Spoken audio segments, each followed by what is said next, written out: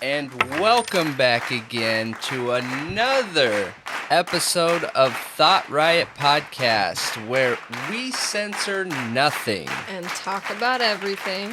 And we are your hosts. My name's Brendan. And I'm Malia. There you go. And welcome back to another episode. I guess we'll start off with what we talked about last week and the Thought Riot podcast commitment to you guys is we're going to bring you honest, intelligent, unscripted, and interesting conversations, bringing all the information we get, following it wherever it leads, holding nothing back, and sharing everything with brutal honesty for you, the viewer. Excellent. Yes. Excellent. So, tonight should be fun. I know last week when I was checking out when I was editing last week's video, we were both kind of off, I feel like. Yeah. I've been going through a gnarly stomach bug for like a week and a half or whatever, and I think it was bothering me last week. I was off. I didn't realize it. So, anyways. I definitely fell off last week. Yeah, weird. Hopefully you guys didn't notice it too much. We tricked you pretty good, but I mean, I could notice it, but we spend a lot of time together, so it might be a little bit different. So, yeah. But, welcome back. Make sure that if you're watching this on one of the million platforms that we're on, you check out streamlabs.com/ThoughtRiotPodcast. A little tip box is going to pop up. Hit the home button. What is it? The upper left? I think it's the upper right. Yep, it's the upper right. The upper right-hand corner, there's a home button. It'll take you to, like, all of our videos that's going on, our streaming schedule, the who, what, where, when, and why. If you're curious, our streaming schedule is Sunday, Monday, Wednesday, and Thursday from 9 p.m. to 11 p.m., and we're getting a lot more... Central time. We're getting a lot more people on there. It's super fun. I enjoy the people that we have on there. We really get to dig into the cases more and actually watch some of the video and review it. Yeah, it's really fun. I really enjoy the conversation, and that brings me to thanking everybody who's been joining and contributing and chatting. It's been really, really enjoyable seeing the support and seeing, like, a community start to grow, like, because this is kind of what we envisioned happening eventually, and it's just really awesome to see that being brought to fruition, and it's all because of you guys, and I love it. No, absolutely, 100%. I couldn't say it any better myself. We do get some criticism on there, which I appreciate. You know, the one thing I always say is if you're going to troll, at least aim it towards me and make it funny, okay? I can handle it, whatever. You got to get something off your chest because you're having a bad day. Go ahead, you know, I can handle it. But with some of the input that we've been getting, it's been the audio alert sound. So we're going to be changing that this week for you guys. You know, one of the things that I always leave in the comments is that we look at it like we're working for you, the viewer. So, you know, if there's honest input about something that's going on, whether it has to do with a case that you want covered, whether it has to do with some editing style or something like that, please, by all means, reach out to us. Even leaving a comment on there. If it's criticism on the podcast, that still helps out that video and lets us know what's going on. Yeah, I don't have any issue with criticism. If you're just going to leave a hate comment, I'm just going to ignore it. But if you, like, have an issue or you disagree, because totally open to that, we're going to listen to it. We're going to hear you out, and, you know, we're going to respond. Yeah, the most important thing to me is that people can bring different theories to the table. I do not want an echo chamber. That is the one thing that I'm trying to avoid here with all the people who have watched us and all the subscribers we've gotten on YouTube. Like, it's shot through the roof from what it was, months ago. And we want you guys to feel comfortable bringing up your theories, bringing up ideas, bringing up input, bringing up anything. So anytime I respond, I know that I try and respond really positive, no matter what it is. Even if someone seems like they're having a bad day, like, look, I'm not going to let it affect me, no matter how you present it. I'm going to respond kind and nice and respectful just because I feel like that's a good thing to do. I've been in business forever. You know how many times I get, like, doors slammed on my face and people talking trash because they're having a bad day, and everybody hates salespeople. So, we take it in the face all the time. So I'm used to it. Mr. Positive Pat over here. Yep.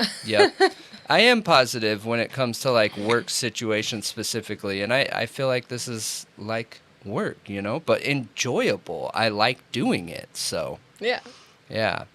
Anyways, I think I covered everything. Did I miss anything?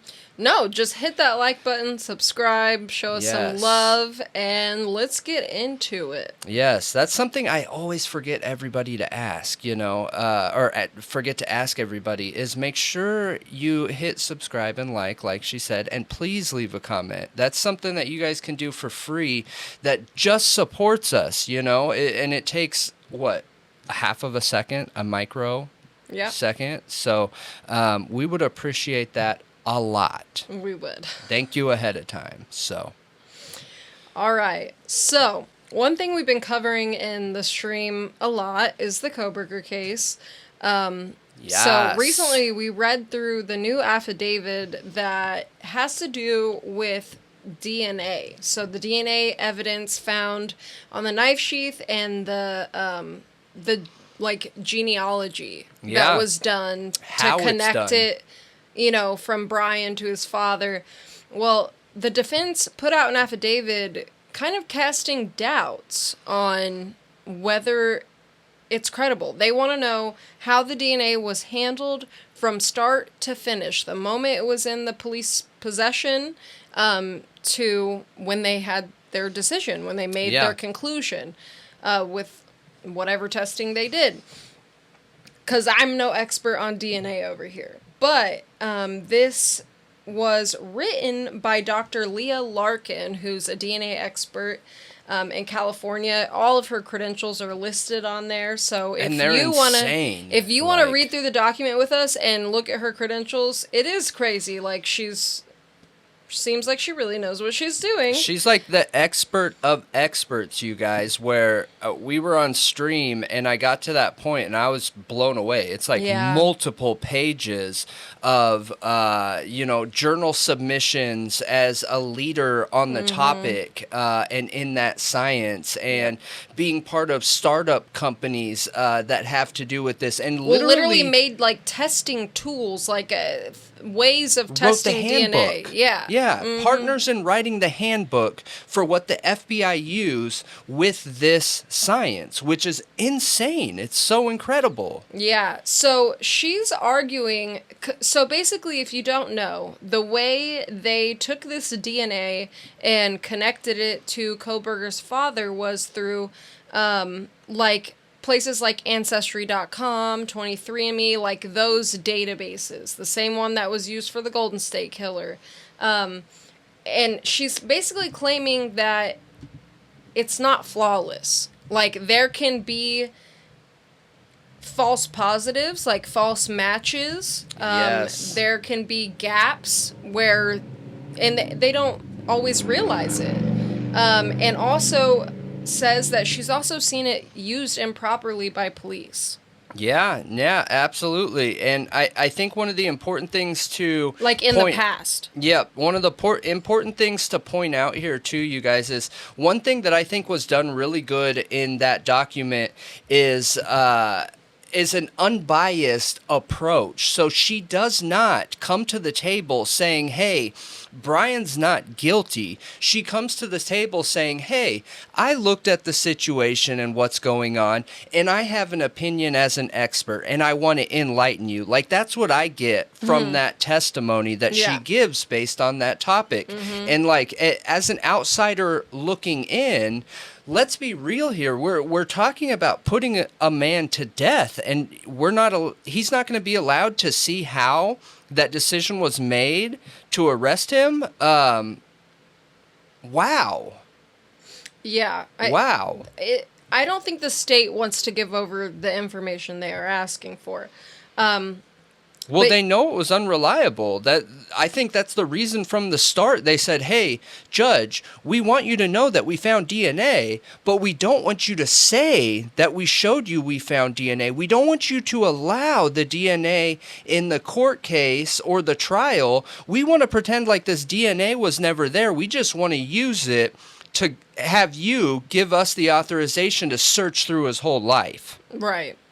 So, like, that to me shows that the prosecution knows this is unreliable. Yeah. Yeah, because from the beginning, they didn't want it used in court as actual evidence. Right. They just wanted to use it as probable cause, but then it's being touted as, like, a smoking gun of sorts. Like, his DNA is on scene. Well, is it actually? We actually don't know for sure because it's touch DNA, and you made the match through genealogy, which both of those things are not totally reliable. Yeah, and the way that it's done, too. So I was trying to search up the name here. It's called GED Match. So essentially what she's saying is that, like, all these companies, Family Tree DNA, Ancestry DNA, 23andMe, MyHeritage, there's a box that you have to select that says, yes, you can use my DNA for court cases and share it with the police or whatever to help in these situations. And she mentioned in here that a lot of times people will not want their DNA shared for those circumstances, but law enforcement still uses it. Yeah, and another crazy thing that we learned from the wild. document is that in these websites, when you're putting your DNA in and you're trying to get matches to relatives, a lot of times it's not even based on your DNA. No. It'll be based off of them literally sleuthing on the internet, looking at social media profiles, obituaries, news articles to connect you to other people. Yes. So a lot of this isn't even DNA, how these matches are being made, which I don't know if that's 100% relevant to this case, but it could be. It very well could be. But this, hold on, there's a statement from Dr. Greg, oh my gosh, Hamikian? Oh my gosh, I feel so bad. Dude, I'm so bad with names. You just commit. Yeah, commit. Anybody that has an issue with us mistaking pronunciations, like, look, you're watching the wrong people then in that situation, because the type of ADHD I have, like, I am going to forget and mess up names. There's nothing I can do about it. It's a part of my brain that literally can't change, and I think it wears off. Like, we're both really bad at that. It's not disrespect. You just commit and go with it. Well, and also a name can look like one thing and be something totally different. Yeah. But it's Hamakayan is what I think it is. I mean, Dr. I'll put Greg the name up on the Hamakayan. screen. So she's a forensic biologist at Boise State University. She said this is a more aggressive challenge where they're saying, wait a minute, is this fruit a poisoned apple or something, and how did you get this genealogical match? Do we know it's a good match? Maybe you got tunnel vision early on in the case through bad genealogy.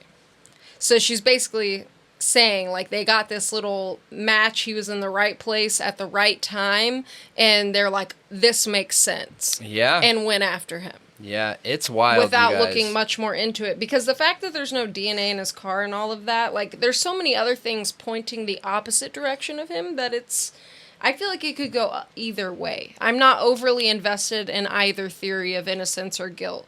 I think it could go either way. I think that's one area that we do pretty good with, is staying unbiased in those situations. But here's the thing that I want to see. In any case, you guys, what I'm looking for is I'm putting myself in the place of a juror, okay? And I'm thinking, would I, myself, be able to, in this situation, commit to putting someone to death based on the evidence that I see? So everything that I look at, those are the lenses I'm looking at, not because I think he's innocent, not because I think he's guilty, but because that's how our laws and our justice system work. Yeah. Do we feel comfortable enough to, in a death case, a death penalty case, put this person to death with this evidence? So I just hope we keep getting more evidence to understand why it went on him in the first place, and maybe this gag order really is, there's a whole bunch more evidence. I don't know, but right now I just currently don't see it. And that's one of the things we're going to be talking about tonight, is one of the major key factors in him being arrested in the first place. We've talked on cell phones, we've talked on the DNA, now we're going to talk on the car. So Yep, looking forward to that. It's Yes. going to be a good one. But yeah, let us know what you think about the DNA, about the defense coming, like basically calling them out. Like, this isn't what you're saying it is. Yeah. Let us know what you guys think. That's Yep. a good update, though. So we talked briefly, and it was an update last week, but and this is just further updates because as I've told you guys before, I'm from Southern California, like born and raised, so anytime news pops up, it interests me just because I'm biased in that way. I'm from that area, you know what I mean? And so I'm more interested in the places that I've lived at. Yeah. And so there was a judge, a Jeffrey Ferguson, picked up last week after shooting his wife, and there was no information that was put out at the time. We were left just wondering why, how, and some more information has come out since then, some pretty wild information in my opinion. So it sounds like Jeffrey Ferguson and his wife went out to dinner that night.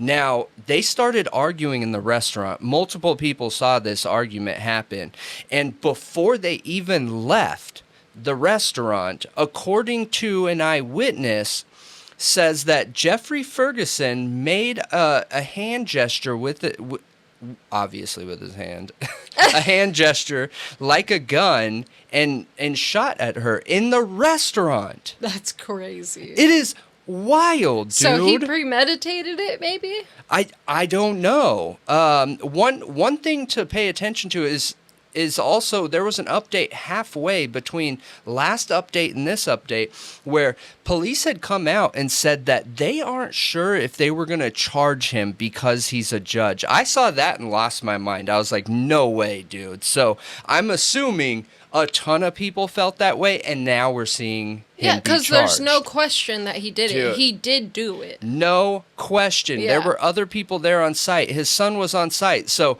they were at the restaurant, and he did that, right? Then Yeah. they go home, and the fight continues, and he somehow gets out a gun and shoots her. His son is there, Oh my calls gosh. 911 and tells them, hey, my dad just shot my mom. He's been drinking. He's drunk. And then the judge, Jeffrey Ferguson, which you guys will be seeing his picture on here, texts his work, okay? And he's a judge, right? So he texts his work. What was it word for word? He said, I just lost it. I just shot my wife. I won't be in the office tomorrow. I'm sorry. This all happened before the cops got there. So did he shoot her once or twice, or do you know where? I believe it's only once, but in the head is my understanding. No, So- I think it's actually in the chest. Is it? I'm pretty sure Okay. he shot her in the chest. It could be. But I It didn't could know be. if it was multiple times or if it was one time. I don't believe so. Based on everything I was seeing. Now, that's based on last week's update. I'm pretty sure it said one shot. But either way, like, what is crazy is, like, last week we were wondering, what are the details around it? He's an older guy in his 70s, almost 80, but did he think an intruder came in? Like, these were some of the things we were wondering. obviously not. But he was drunk. What? Like, he was drunk. I know, but Yeah. when you guys drink, do you start running around finger shooting people I'm not and making then excuses. pull out a gun? I'm saying, like, he's drunk and angry at her, and just like, it's just crazy to me.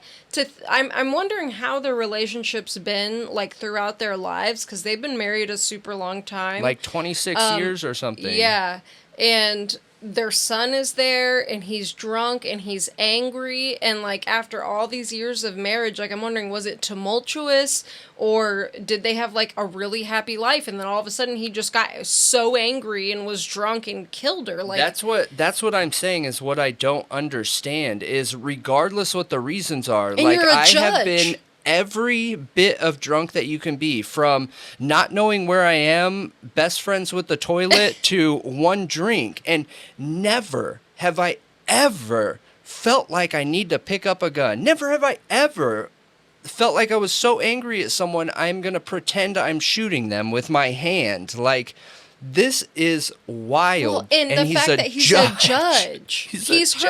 He's heard so much tragic, horrific stuff, probably. I know. I just don't get it. I don't understand it. But, I mean, he really gave them all the evidence they need, so I'm glad he was picked up. Well, it really sucks for the son who lost two parents in one night. Yeah. But, do you know how old his son was?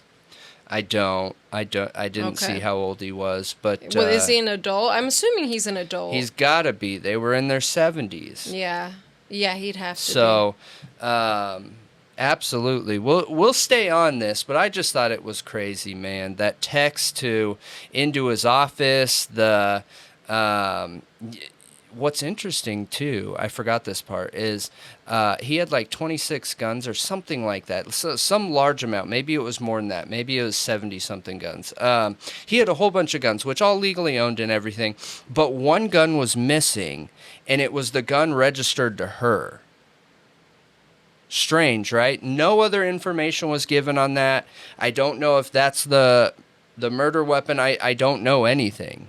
But it just said that he had all these guns and a ton of ammo, all this stuff, and there was one gun missing, the one that was registered to her. So I don't know. Has this been escalating over time, and they've been arguing really bad back and forth, and he felt like, I don't know. Was this premeditated? I mean, it kind of is looking like that.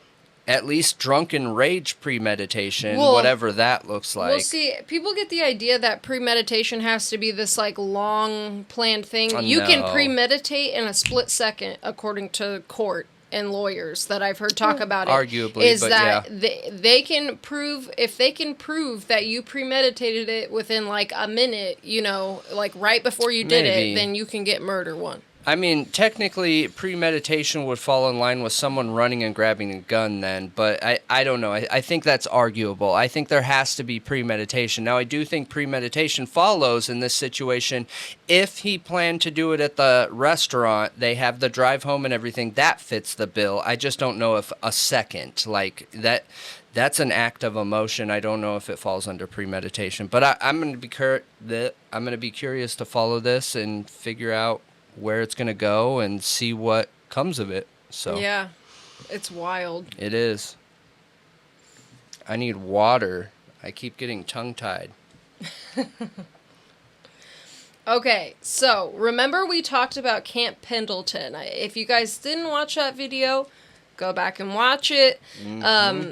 Brendan has some personal experience partying on Camp Pendleton and knows the layout pretty well. And, you know, that was interesting hearing, you know, your perspective, having been there and hung out there.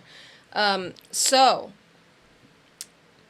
for a, like, tiny recap, there was a girl, a 14-year-old girl, found wandering outside in the barracks. And, you know, they found her. She got taken home. She was missing, I think, for a few weeks, right? And then her aunt came out and started saying that she was trafficked and essayed. Well, it was like kind of hush-hush on the military side. I don't know if I would say it was hush-hush. All military, everything is hush-hush because it's not public. Right. They don't have to say anything, and they weren't.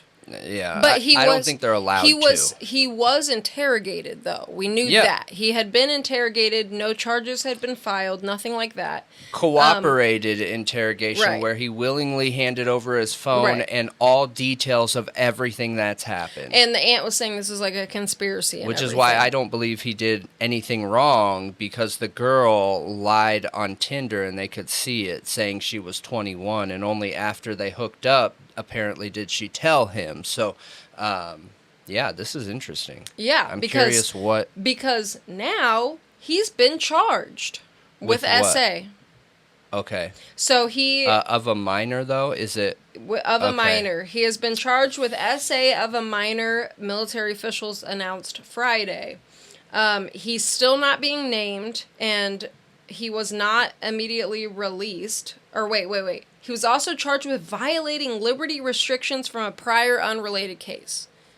So that's weird. Yeah. So they charged him with something not related, and then this. Yeah. Maybe there's more to his background and history. I don't know. But to be fair, there's also two people involved in this story, two military people. When she was brought on base, it was him and somebody else. They both thought she was 21. I don't know if they both were involved in, what went on in the barracks, but by everything that I read, it really looked like he was not guilty. So I am super curious what's going to come of this, because they had shown evidence of her saying she was 21. And in that situation, this is such a hard topic for a lot of people, because a lot of people look at that and they're still get some kind of emotional feeling about it, where I've had people say, well, he still should have checked her ID. But then I feel like that's weird. You go on a first date with somebody, or the first time you meet them and try and hook up with them, and you're like, hey, ID. Well, you know what I mean? I would suggest is, if you're on Tinder dating, only match with people who are a verified account, which means they have to upload their ID to the app to verify that they're over the age of 18 and they are who they say they are.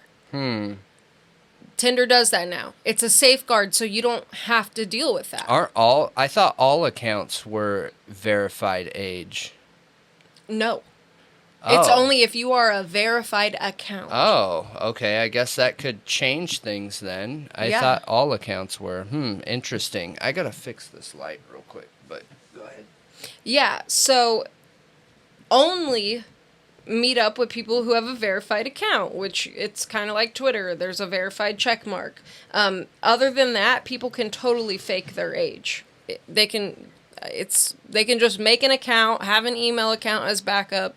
They don't. Okay. There's no other age verification. Man, I'm so curious what they got him on. I was worried that just because of the image, right, the public image of the situation, that they might still charge him with a minor charge, Statutory, basically. Yep, with a statutory charge. And when they didn't do that, I didn't know what the deal was, but maybe something else happened. I don't know, maybe... Look, the military, and you can't hate them for this, but, you don't save one instead of 1,000. If you have a whole base of people and the image of the military, and you have one guy that got into a crappy situation that might not have been his fault, but it was still a crappy situation, I understand separating themselves from him. I get it. It sucks, but I get it. Yeah, I understand it too. We don't know all of the details of what actually happened. Clearly they do. And the spokesperson said on Friday, after the preliminary hearing, they will review the evidence and charges and decide whether it should be tried by court-martial. Interesting. So, I don't know. So say they do a court-martial, okay? Yep. Then... Can it be released to the public, or only what they want to tell us? No, not in military court. more than likely we're not going to hear about this unless there's inside information on one of the military forums where I found out all that information originally. So there was no information on this in regular news stuff. I had to go onto military forums with military people who were talking about it. Oh, so, okay. Yeah.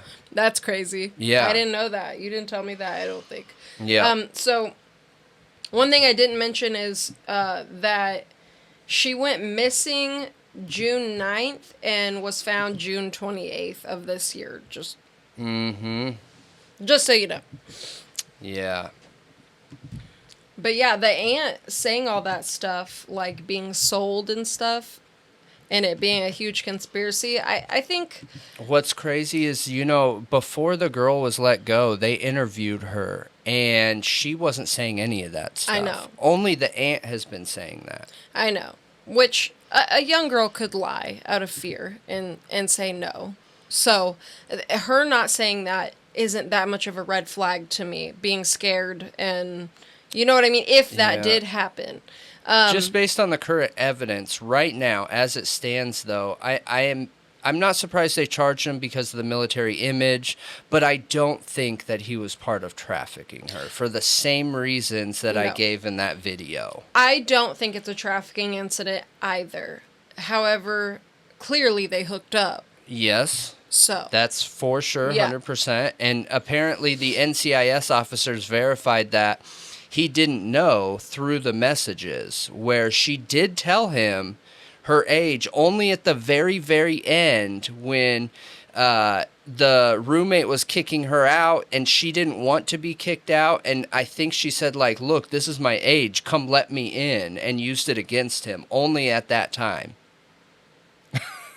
So, like, man. That's super scary. Yep. I feel bad for him, but hey, you know, life is tough sometimes, so... And be smarter, maybe, and only hook up with people who have a verified Tinder account. Yeah. You know what would have prevented this, too, though, is if the front gate... And I'm not trying to pass blame here. I am not trying to pass blame here. If the front gate ID'd her. Yeah. So... 100%. They should have. They're supposed to. Yeah, it's a requirement. Mm-hmm. Yeah. But that's it. Let us know what you guys think. If you have a differing opinion on this, if you have any more details. Yeah, maybe you're a military person. Yep. So, follow up from the other day when we were on stream and we were waiting for Malia to get here. The Nashville public library shooting involving 5 kids.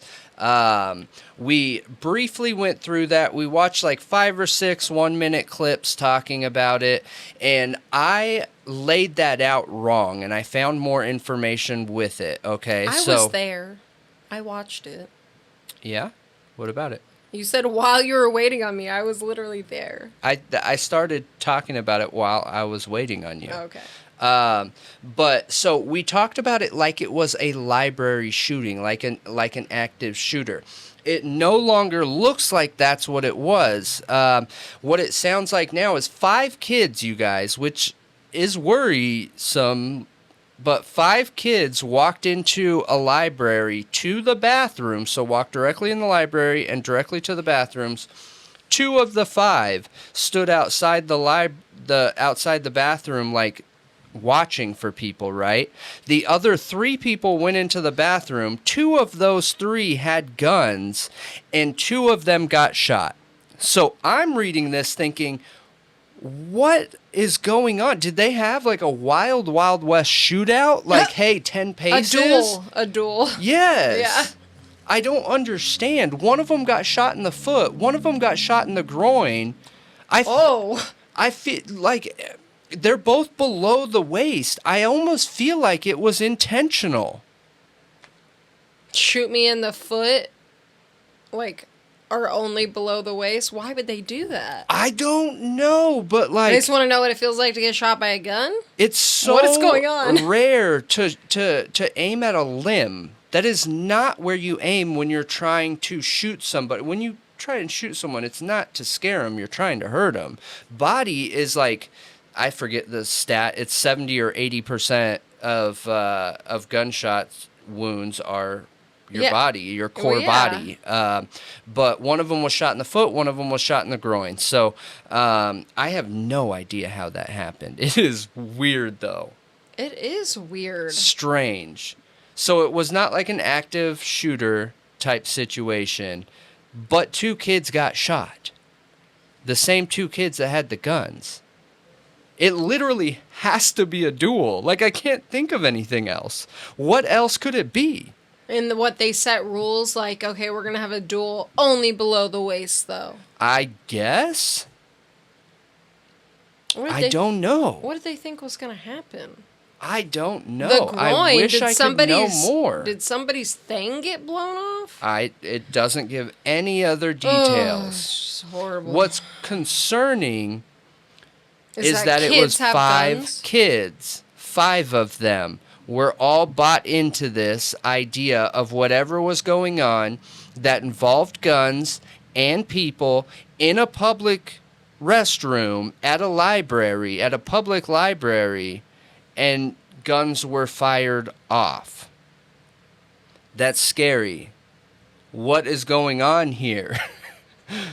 This is wild. It almost sounds fake, but both of them were taken to the hospital for their injuries. One of them, the one that was shot in the foot, ran and was apprehended later, taken to the hospital. The other one ended up getting called and picked up from the library. So I don't know. I'm curious what you guys think. What do you think happened here? Do you have more information on this? Like, what? I was just wondering, do you think it could be like a weird type of gang initiation? I don't know. Like, you guys got a duel? I've never heard of a gang going in a public library like that. But they're where kids. You're for sure going to get caught. Like 14 years old. I get it, but, you know, a lot of young kids that were gangsters that I knew in the Southern California area, they grow up really fast. They have to. You don't have a choice. I know. So I don't know. But it's I'm in not Nashville. Sure. It is in Nashville, and it's that's not one of the in things. LA. Right. That's one of the things we talked about the other night was, like, what is going on with Nashville? Nashville has been in the limelight so frequently lately, I think because of their population growth, and who knows. But Nashville, get it together, man. It's an it city now. So it's like gone metro, you know? It's like blown up. Yeah, I guess so, but this is still a very weird shooting situation. Yeah, because that was Why my favorite wouldn't you go thing in the about woods? that was my favorite thing about Nashville is that it felt like kind of like a big city that was also a small town. Yeah. Which I thought was really interesting. I'd never experienced that before in my life, like where everybody like was nice and like polite but it was a big city. Yeah. No, I know that feeling. I know exactly what you're talking about. Because any other city like Chicago, New York, LA, San Francisco, people don't give a shit about you. I mean, that's what I like. I like that atmosphere. I know. I got my blinders on and I'm walking to my destination that is predetermined and everyone else has theirs and we're just like a bunch of robots who don't pay attention to each other. I'm used to that, so. Yeah. I got you. Southern California. But let me know what you guys think. What do you think happened here? Can you come up with any other ideas? Am I missing something? Maybe it was over a girl. They were like, we're going to duel whoever wins, whatever their predetermined rules were. Yeah. Like, whoever wins, I get the girl. Like, I don't know. Maybe. I'm not as concerned with the reason why they did it. I'm more concerned with how it happened. Yeah, how did they get their hands on guns, and how did all these kids go along with it, and why a library? How did 2 people get shot? Was that third person in there, like the one that drops the flag, you know what I mean, to say go? Like, I don't understand. That's the only thing I can think of. That's it. But 2 guns were involved, so it's not like they're playing Russian roulette. Like, I just don't... Surely it's going to come out. Has to be a duel or something. We'll get more information soon. Yeah. We'll figure it out. Let me know what you guys think. It is wild, okay? It really is. So, you remember how we were talking about RexHeuermann's DNA? Yeah. And how the police made a statement in a press conference that DNA was more complicated than just like getting arrested and giving DNA. Yep.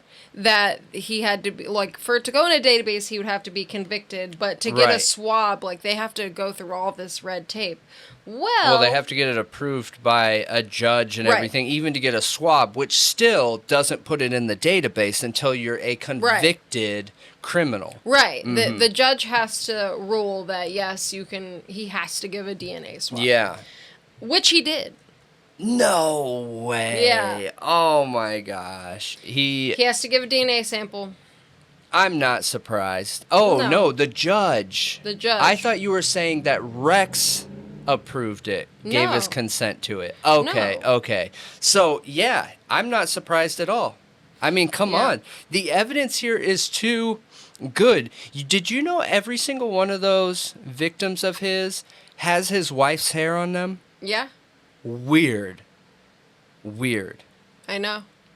That makes me wonder if Rex was trying to set her up or using it against her if she ever found out. Like, hey, I know you found all this crazy stuff about me, and just to let you know, I planned ahead of time in case this day ever came, and your hair's on all their bodies, so you can't say nothing.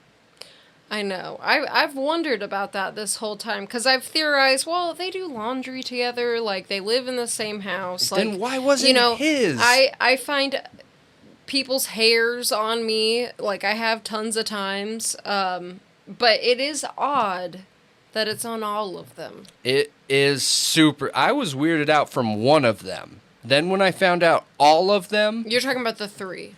Yeah, the 3 that he's charged with. Right. Not all of the victims on Gilgo Beach, the 3 that he's currently charged with. Right, yeah. So, I mean, it basically says, here, I'll read the short statement real quick. The court finds that contrary to the defendant's contentions, there is probable cause to believe the defendant committed the crimes charged and therefore a basis to compel the buccal swab. The court finds that a comparison of the defendant's sample with evidence obtained, including a hair found on a victim he is accused of killing, the DNA found on the pizza crust napkin will yield probative material evidence, whether it's inculpatory or not. Okay. So, interesting. That's a good thing. I am really curious if this is going to be what ends up connecting him to the 4th. It could be. Do you know if the 4th has DNA on it? I'm not sure. Me neither. I'm more curious how many he could be connected to across the country, because his cooldown period with these girls means there has to be more, you guys. So, like, believe it or not, serial enders end up functioning like very similar to natural instinct in an animal.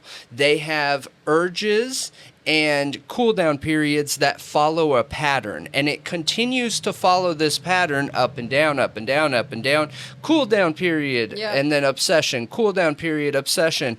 And for him to have 3 that are so old from long ago with a cooldown period that's as short as it was, he has to have more. Has to.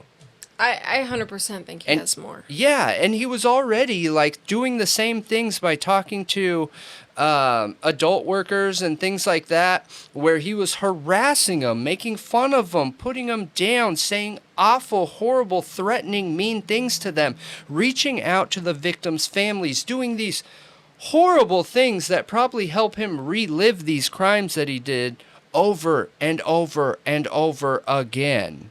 So I just think there has to be more. I think so too. Absolutely. I don't know if the 4th victim has DNA on her. I'm assuming like they took the DNA from the pizza crust and compared it to one of the hairs on the body is what they did, and that's how they connected him, right? Like the 3 bodies. So he's only connected by DNA to 1. Okay, to 1. Yeah. So the DNA is not even what's important in this case. I think so. We're taught to think that DNA is like the end all be all. It is not, dude. I think the evidence that they have with the cell phones, placing him in the same area as the burner phones every single time, with proof of his IP address being the one that's talking and threatening to all these adult workers, with these searches looking for very specific looking 12-year-old children being a victim to very specific things. Like, that's way worse than a DNA. Because DNA does not 100% mean you were there. We've seen that time and time and time and time again on cases where DNA can get places in other ways than being there. But how do you explain the cell phone searches and being at the burner phone location with the adult workers, you know? Yeah, I'm just curious why the swab is important, like what they're going to be comparing it to. They did receive buccal swabs from the wife and the children. So, I mean, that's interesting. I think they want it in the computer. That's interesting. Yeah. Do they do that to every serial killer's family? Probably. Okay. Yeah. I would judge them for not doing it. Yeah, I think... have to rule people out. Yeah. You know what I mean? You have to. Well, I guess also, like, if he has some of their DNA on him and then he touches the victim, like, some of their DNA could get on them, and they need to be able... They have to identify the DNA. Yep. Be able to identify it or rule it out. Find out if, there's a lot more bodies on there that they haven't been able to connect him with evidence to. So, like, you got to rule out people close to him. You have to. Yeah. They wouldn't be doing their job if they didn't. So, I don't think that's a red flag for thinking, hey, how involved were the family members? I think that's just police doing their job. Sometimes police have to do things that are offensive. Other people might see them as victims like I do, and they were probably offended in that situation. But look, police are supposed to be there to protect the general public. So what this really highlights for me is that they're continuing to investigate a ton. Yeah. And that's awesome. Amazing. It is amazing that they're trying to figure out who all he is responsible for ending. That's what we were hoping. We've talked about it a couple different times, and we're hoping for that. Yeah, because, like, there could be so many people out there that are gone that will never get tied to him if they were to just be like, okay, well, we got him. He's off the streets, so we don't really need to look into it anymore, spend any more money, because all this stuff costs money. Yep. It sure does. So the fact that they're, like, continuing to try to solve murders and find out if he was involved with these, people is, I think, really important and amazing. Yeah. I mean, it's important for the social aspects of it, but it's also important for the police statistics, too, which is what they care the most about. I don't mean they care about that more than protecting people or victims. I mean, internally, it's one of the things that they care the most about is their close rates, left open cases, cold cases, shutting things cold like cases, that. Yep, like those are important statistics to a police officer. That's a KPI, one of their key performance indicators. So, I would hope that they continue to do that. So, yeah. And I mean, I'm glad for the victims' families. Yeah. 100%. So. All right. So we talked about this one on stream also, and I wanted to bring it back up because I said a couple things wrong, which I'm glad I did. I mean, this is a great update. So KaiCenat. Yeah. And the Riot. Yeah. The total insane riot in New York. Yeah.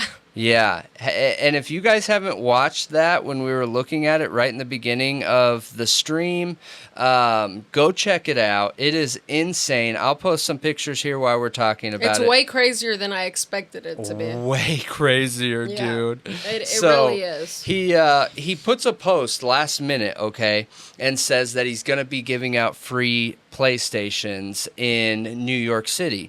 And all they had was a tent and a table basically out there. And you guys, thousands, tens of thousands of people showed up to this event. And it was so much that the police couldn't manage it. And this was an unsanctioned event. He did not let police know. He did not reserve a spot or anything like that. And the event went crazy. They stopped listening to police. There was no order. People weren't waiting in lines to see him. They weren't following any of the normal expected rules for meeting a content creator. They started throwing bricks, construction equipment, everything at the police. We had multiple police injuries. There's like 6 or 12 citizen injuries, and like 70% of the people there were under the age of 18, so cops already felt like they had to be reserved in what they were doing, and trying to manage a that. Riot full of minors is probably terrifying for the cops. I mean, look at these pictures, you guys. It is crazy. It is wild. So when we saw it, we thought, look, I get he's popular. He's one of the most popular people online, super successful, tens of millions of followers, okay? His streams have tens of thousands or hundreds of thousands of people on them, and he made a mistake. And I believe for a mistake like that where people got hurt, there's only one thing to do, and that is to make sure it doesn't happen again. So the police came forward and they charged him with 2 counts of inciting a riot and unlawful assembly, one of them being a felony. So he got a felony charge and a misdemeanor, which is what I said wrong last time. So one of them is a felony.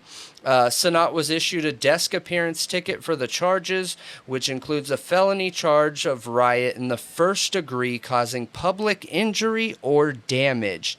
He was released from custody early Saturday morning. Wow, I didn't know he got charged with Wild. a felony. Yes. And I think that it makes sense. It absolutely makes sense because the charges felt a bit like not enough. Yeah. When we were reading it. So that makes sense that we got it wrong. I agree. And this is one of those situations where, like, dude, you are big enough, you need a lawyer. All of your decisions. On payroll. Like Mr. Beast, all of your decisions need to go through a lawyer. All of them. Yeah. At all times. If it has to do with you dealing with the public, it should be going through an attorney every time. Yeah. Wild, dude. So many people got hurt. And I'm just trying to think. He probably thought he was doing a good thing, which makes it hard, which makes like holding him accountable kind of hard, because I kind of feel bad for him too. But like, you're looking at tens of thousands, hundreds of thousands of dollars of damage. They ruined construction sites and areas. There were tons of people jumping on cars, busting out windows, hurting cops. Like, it was insane. It was a complete madhouse. It was total loss of control in that area. Police had zero control. Yeah, I'm sure he didn't think about what could happen, but you're big enough that you can't be reckless like that. You have to know that if you put out a PSA that you're giving away PlayStations, it's not just going to be like 100 people. You are so big and you're in a big city, it's going to be a lot. It needs to be planned. It needs to be approved with the police, even 100 with the people city. is not good. 100 people randomly showing up to an area like that still isn't good. I agree. I agree with you. I agree with you 100%. And I'm glad he got charged. I think he had good intentions there. And I'm sorry he needs to get charged. It was just reckless, though. But it was reckless, dude. It was Yeah. so bad. And, I'm hoping he never does it again. I'm curious. That would be the best outcome here. Yeah, but I'm curious if he's gonna lesson learned. If he's gonna plead it down. I almost guarantee Well, he's gonna get a plea deal. Probably. Yeah. I'm more worried about the charge and the severity of that charge to make sure it never happens again. To make sure that other content creators out there see this and they're like, whoa, we need to be more careful, because that's what I'm hoping for. Like, the crime's already done. Okay, there's nothing we can take back. It happened. He made a bad decision. People got hurt. It is what it is. But how can we prevent it in the future? I'm always looking to prevent that in the future, things and situations. So hopefully this felony charge prevents another content creator from doing it. I thought Tanacon and all the other disasters of the past were enough, but maybe people had just forgotten and they needed to be woke up again. Maybe. But they did. Yeah. Felony style. Right. So, Kai, get it together, bro. I think he's got it now. I hope so. I hope he takes it serious. We've seen a ton of times where, famous people get charges and they're so big, their heads are so big that it's like nothing, even felony. So I hope he's got it. I really do. Underage kids got hurt. So. Yeah. But let us know what you think. That is the end of our news. News updates for the week. Yep. Something that has been all over the media, it was about a month ago is when it really started breaking, because Rudy Farias, or is it Farias? I think it's Farias. I think it's Farias. Yeah. It's Farias. Rudy Farias. Yep. Yeah. Rudy Farias, which his real name is Rudolph Farias, was found. Well, I wanted to, kind of go, because I didn't know about this when it first broke, when he disappeared 8 years ago. Okay. I didn't follow this case. I just randomly heard about it when it was breaking all over the news, and I was like, man, this is drama. This is crazy. I've seen a little bit. It is insane. I had wanted to cover it on the podcast, but I wanted to have time to be able to dig into it and understand it, because I watched his interview, I think the one he did on Fox, and also Grizzy Hood News. I watched theirs as well, which there was 2 or 3 of them. Mm-hmm. I think it was 2. I think Fox was the big one though, wasn't it? Yeah, but I think Grizzy's Hood News, it was the same one. They were Fox and them were there. And then I think it was an ABC one, actually. Okay. But the stuff he was saying was so out there. It sounds wild, but the whole situation is crazy. It is.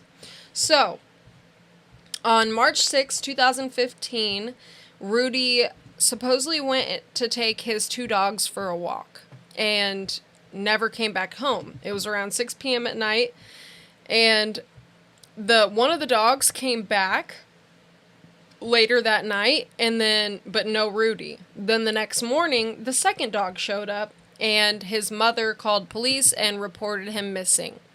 Now, she then went on to, plead on the news and to other people to help her find her son. It's this long 8 years of her making GoFundMe pages, requesting, private investigators, foundations to help her raise money, them paying for, her travel to go search for him in Mexico.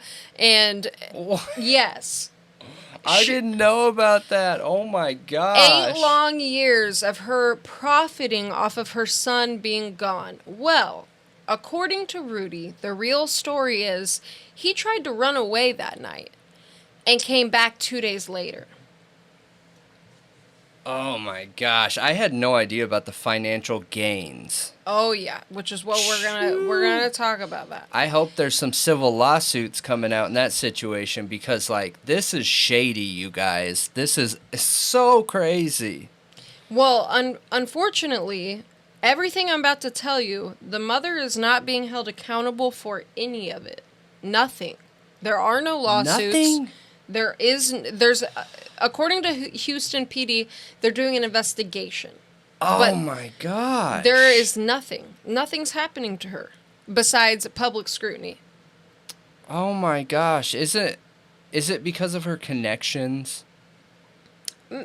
Maybe, which we'll talk about soon. So, the missing flyer poster said that he suffered from some like mental health conditions, some physical and mental disabilities, that he wasn't taking his medication, so he was in danger. It also claimed he was 17 years old, and he wasn't. He was 18 at the time of his disappearance. She falsified his, like, the forms and stuff she filled out and put him as 17, so he would be considered a minor. No and way. Also that he had an inhaler and he left it at home. Apparently he never had an inhaler. Trying all to make this him stuff, look like a victim. all of this stuff is a lie, besides the mental health issues. Now, his aunts did come out and say that at the time he went missing, even though he was 18, he had the mindset of like a 10-year-old. Okay. So there something diagnosed, do you know? Well, not that I know of. Okay. But he went through a lot of trauma before agree. this. A ton. Yeah. So, and the aunts also alleged, which I watched their full interview, like a part of, I think it was a part of a press conference, where they kind of talked about some history, some backstory, and what they believe has been going on. And they allege that she was physically abusing him well before he went missing.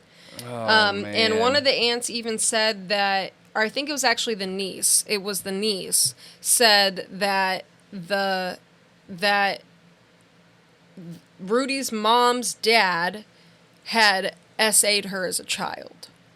So that this is like, there's a lot of abuse in the history of the family. Yeah, and it's really common, unfortunately, that abusers become abusers. I know. Or abusees become abusers. It's really strange. Or the abused how that becomes works. an abuser. It can go one of two ways. It can be you either like almost take on the sickness of your abuser and you go on to become one, or so I don't know, like I guess it's like a difference of being a sociopath or not. I don't know, because maybe some people learn from it. Like what I think of is like addicts, okay? You have a drunk as like a parent. Some will go on to become addicts, and then some will like stay as far away from drugs and alcohol as they can. I've always thought, and for you guys that don't know, if you've only started watching us recently, I went through an assault like that when I was a child, like 5 or 6 or 4 years old or whatever. And so that's why this information's relevant and why I'm saying it. But I think it all comes down to whether you work through the trauma or not. Because if you let it be a secret in you, it festers and it turns into rot, dude. And I know that is obviously not how the brain works, but for the most part, that's what we see a lot. You know, people internalize it and feel like they need to keep it a secret because it's embarrassing, even though there's absolutely nothing they could have done to stop it. And it grows into something horrible and disgusting, and they feel like they need to reenact that on someone else. Now, somebody that takes care of that trauma comes to terms with those feelings, understands it's not their fault, have been told by a professional there's nothing you can do, it would have happened no matter what, you know what I mean? And you learn to get over it at that point. Yeah. So yeah, I think it's how that's it's handled, exactly I what think. it is. How you handle it and your perspective on all of it is Yeah. really important. I agree. So he was found June 29th this year, and he was seen by by public.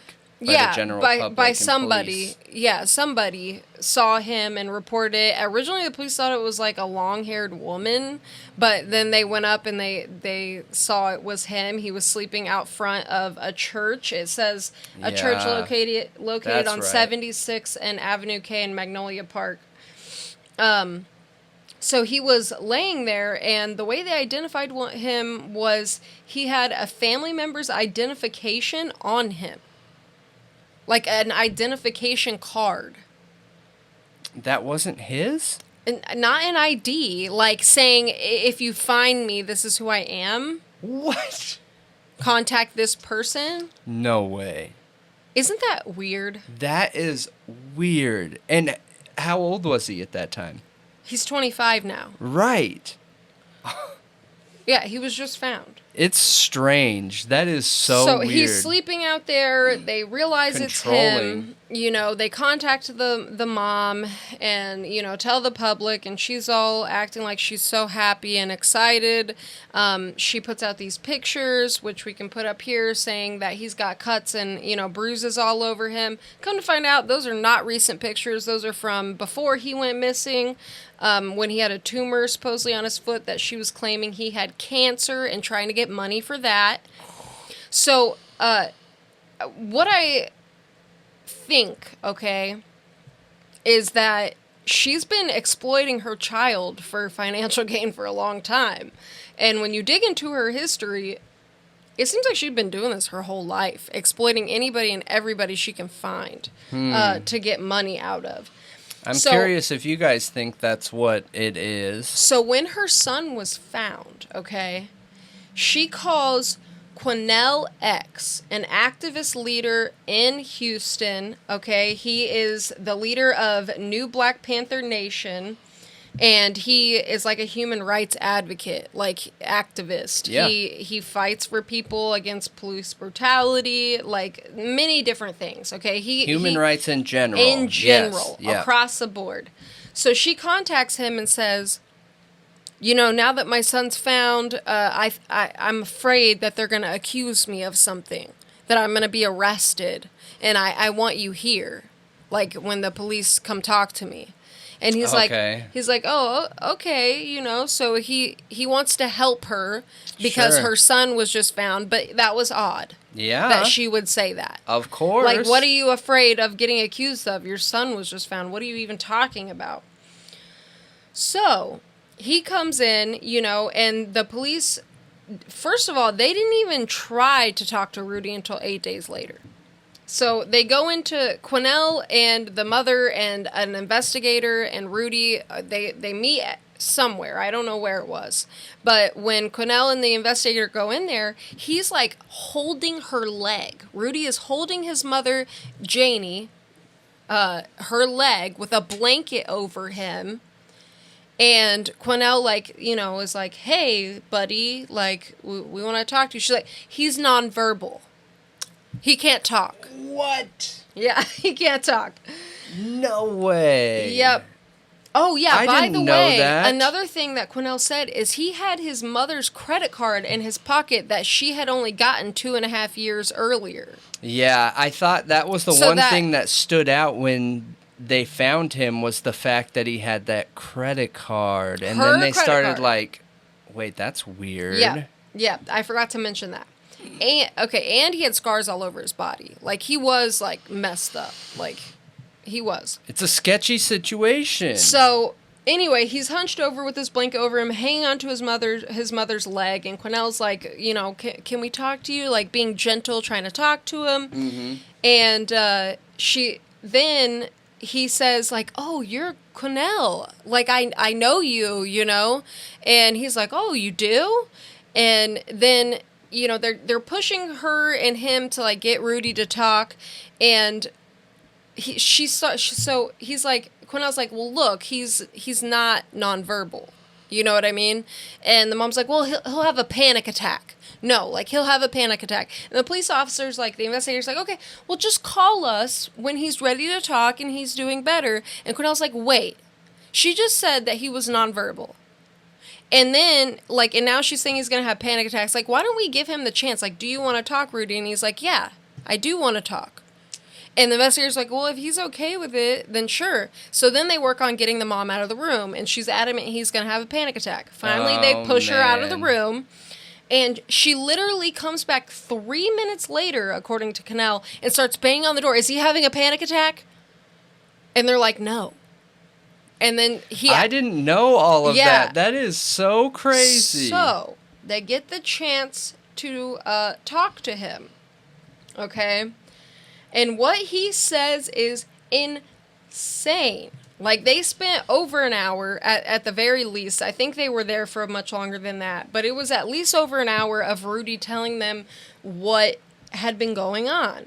So he tells them that he ran away, he came back 2 days later, and his mom said, you have to hide. You're going to get in trouble. If the police know you're back and that you ran away, they're going to lock you up. You're going to go to jail. So he believes her, I guess, you know. It sounds like she was already an overbearing mom, though. Yes. Like, from there, because multiple people have died at that point, and I think that she was sick, is sick herself. Right, which we didn't cover. So one thing Rudy says is, like, she's all I had. And the reason he's saying that is because his brother died in a car accident. And apparently from what Rudy says, is he was their everything. Like, he was like a father figure. He helped provide for the family. He was his best friend. He looked up to him. Like, he did everything for him. And when he died, that was a big deal. That was very tragic. And then also Rudy's, they say father, I think it was the only father he ever really had, who was in Houston PD, which is where her connections come in, that he actually deleted himself. Yeah, before the disappearance. This is all prior, okay? This is the trauma. With how crazy? And that was after he got caught doing a racketing thing with speeding tickets. Yep. There was some sort of fraud involved. There was some kind of sketchiness in there. Okay. I did hear that. Because also one of the things that I thought about is, look, if she's willing to commit to a crime to this extent, like, is there some question marks with how he left this world? You know what I mean? Yeah, so I think he did off himself. Yeah. But he was doing something shady, and from her history, she's also very shady. Yeah. But anyway, he says, so, you know, my mom's all I had, she's all I trusted, you know, and I also felt like I really had to take care of her because we've been through a lot and everything. Well, there on out, the 8 years, he's hiding from family when they come over. Like, the only family he gets to see is his mother and his grandmother, who has dementia. And by the way, the grandmother was trying to tell everybody that she saw Rudy and he was there the whole time. And some of the family started believing her. And the police even came out and looked, and they even talked to Rudy at some points, but didn't know it was him. They didn't know it was him. I had no idea about that. They didn't know. He would give them a fake name. Yes. And then the mom would say it was her nephew. Okay. And neighbors said that too, right? Which is insane. Yeah, neighbors hung out with him and like were chilling with him and didn't know that he had been missing for 8 years and thought he was somebody totally different. I get that. Like, I understand that. And to be fair, it's not neighbors' jobs to like be like, wait, is that really your name? You know what I mean? So it makes sense that they would get away with it when you have that kind of commitment. And how many people these days really live in a neighborhood for more than 8 years? Yeah. You know what I mean? Yeah. I mean, I'm sure there are people out there, but like, I just know my experience. I don't know that many people who have lived in a neighborhood for 8 years. Yeah. So, anyway, so he had to play daddy, is basically what it was. Is his mom made him be like the man of the house and play the I don't know why daddy, but because like there's no kids in the house but him, which it's really odd. That's what it seemed like based on everything that I was reading. He had to be the man of the house and her partner in life is what it seemed like. That's what it feels like. I definitely want them to make their own opinion on that based on some of that evidence, but it does seem like that. No, it feels like that. Yeah, but that's what was said. I'm just repeating what was said. Okay. So, and he said that. Like, he confirmed that it was like he had to be like the dad of the house. I didn't know that. I watched all the interviews and everything. Quinnell's interviews and Rudy's.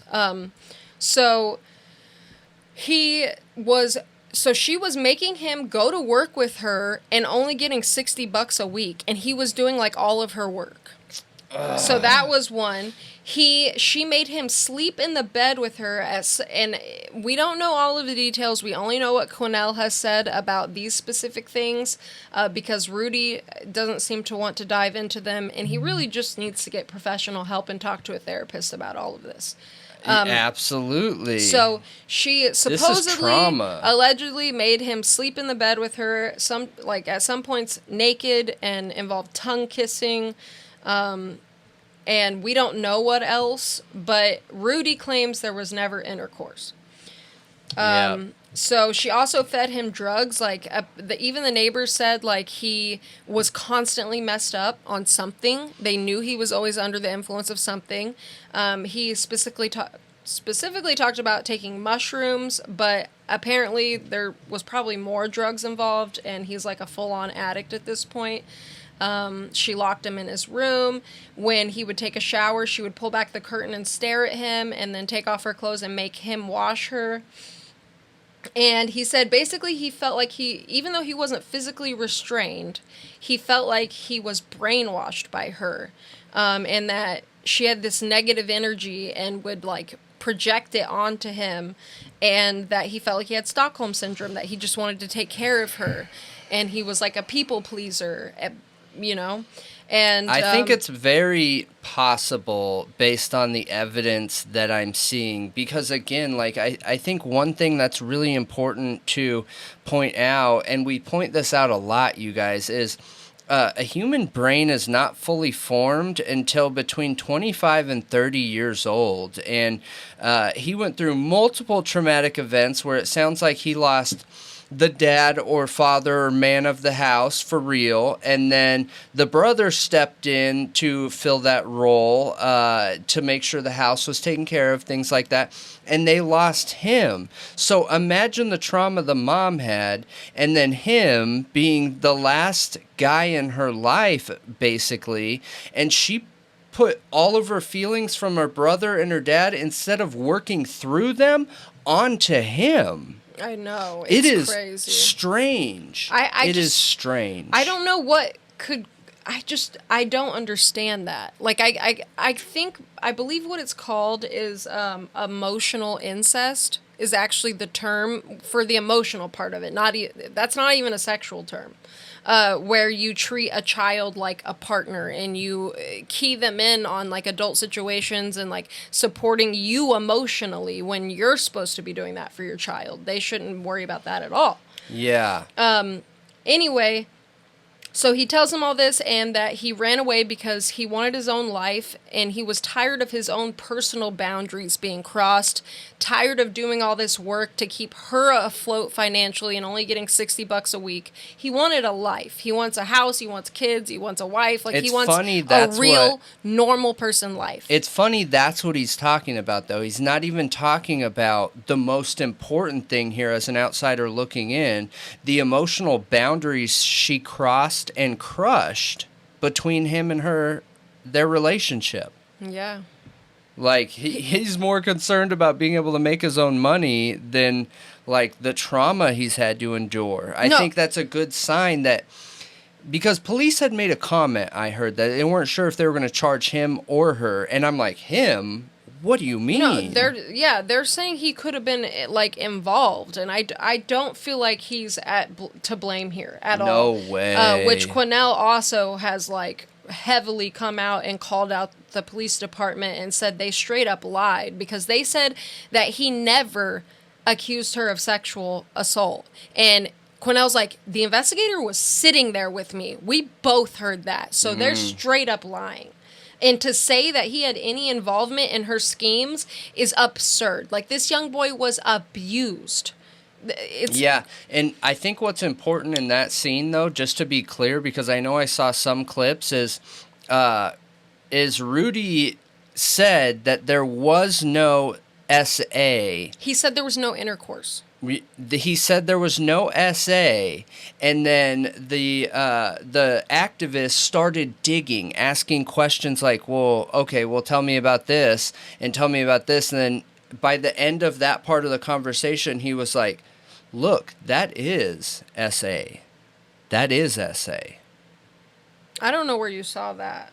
It was the activists talking about it. Oh, okay. So he gave them details about what you were saying about laying in the bed naked, and her when he would say stop and she wouldn't listen to it. I think that Rudy was thinking just intercourse. SA, yes, had to be this. And then the activist was like, no, Like, it doesn't that's have it. to be that. That is that. Yeah. That's sexual nature. Well, get this. Grizzy Hood News was there during this, okay? During this talk that they had. This is not filmed. This is totally private. But Grizzy was there. And apparently after this conversation, they took his mom back and put her in handcuffs and detained her. Okay. Okay? Well, the mom starts yelling at Rudy that she basically said, and Quinnell's like, you heard this, right, Grizzy? Like, we all were there. We heard this. And she's like, yeah. She said, you need to change your story, Rudy, or else I'm going to go to jail and I'm going to KILL myself. I didn't know that. She's Oh my yelling at him to gosh. change his story or else she's going to go to jail and she's going to hurt herself. And he apparently cried and said that he didn't want his mama to go to jail. Which may be why he came out in interviews later and said the media's twisting my words, and no, man. that's not true. There was no intercourse. And he wouldn't go further into it at all. The police ended up releasing her, okay? Even though they detained her, they still let her go. They didn't, and Quinnell was telling the investigators, you need to execute a search warrant on that house. They never did.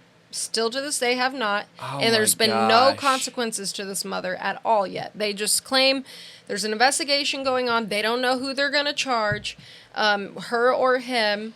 Man. They claimed that they had no report of SA, which Quinnell came out and called them out on that. Also, when Quinnell was calling them out on that at a press conference in front of the home, Rudy's mom, apparently before he got there, said, yeah, come, like, if you come talk, I got guns. And was threatening him with guns. And he called it out in the press conference. It was like, you don't know who you're playing with. He said, come out with your guns and the police will see who you really are. That is so wild. Yeah. This is so crazy. Like, what blows my mind is the level of commitment. This went on for 8 years. I know. 8 years. Oh my gosh. What was also really weird in these interviews is he kept mentioning, like, society and, like, how everything's connected with colors and nanoparticles. Like, he's really out there, which kind of makes sense with him being isolated and being on mushrooms apparently all the time. Like, he has all these, and he's like, we just need to spread positivity and, everybody's got to stop, being so negative and blah, blah, blah. And he starts talking about how everything's connected to colors. Like, when you see the color red, you think of, like, something bad, but it's actually, like, love. And, like, he goes off on these weird, crazy out there tangents. Yeah. And I think he's just anxiety ridden. Yeah. And doesn't know how to talk to people, and he's been on drugs for a long time, and he's kind of out there. And he's not with his mom right now, as far as I know. He's with an ex-friend of the mom who doesn't agree with what she was doing. That's new. But he feels safe there, and I don't know. Like, that's new because he was with his mom. he did go home with his mom, but now he's with a friend who, like, it was the mom's friend, but it sounds like that connection isn't good anymore. Okay. So, from what I know, anyway. They need to charge that lady. It blows my mind that you can essentially take hostage somebody that doesn't have a fully formed brain, somewhat handicap, okay, and dose them with dope, force them to do your work, threaten them that if they don't do this, they're going to end themselves. Like, these are very, very, very serious things. Now, you guys, I have a suggestion for you, okay, while you're listening to this. Flip the genders and then tell me how you feel about it. Exactly. What if it was a girl that same age and a dad who did this? And you tell me People would be burning him at the stake. you feel about that. Absolutely. I agree. I'm curious what you think. Do I think that people would be mad about it? I'm more curious what you think. So, I think the police have said stuff about him being, like, an adult, and I'm like, dude, if he had the mind of a 10-year-old when he was, like, officially 18, I mean, come on. Like, clearly there's some more going on to this. And you have to wonder, somebody who's being abused and like this in this way? Like, can you really consider them a full-grown adult? I don't know. Like, I don't think so. But a couple more things I want to mention, and then we're going to wrap this up, is that she has taken 8 husbands to court. She is a catfish.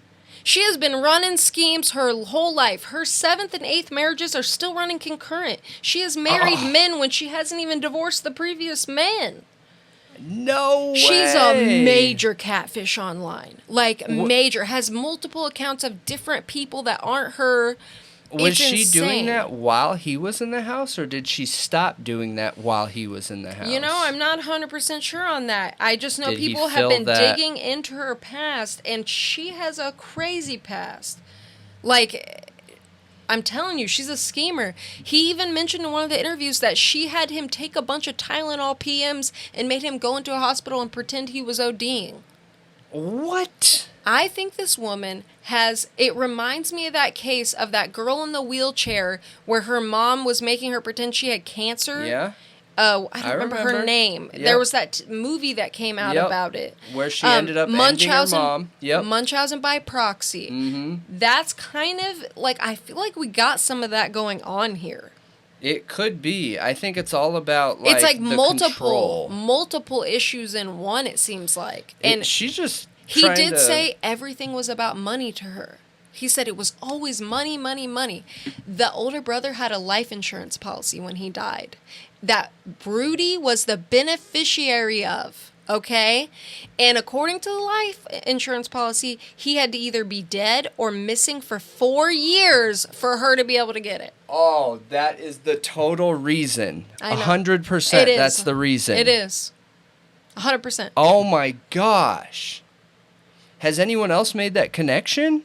People have talked about it, but I haven't seen people driving that home. Like, 100% that's why she kept this up. Yes. He said an amazing call out. He said this all started when he got a speeding ticket at one point, and, like, she started really, like, bearing down on him. And then I'm assuming he ran away because the abuse his aunts were talking about.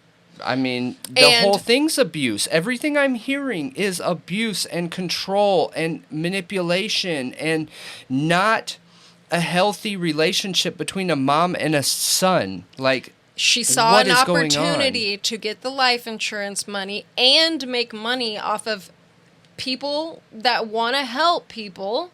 Like, the kindness of people's hearts, wanting to donate to a woman whose her child is missing.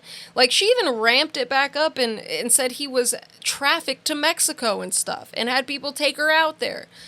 Like, this woman got money.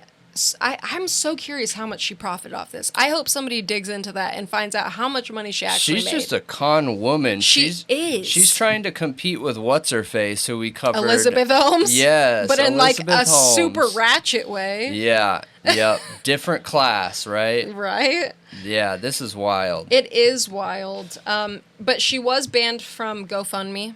Good. That's the only consequences she's had so far, by the way. Good. But I really want to know what you guys thought about this case. You know, did we give a good rundown? I'm sure we missed details. There's a lot of convoluted details in there. And I would love to know more about Janie's past, which her name is Janie Santana, if I didn't say that, because I'm kind of thinking I didn't. But yeah.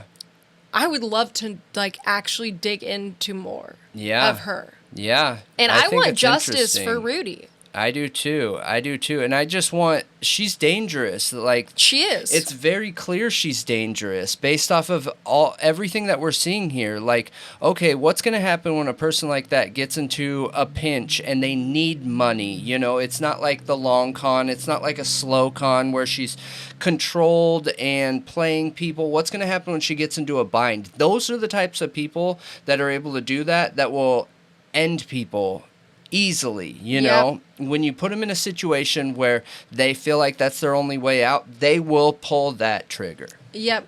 I agree. She's incredibly dangerous and an SA'er, I think. Personally, that's just me. Yes. But we want to know what you guys think. Absolutely. So leave it down in the comments below. Let us know what you think. And if we missed anything, and we'll do a follow-up with it, because that is wild. We need to do a background on her. Yep. Agreed.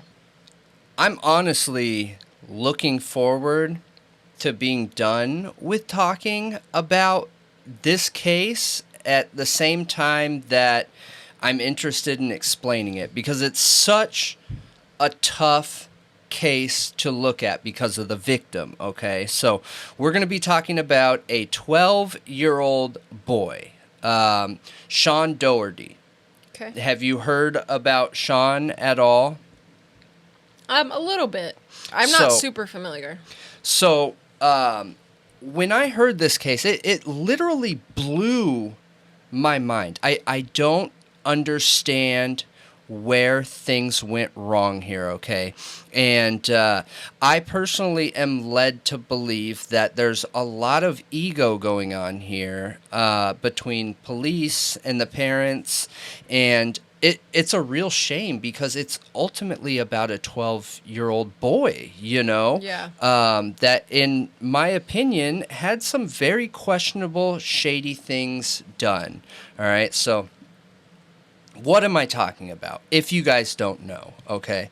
So Sean Dougherty was, by all accounts, a really good kid. You know, I wasn't one of those good kids. I was a troublemaker. I was like Curious George. If there was something that I wanted to figure out, regardless of what the consequences were, I was going to go figure it out, you know? Well, he was the opposite of that. From everything that I've read and everything that I've seen, he cared about learning. He went to school, and all the teachers loved him. He did phenomenal schoolwork. He was a really, really good kid and was really close to his family. He was one of those kids that actually enjoyed family time at his house with his mom, his sister, his stepdad, who all lived in this house. And some of the things he enjoyed doing were like active, good things like swimming. The kid literally went out of his way to buy like hundreds of dollars worth of books to continue his learning, you know? So, like, he was heavily invested in himself. When I look at this, immediately I think this looks like a situation where the parents were doing a really good job raising this kid, you know? And it's a real shame what happened. So the rundown here, okay? So Sean was going to school that day on, it was April 13th. I'm sorry, it was Thursday, April 14th, okay? And he had gone to school that day. His mom and grandma, who were at the house, realized the grandma had a doctor's appointment. So while Sean's at school, they're trying to figure out how they're going to make this work. His mom felt like he needed to go with his grandma to the doctor appointment, so they decided to let Sean, for the first time, watch his little brother, his 2-year-old brother. Sean's 12 years old. I get it, you know. Makes sense, yeah. If you're only going to be gone for a short time, like, I get it. Now, I feel horrible because that's probably a decision his mom gets kept up at night with for the rest of her life, unfortunately. But so he gets home, he finds out he's going to be watching his brother, okay? The mom says that he's really happy about it, and the mom's name's Maria. The sister's name is Maria. The mom's name is Ramona. Okay. So Ramona says that he was super excited about watching his brother. She left him a basic outline of what to do. Some of the things that Sean did in a normal day was get home and do his homework before anything else. After homework, he would do his chores sometime in between homework and playing. He got his chores done every day, like, didn't even have to be asked, like clockwork, okay?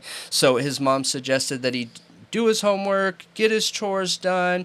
Once his brother wakes up, play with him, be active with him, watch a movie with him, keep him busy, do something together, right? And that she let him know that they're only going to be gone for like an hour and a half, 2 hours, okay? Well, they leave and take off, and everything Seems good. So based on the evidence at the scene, it looks like Sean did his homework. He started to take out the trash. He got all the trash from the house, put it in 2 bags, and set it up by the door. He was making his snack, and he was making his snack, and from that point on, we don't know what else he did. Where it picks up from there, though, is Maria, like I was saying earlier, the sister, came home and... Oh, I'm sorry. That's where I was missing. I drew a blank here. Unscripted. So between getting the trash, doing the homework, pulling out his snack, he actually talked to his mom in between that time. Okay. And he was... It's kind of funny. He was going to the bathroom, taking a dump, whatever, and talking to his mom on the phone at the same time. And she had mentioned that everything sounded completely normal. Everything sounded good. She suggested when he's done with that, finish up his chores and then hang out with his brother, wake him up so he's not sleeping too long, that type of thing. Hung up. Everything was good. And the next situation we have is his sister coming home, who was knocking on the door. The door wasn't unlocked. She couldn't get in.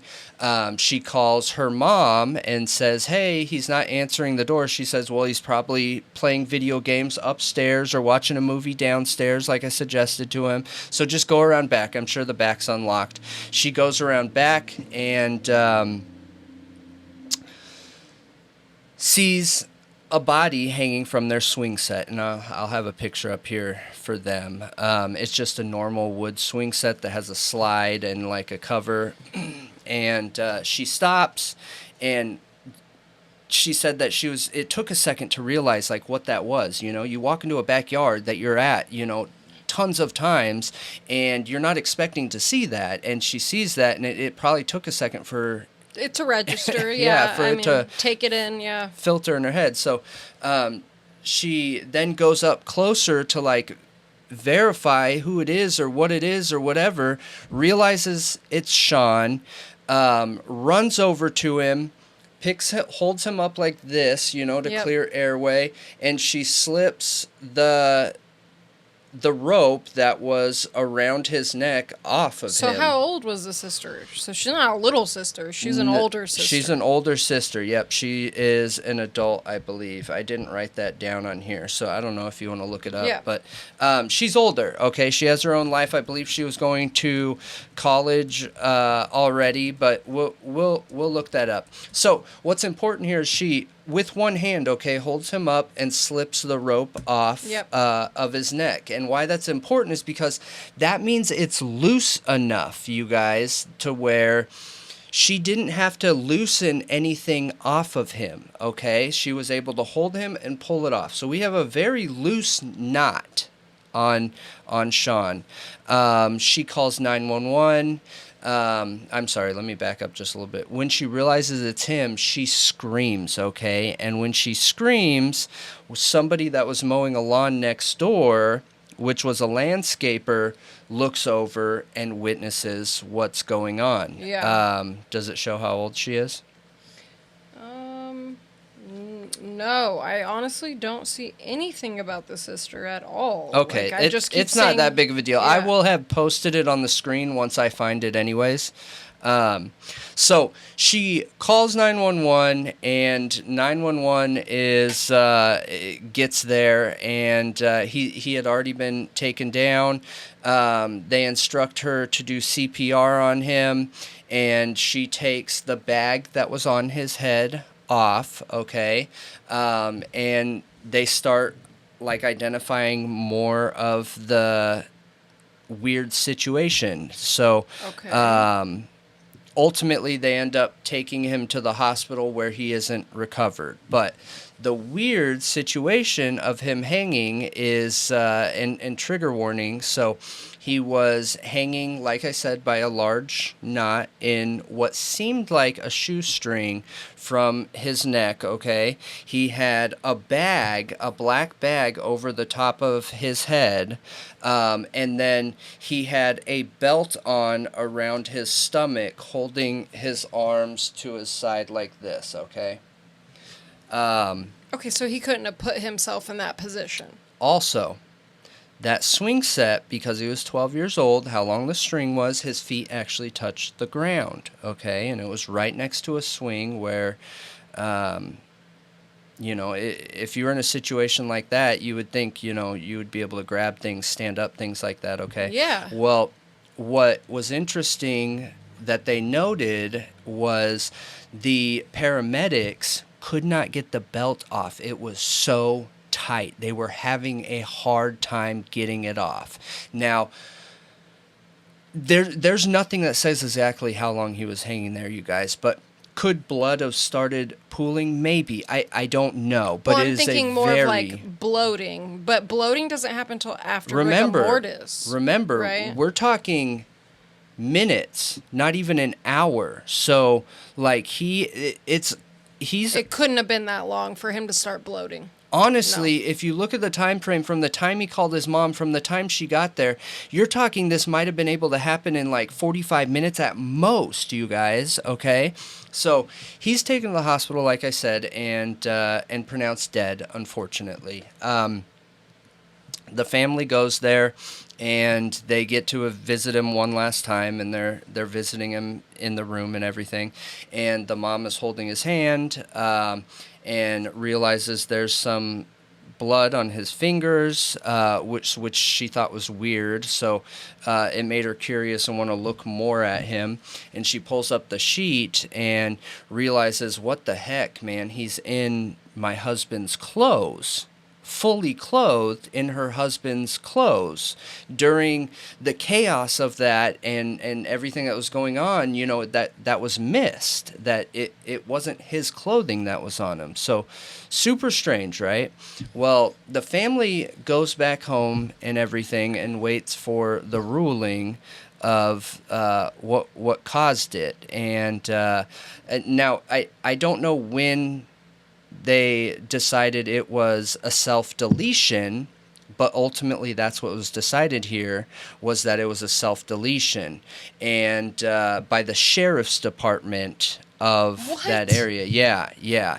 Now, going to the parents' case, and why the sheriffs ruled it a self-deletion was that they believed that he could have been bullied at school, that he had dealt with depression, okay.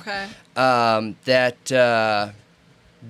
they think that it was self-inflicted. Now, okay, got it. Seem possible. This is what the sheriff... It doesn't seem possible. It doesn't. It drives me crazy. So, but this is what the sheriffs believe, and they have the pictures, they have the autopsy pictures. I mean, they saw everything everybody else knows and the family knows, that you have a 12-year-old boy in his dad's clothes from head to toe, with a belt so tight around his waist that they could barely get it off themselves, with a bag over his head and a knot, a shoelace from the swing set, okay?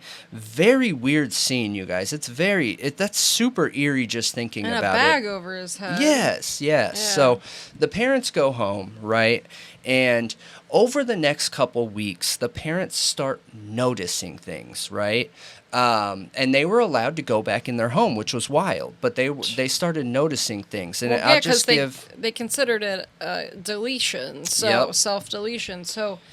I mean, it makes sense why they could go back, but it just doesn't seem possible for it to be that. That feels like corrupt.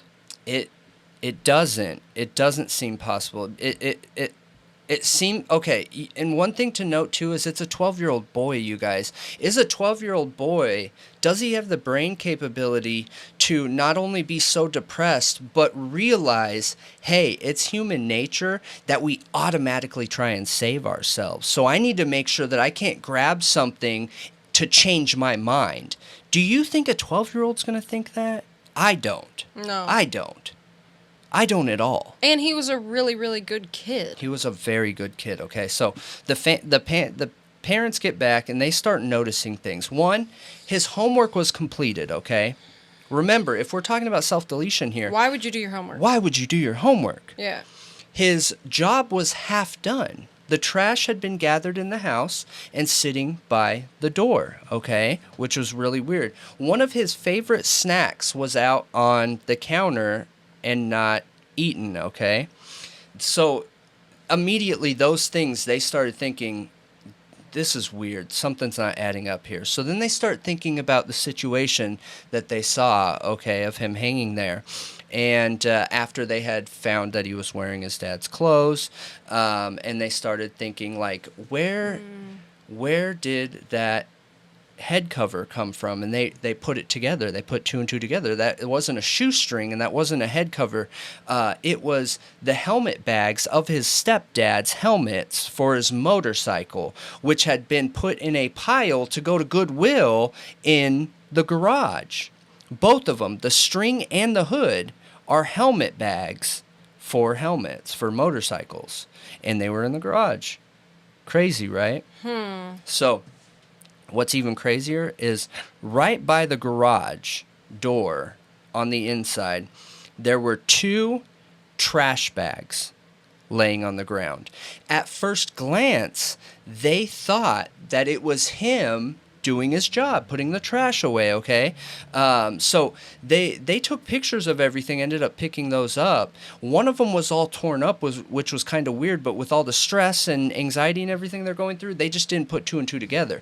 But once they started questioning this case, they started thinking about that. And those trash bags had a string on them, a blue string on them, a blue pull string on them. And they have never bought trash bags that had a blue pull string. They only buy one type of trash bag from Costco that has a black pull string. They searched the whole house for this pull string and couldn't find them. Could not find them. That's super weird. So they came from somewhere else. And also, if you guys aren't putting that together, that string, with how it was set up, probably isn't what ended him. Okay, it to me, I wonder if it's staged. I'm curious what you guys think, but could that bag have been the cause of that? Okay, you know what I mean? Lack of oxygen, those 2 bags laying out, 2 brothers at home. Now, here's another really weird thing too. So he was wearing the stepfather's clothes. So when they went in their room, they live in the master suite area, I guess you call it, that has a master bathroom, and his underwear were found in between the master bathroom and the master bedroom in the hallway. All the drawers had been pulled out, and it looked like the clothes had been gone through. Strange. Why would they put him in his dad's clothes, though? Whoever would have done this. That's so weird. Did they ever do an autopsy? Did they ever test him to see if he was sexually They essayed? said they did, and they said that he wasn't assaulted. Now... So what was the cause of death, according to the autopsy? That it was self-deletion. That's what the cause was, from lack of oxygen, hanging. So, now, is it possible to self-delete yourself with a loose knot by hanging?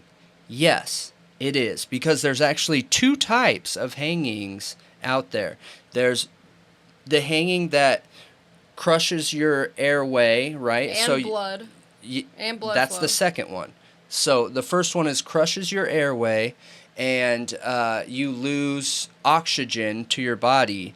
The other one can be done with a loose knot, where it stops the blood flow to your head, which shuts down your head. Well, then there's your 3 brain. types, because then there's the type where they drop you and your neck breaks. Well, yeah.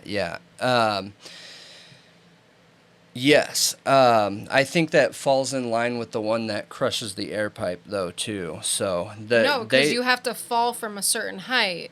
Yeah, back in the day, though, what they only did that, they looked at that as a like a mercy. They used to like pull on them to snap their neck to make it quicker. But yeah, that I would consider that a neck breaking, not like a hanging, though. You know what I mean? I just think it could be done by hanging. There's two official types, and it's the one from the blood cut off and then one from the lack of oxygen. Okay. Which can happen from that Interesting. loose knot there. So they start looking around in the backyard, and they also find a giant palm print on the back door of an unknown substance, like a dark, weird color palm print on the door, okay? So the parents are finding all these details, all this these things that are evidence. standing out, Yeah. all this potential evidence. And as they're finding it, you guys, they are calling a sheriff out every time. By everything that I've read, it looks like to me the parents did every single thing that they were supposed to, okay? Now, the sheriffs were not listening. They were committed to their cause of death, and they were not willing to go any other way with it, okay? Well, from loving parents, okay, that are seeing all these things that are standing out, I'm sure they're frustrated. They have to be frustrated, Yeah. okay? So they start speaking out. They start speaking out. They start creating social media marketing. They created a Facebook, What Happened to Sean. And I'll be posting this stuff too, because people are still signing these petitions to find out what happened. They're advocating for themselves to get the FBI involved because they no longer trust the sheriff's department, okay? And where is this again? What town? Hang on. Arlington, Virginia, right? Yeah. You made me go way off my spot. Yeah. What's the county, though? It said York County. Okay, that's it. Yep, York. Yep.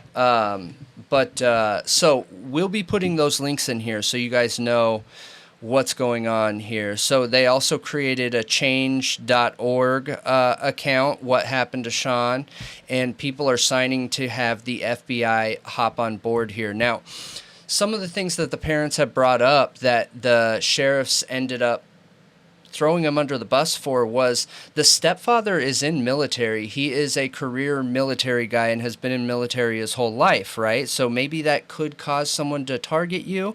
And then the mother was starting a new job with the federal government, specifically the Pentagon. Whoa. So, you know, that could be another reason. Maybe there was some kind of targeting. That's one of the things that they think, which in my opinion seems logical to me. Like if I was in their shoes, I would wonder those things too. Now, wondering doesn't mean that it's the most likely outcome, but you're doing something wrong if you're not bringing up all information. And that's something we say all the time, because people like to come online and say, oh, how dare you, how disrespectful, I can't believe you're talking about that. And really it should be, no, how dare you for not looking at all the information in any situation, especially when we have victims involved here, because really in any situation the only justice is truth, okay? Yeah. And the only way you get truth is by looking at every single piece of evidence. So the parents came out with all this social media, started fighting back, okay? Now, you know what's interesting? When the sister screamed, and the first eyewitness of him hanging there was a landscaper, okay? When I heard that, so that is my number one. That's sketchy. That's sketchy. That is so sketchy. And here's why. I'll tell you why I feel weird about that, okay? Is because whether you take the story that he did it himself, or you wonder if somebody could have placed him like that. Somebody was next door with visual of that swing set, and that couldn't have happened without being seen. There's no way. that Yeah. could have happened without somebody seeing something, okay? Yeah. Imagine him doing it to himself. He still would have to get the belt to a certain tightness, put this thing over his head, put that, like, that's not possible, okay? But just let's pretend there was some way he could magically do it, okay? All those different factors. And by the way, his glasses were broken and so far away from him, and he was the type of kid that literally couldn't function without his glasses. That's how bad his sight was. His glasses weren't on him, you guys. So he would have had to put the string up, put it around his neck with a single loop, okay, with a bag over his head, with his arms tied down, and still end himself. You know what I mean?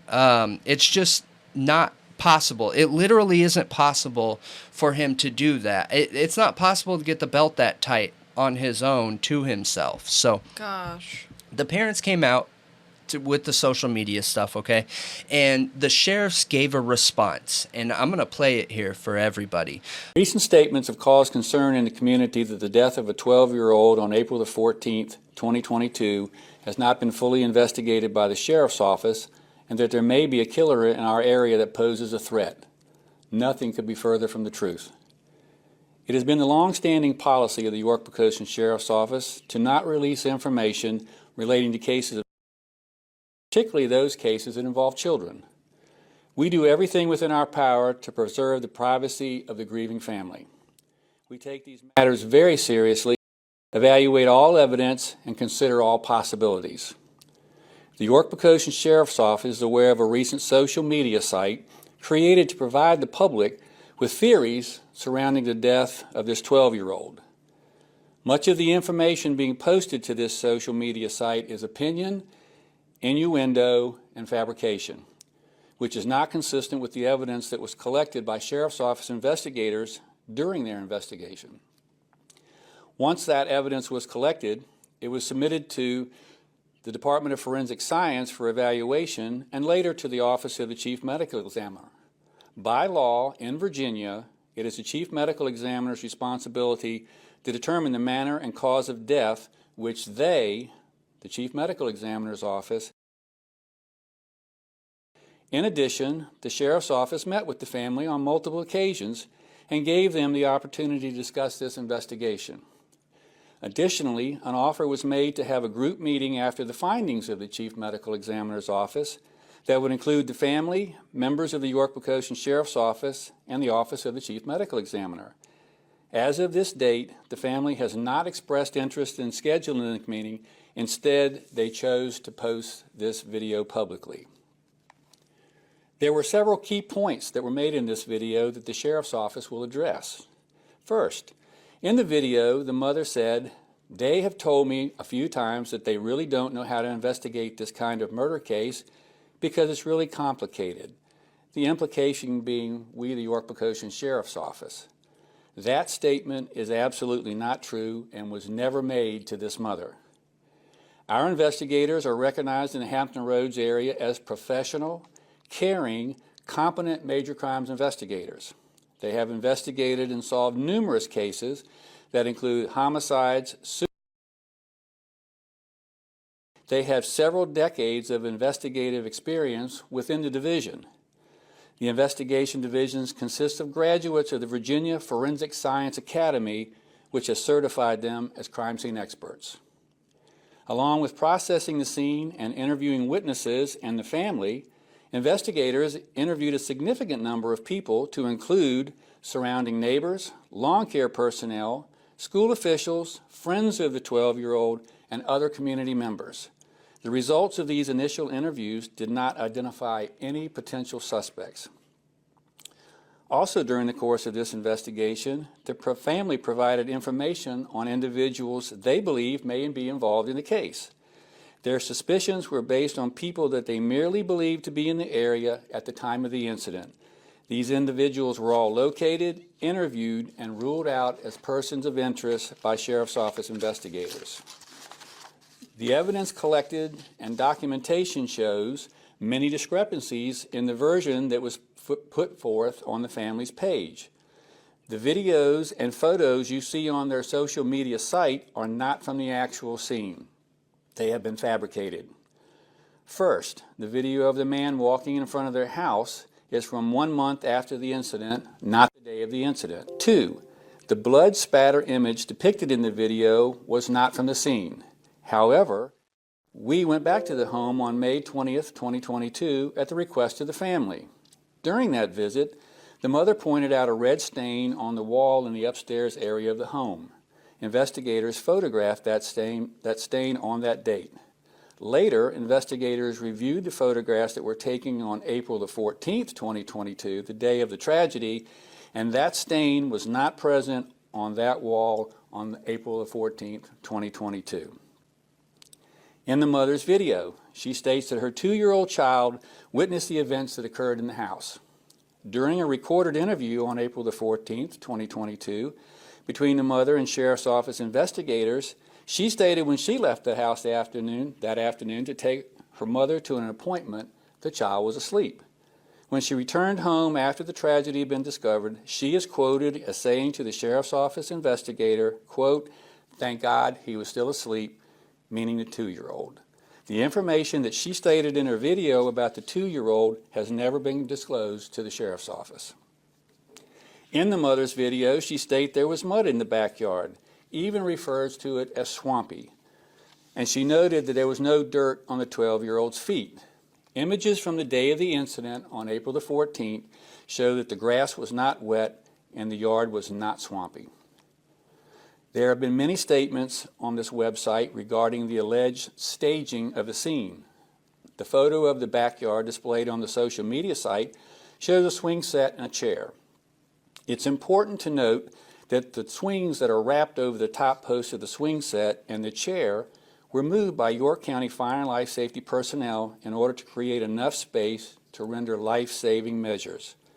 The chair was moved from its original location under the swing by Fire and Life Safety personnel where the 12-year-old was hanging, to the front of the swing set, and the swings were moved to provide workspace.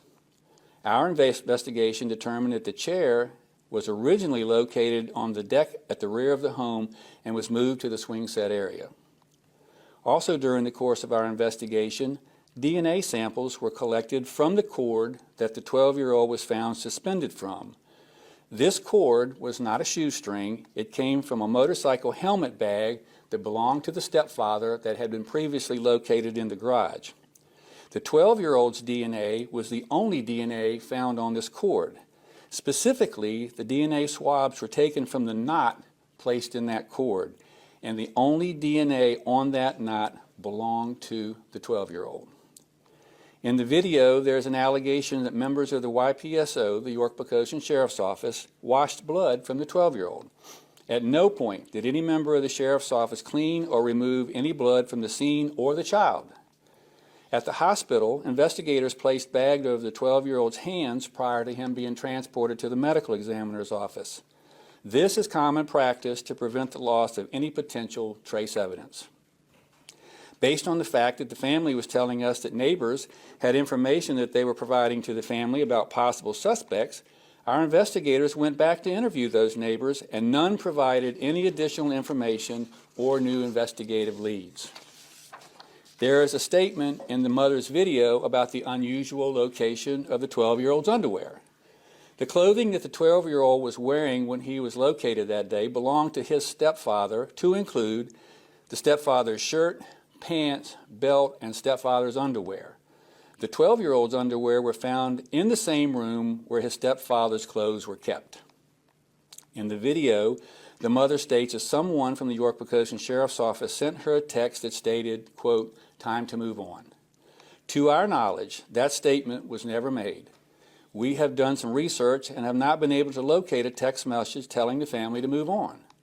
The only text similar to this was a text between the investigator and the mother, where the mother states to the investigator, quote, "It is time to heal." But in my opinion, the sheriffs did not do a good job explaining how, focusing on the victim here. All I heard the whole time was us, me. We have so much experience. We can't make mistakes. Like, that's what I hear when they're talking, based on the body language, based on everything. They essentially were like, how dare the parents? We have decades worth of experience here in our officers, and we've done every type of high profile case ever, period. And it was all ego. It was just ego, and completely missing and forgetting the point that there was a 12-year-old boy here that was a victim, okay? Let's just pretend we're one of the sheriffs and we think that he did it himself. Why is there not still an investigation to find out why? Why was there not more looking into that? Why did you not look into if there was actually any bullying? Because they didn't look into nothing.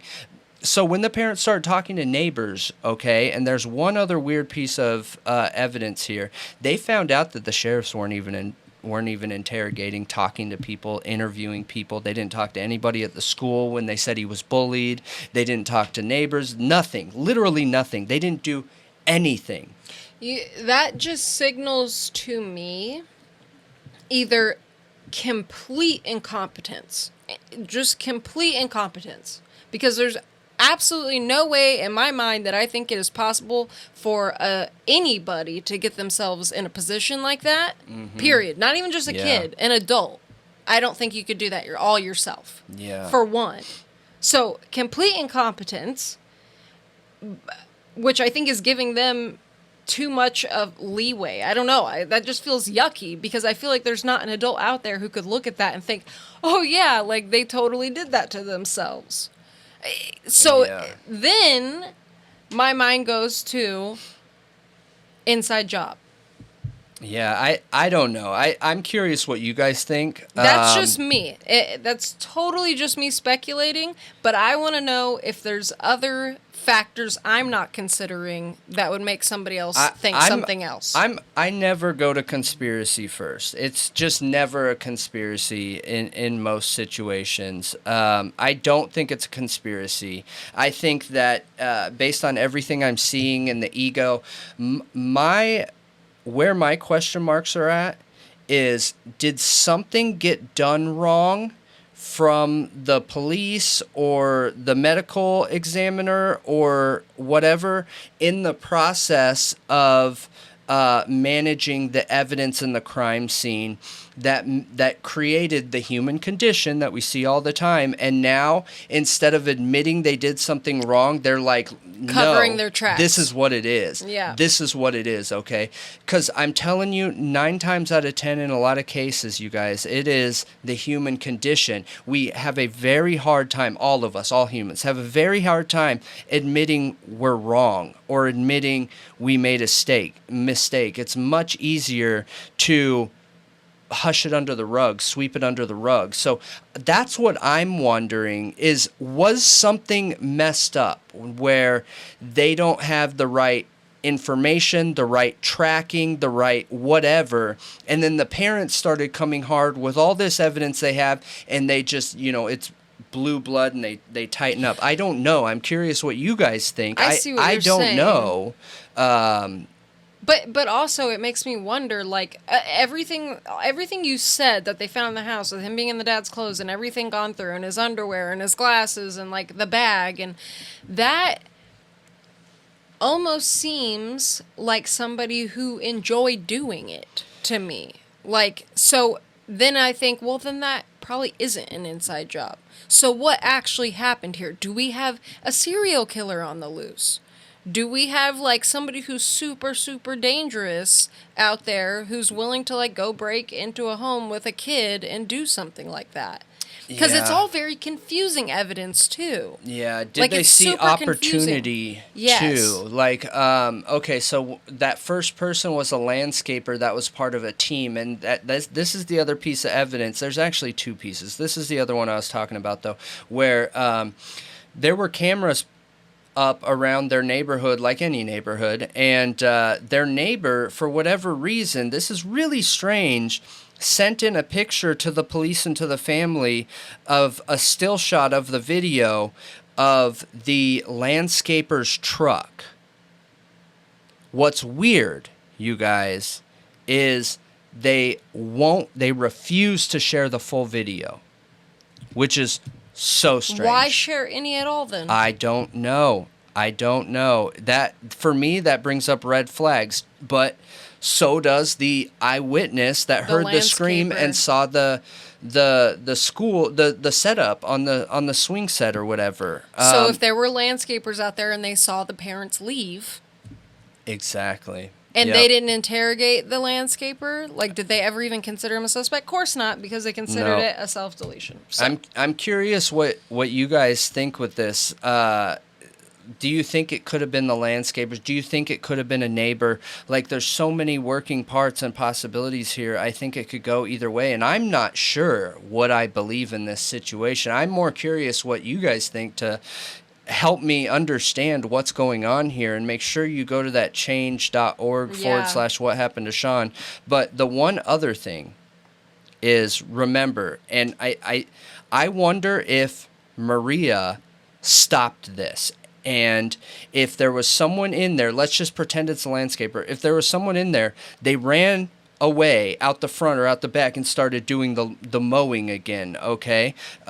Because there were 2 bags, you guys. There were 2 kids.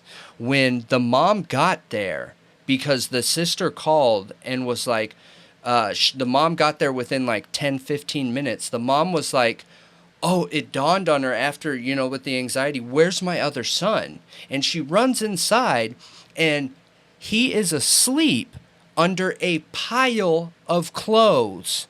All she saw were his little feet hanging out the bottom of these clothes. When she scooped him up, he was like, he started crying like crazy right away. And she said that he was more limp.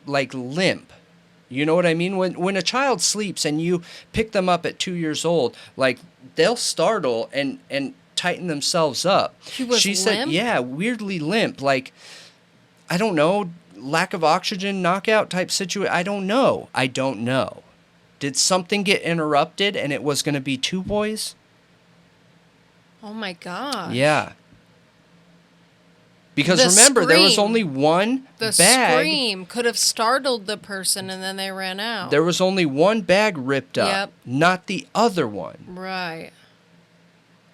It's scary. This is a scary situation. This is a scary situation that we have law enforcement that can look at so much evidence here and ignore it. Maybe they had a mistake and they're just too scared to admit it.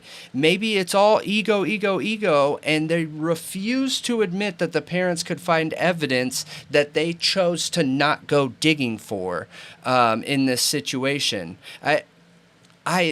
Do conspiracies happen? Yes, they do. But most of the time, it is not conspiracy. You're It is right. the human condition that somebody can't admit fault, somebody can't admit blame, something or another. All I know is I hope the FBI hop on this. I hope they get 50,000 plus signatures for this. I want you guys to go out there, a call to action, get on this website, read into it, check it out, figure out what you believe for yourself, and share it with us, what you think, what could have caused this. Yeah, It's looking so at the sad. pictures of the family, like, I just feel so bad. He looks like such a good kid. He It does, is and so sad. I mean, I feel really bad for the family, Awful. How traumatic. And I don't know what this is. This is completely unsolved, and I don't know what direction. And this happened last year, curious right? what It you happened guys think. 2022. Yeah, like I want to know what you guys think. Yeah. Yeah, April 14th of 2022. Oh, yeah, I see the motorcycle bag. Yep. Wow. Okay. Yep. So. Yeah, this is wild. I know. So. Yep. I hope the family's doing Justice okay. for Sean Dougherty. Yes, absolutely. He was done dirty. So, we're talking a lot about kids this podcast, I noticed, aren't we? Rudy, Unfortunately. Sean Dougherty. Well, and that last one was hard. And this one is going to be just as hard. So, trigger warning, it's not a mystery, but it is horrific violence against children. And that is the case of Chad Doerman. So, I saw this when it first came out, and this happened in New Richmond, Ohio. If you haven't heard of it, it's really, really tragic. So, we have a bill of particulars that came out, which this was, it was filed in July. And we found out the details of, like, what actually happened that day.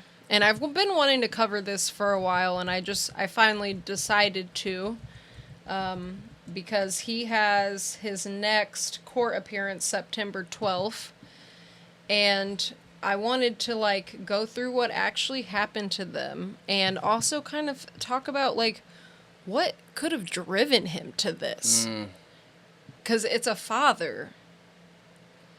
And he chose to take some lives and leave others, which I think is odd. Yeah. There's a reason for that. That is strange. So, basically, here, I don't know why. This document loads super weird.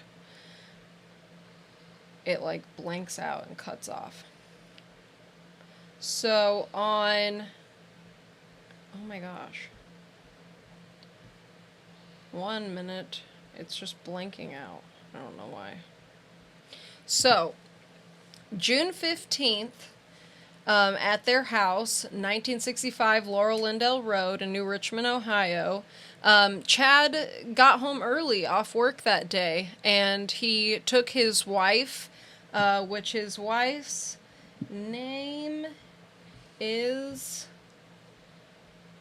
I know I wrote her name down here. I don't know, Laura Hensley. So, Okay. His wife and his 3 sons, Clayton, Hunter, and Chase, and he takes them all in there for a nap.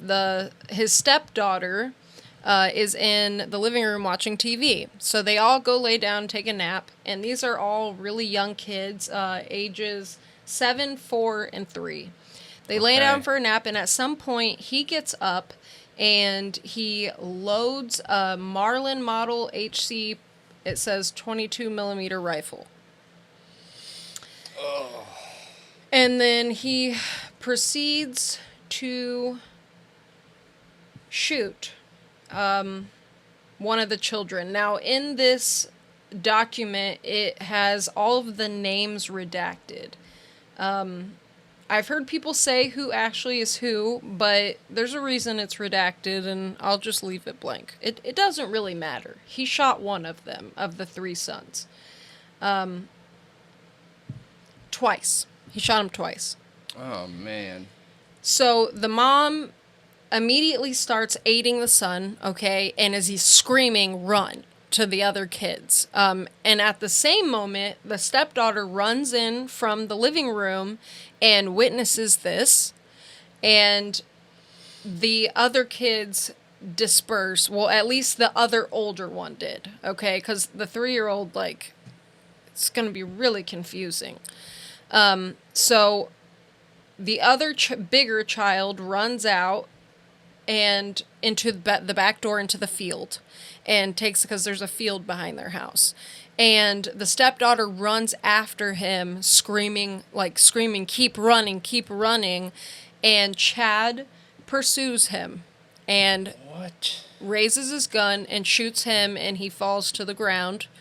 And he walks up to him, looks at the stepdaughter, looks back at him, and shoots him in the head. What? The stepdaughter, then runs to the house and grabs the 3-year-old and takes off running to the road, the front of the house. He runs after them, and he catches up to her once they reach the road, and he points the gun at her and says, "Put him down." And she is terrified. She's really young. I think maybe like 12 or something like that. I'm not 100% sure, to be honest. She's a young teenager. And she's really scared, and she says, please, like, she's begging him, don't shoot me, and she sets him down. He aims the gun at the 3-year-old and tries to fire the gun, and he ran out of bullets. So then he goes back to the house where the mom is she, I guess, brought the one that got shot in the house outside, and because it says she's in the side yard trying to render aid. And I guess the 3-year-old at that same time ran to the mom. Yeah. Yeah.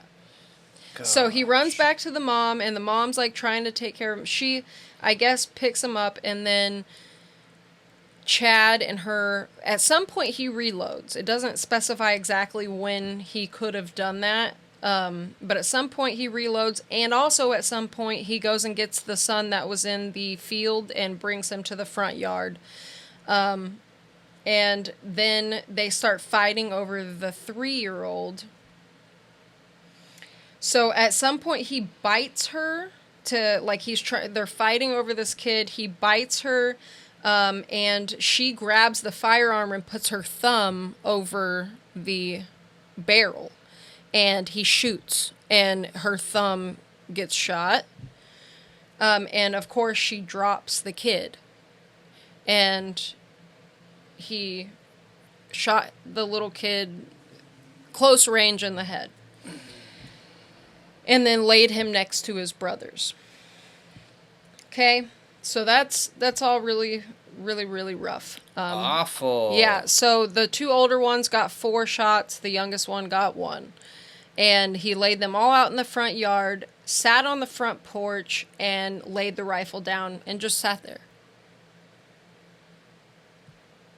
So while all this was going on, so when the 3-year-old ran back to the mom, the sister decided, I'm going to go get help. She runs down the road screaming, my stepdad's trying to kill everyone in my family. Like, she's screaming, and she has a dog with her.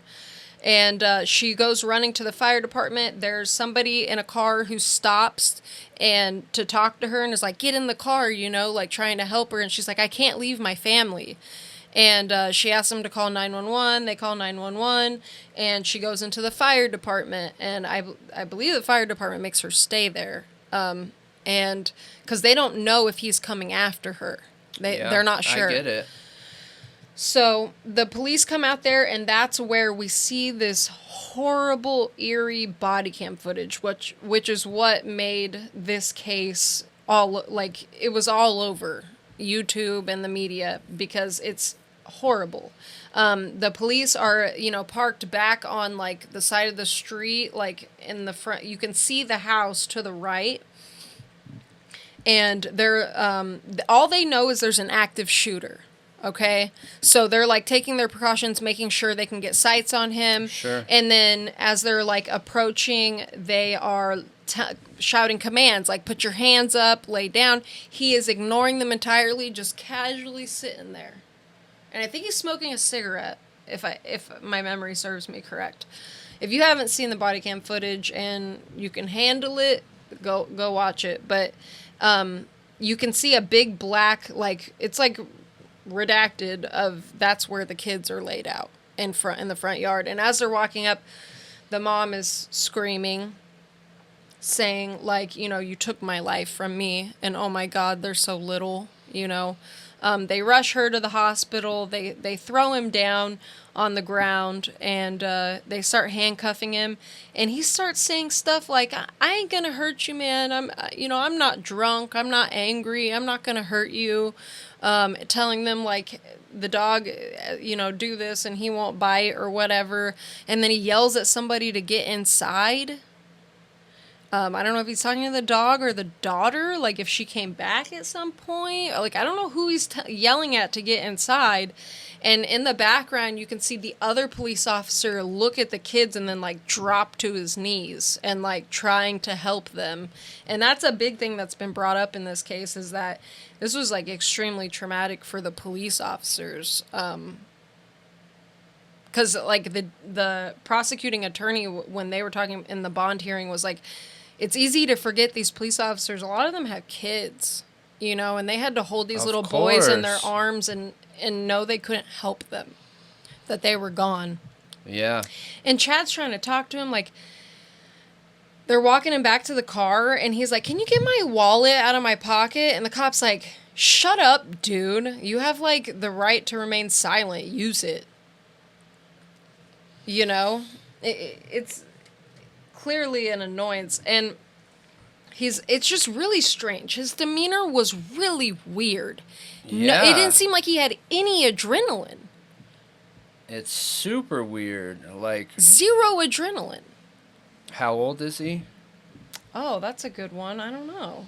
You can look it up. I'm just curious for mental health reasons, because in late 20s, early 30s is when that comes out, you know? Well, some things. Yeah. Yeah. So,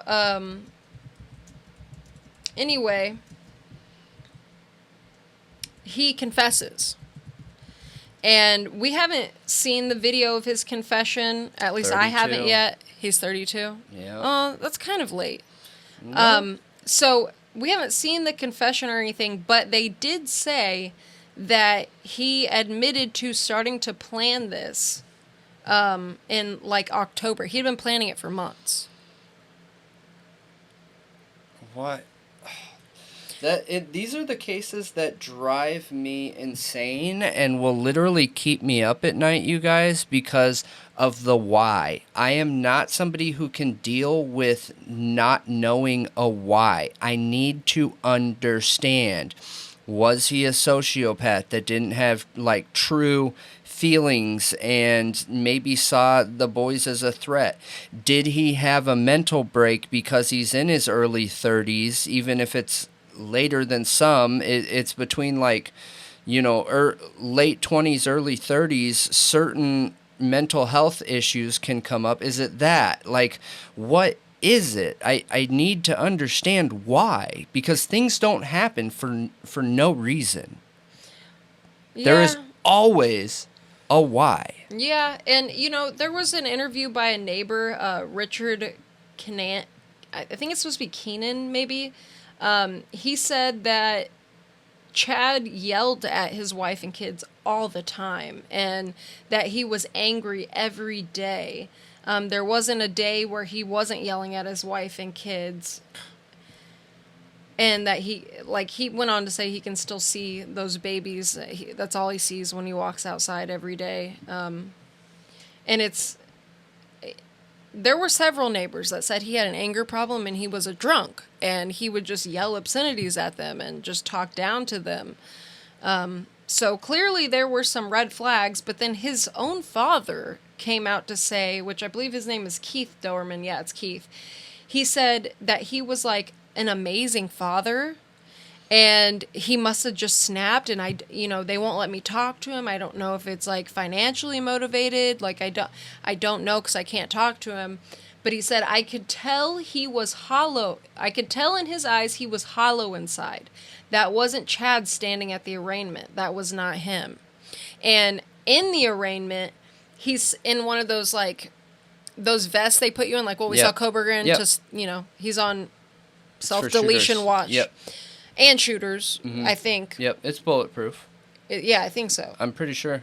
Anyway, he's standing there, and he put on, like, I don't know if it was a performance or it was genuine, because he was, like, showing emotion at that point. Okay. And I even saw in some of the body cam footage, because I think his demeanor was really odd for people, so that's why I think the police started releasing body cam footage of him before the hearing too. Yeah. And then, like, preparing him to go in there, and he's crying. Like, he starts crying. Okay. It's really weird. But he admitted fully, like, he's like, I did it. Like, I did it. But then he pled not guilty to everything, which his charges. He faces 21 counts, 9 counts of aggravated murder, 8 counts of kidnapping, and 4 counts of I don't know why I always have trouble saying that word. Felonies? Is it what, felonies? Felonious assault. Like, I always have trouble saying that word. I think it's just felony assault. No, it's felonious. Is it felonious? I don't remember. It's Oh. not felonies. But yeah, so they set his bond to like, was it it's $20 million. Yeah. Which is the highest they've ever set. That means you'd have to come And- up with $2 million. Yep. I don't think they did that. I think they can actually set the percentage. I think okay, if you go to like a bondsman, it's 10%, I'm pretty sure, up front. Okay, well, anyway, yeah. that's the highest bond they said they've ever set there. And that's only if you don't show up. So you give 10% up front, and then if you don't show up, something. Yeah, I understand Yeah. all of that. Yeah. So, and he talked about how serious this is like the most serious crime you can commit, and there is nothing more serious, and they absolutely are going for the death penalty and want to see him executed. And they just talk about the horror of it, like how it affected the community, how it affected the police officers and first responders, and just how terrible it was for Yeah. this town.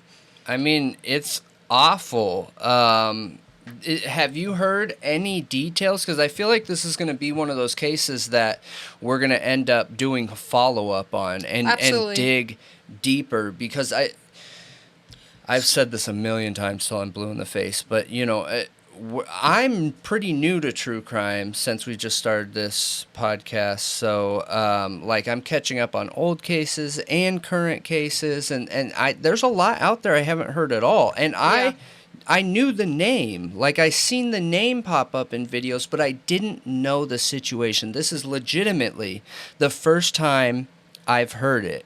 What is super strange to me when I'm hearing this is why the boys knew to run and the girl didn't. And the mom told him to run, and their brother was shot. Yeah, but the sister was running, focused on the brother, telling him to keep running. It doesn't sound like she was focused on herself. Well, he did threaten her with the gun, but that's Not really. what is odd to me is only the boys. Like, what he only shot the mom in the thumb to get to the boys. He Yeah. only pointed the gun at the girl to get to the boy. I know. That's why. Yeah. Why did the boys know to run, but the girl didn't have the same sense of urgency to get away from him as the boys did? Even the sister was concerned about the oldest boy. Like, run further, run faster, whatever she was saying or whatever. Her concern was him, not herself. And then going back to the house to help the other and then boy. going to get the other boy.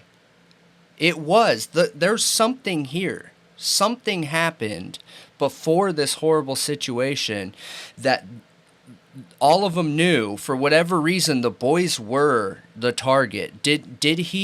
Was he way harder on them always? Probably. You know what I mean? Like, Probably. why did the two women know, like, right off the rip, the boys are going to be the target? I'm not saying there's some kind of knowledge like the mom and the sister are guilty. That's not what I'm saying. I'm saying that there is a pre-existing dynamic there that because something crazy was going on, the boys knew they needed to get the hell out. And the women knew they needed to get the hell out. That the boys needed The boys to get needed out. to. Yes. That the boys needed to get the hell out. Yeah, I questioned. It's weird. Like, because normally when you hear about, like, a father, okay, committing something like this, it's usually the whole family. It's not just, It like, is. only the boys. It is. I don't get it. So my immediate question was, this a revenge against the wife? But then why didn't he get the girls? Is it because that wasn't his biological daughter? But he called her his daughter when he was talking to the cops. And then he was like, well, my stepdaughter. Is there more to this? Does he have We don't know. something wrong with him? Does he have some kind of weird urges and he hates himself and saw them as a reflection of himself? You know what I mean? They look a lot like him. Yeah. It again, it's the why. This will keep me up thinking. Like when I'm driving, because I drive hours a day, Like, I'm not going to be able to not think about it. The Yeah. whys bother me. Yeah. Why? See, we don't have any other knowledge. That's what's so hard about it, is because I want to know why too. That's what bothers me. What made him make this decision? What made him choose the little boys? Like, what could have that have been? And that's why I thought, well, is it a revenge against the mother? Were they having problems and it was revenge against her? That's kind of a good point, seeing a reflection of himself in the boys. I don't think it's her. Yeah, but she was saying, like, you took my whole life from me. I mean, because he did, He but that did. doesn't mean that ending them was about her. Because, man, too many times we see that if it's about her, if something's going on with her, it would have been her. Yeah, maybe. I think there's something more to it. It's something in him. That's what it feels like to me. It's something in him. Some kind of obsession, some kind of self-hate, some kind of messed up white knight, feeling like he's doing justice by getting rid of these kids type situation. That's how it almost feels like to me. Because he's a piece of crap and Yes. they're an extension of him? Yes. That's what I'm wondering. With him being calm and no adrenaline or anything like that, like it feels like he had some sort of Justice to do? Yeah, justice feeling in him that for Like whatever mission reason, accomplished? some obsession in him Weird. made him feel like that was justified. That's the only thing I can come up with here. And there's been a lot of people online, saying really mean stuff about the mom. Do not do that. This is no fault of hers. She's a victim. She is a victim. What are people saying, that she could have fought- stopped it? Yeah. So stuff like that, and like she should have known, and like, clearly from what we see in this document, she was fighting to save their lives. Like, she got bit and shot. Like, she was fighting to save their lives the whole time. And I'm sure it was extremely shocking. Like, you all lay down and take a nap together, and you just wake up to him shooting one of your kids and then hunting them. Like, he literally hunted them down. Yeah. It's really weird. But It's so I did, disturbing. The community has really surrounded them and tried to help them. There's a GoFundMe page, which I would like to post. And the baseball league is accepting. Okay, the New Richmond Youth Sports Association is also collecting donations. There's a family friend that organized a GoFundMe, and also a GoFundMe through the boy's aunt. And there have been people coming out and talking about them. So this kind of talks about who the boys were. They were a pack, like they were the Doberman boys. And they would walk hand in hand down to fish or catch worms. They were full of giggles, and their laughter was contagious. On the baseball diamond, the oldest was a feisty left-hander, but also a team player. I was just with them less than a day before on the field, having a great time, encouraging his teammates, said Dwayne Kunn, the New Richmond River Bats head coach. The 7-year-old came up to him during the game and said, "It's okay, buddy. I struck out too. It's no big deal. We all do it."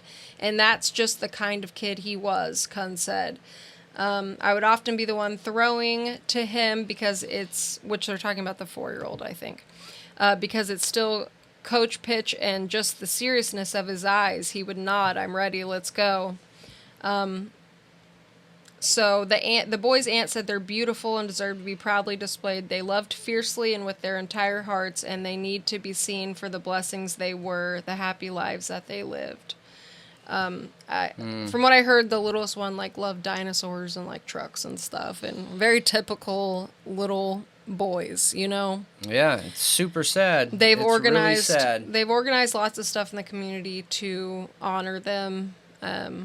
Created memorials, done events and stuff, and it's super, super sad looking into their little faces. Imagining how terrified they were. I see one picture of Chad Doberman in court, and to me, that emotion looks fake. You think it's fake? I haven't watched any footage on this, you guys. None. I have not seen how he was in court, but just the still shot, in my opinion, looks fake. A lot of people think he was faking. But now we can't watch the court hearings anymore because they ruled against it. They were trying to get it changed to a different place because of the media coverage, and that's not happening. And they also wanted to put a gag order on everything, the defense did, but the judge said no. He put like a temp gag order on some stuff and said no more cameras in the courtroom. Do we have a man with a head injury? I don't know. Head injuries are so serious and change somebody's entire being, who they are, their person. It can. That it just makes me wonder. So he went into a little clinic at Kroger the day before, or no, that day before he came home. He went to a little walk-in clinic in Kroger, which what? Why do you do that? Why? Not that I've seen no released records yet. Or anything. Not that I've seen released yet. Huh. Strange. Oh, that's not the only thing. He tried to strangle his father, like years before this, and there was a court case about it. Dealing with a psycho. But I totally forgot about this. But the father said it was a misunderstanding, and it got dropped. How can it be a misunderstanding? You either tried to strangle your father or you didn't. Yeah. I just need to see a history of violence. That is the first one we know understood. about. And the neighbors claiming that he was super violent and, well, not violent, but extremely angry and, like, aggressive and would yell at them and stuff. Yeah. Yep. Wild. So, really crazy. We're going to stay updated on it. There's no new information right now. We're just waiting for basically the September court hearing. And we'll see how it goes. Yeah, I want to know what you guys think about it, because I swear... The why. Yeah, the why. And also because a lot of our viewers bring amazing evidence, even if it's maybe evidence. I still want to know it. That at least gives us a starting point to look into those details a little bit further. But agreed. Keep it coming, please. If you guys hear anything, if you're from that area, like somewhere near that area, let us know what it's like out there right now, what's going on, if you've heard of him, if anything. I think there's going to be evidence buried in his past, okay? And I think the reason why the defense wants to put a gag order on it is because they don't want that evidence to come out. And the reason why I think that, okay, is because his painted picture in the media is horrible. Everyone's heard what he did. Everyone knows what he did. The body cam footage got released.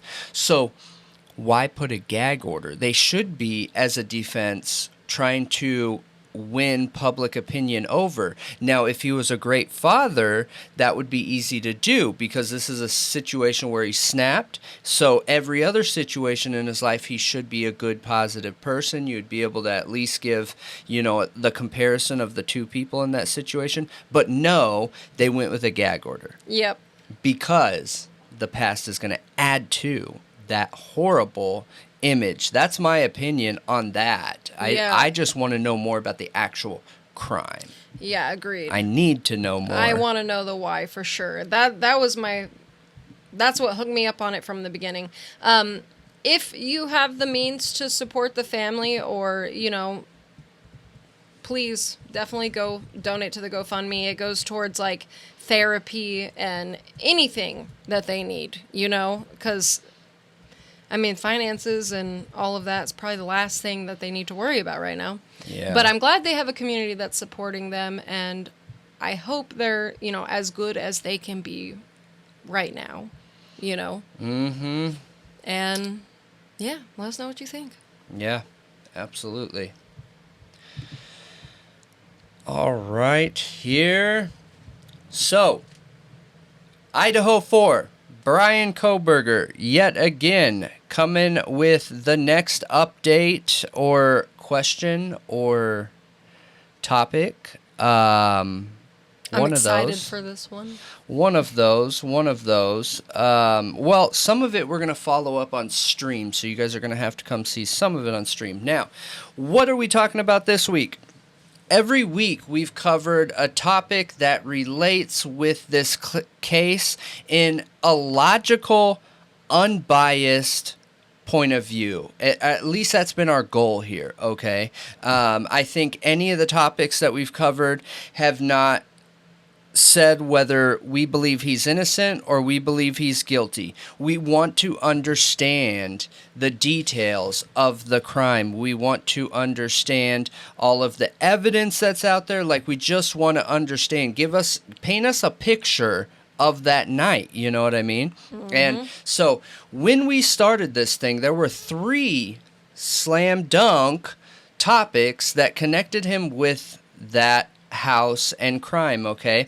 We've talked about the DNA and how the court system in the military views it and how reliable that is and everything like that. Touch DNA. Yep. We've talked about the cell phone towers and the unreliability of there being one tower out there, how almost every other case ever, there's like 3, 4, 5. In the Y&W Melly case, they had like 10 towers overlapping. Like, that would be pinpointed. One tower doesn't cover it. Now 3, okay? We have the car. Now this is crazy, okay? I have not been covering this case from the beginning, you guys. And if you're a returning viewer, you already know this. We're just trying to get caught up with where the case is, okay? So, do you happen to know how many times Brian was seen in the car? What do you mean? Like, when he was pulled over? The evidence of that night of him in the car. Actually seeing him physically in the car? Mm-hmm. None. Yes, exactly. None. I didn't know that. Okay, so my next step, I started looking for camera images or video of his car, not showing him, but just his car, okay? Now, I couldn't find one. Not one picture of his car of that night. Yeah, there's a gag order. That's what everyone keeps saying, but you think in order to arrest him that they wouldn't have shown that he has a connection to that address? Okay, so what about the surveillance screen grab? What surveillance? Are you talking about the one we were talking about on stream the other night or whatever? Mm-hmm. Okay. I don't believe that is his car. But let's just pretend it is his car, okay? You can't see anybody in that car. You also can't see a license plate. But, I mean, I have some evidence proving that is not at least the car we know him to have. But I was blown away to find out that we literally have no images, none.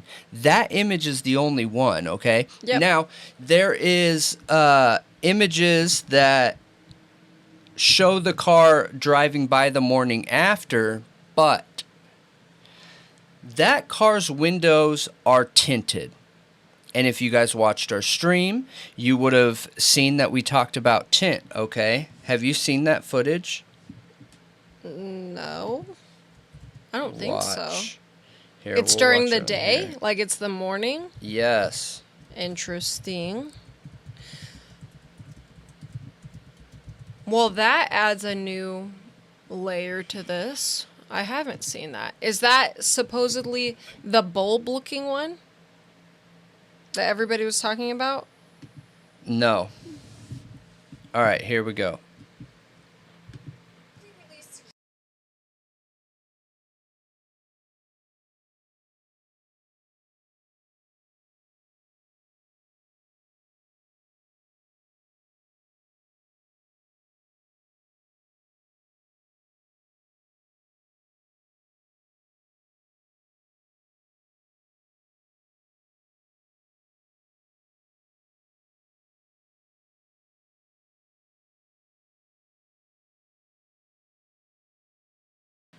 I don't know about you, but that looks like tinted windows to me. Can you pause it on the car? No. There isn't any good. That's why you slow it down. That looks like tinted windows to me, you guys. Right there. Yep. Which we'll look at it more on stream because it... Yeah, I'm just going to take pictures of this and post it on stream. But that is so strange. Okay, so...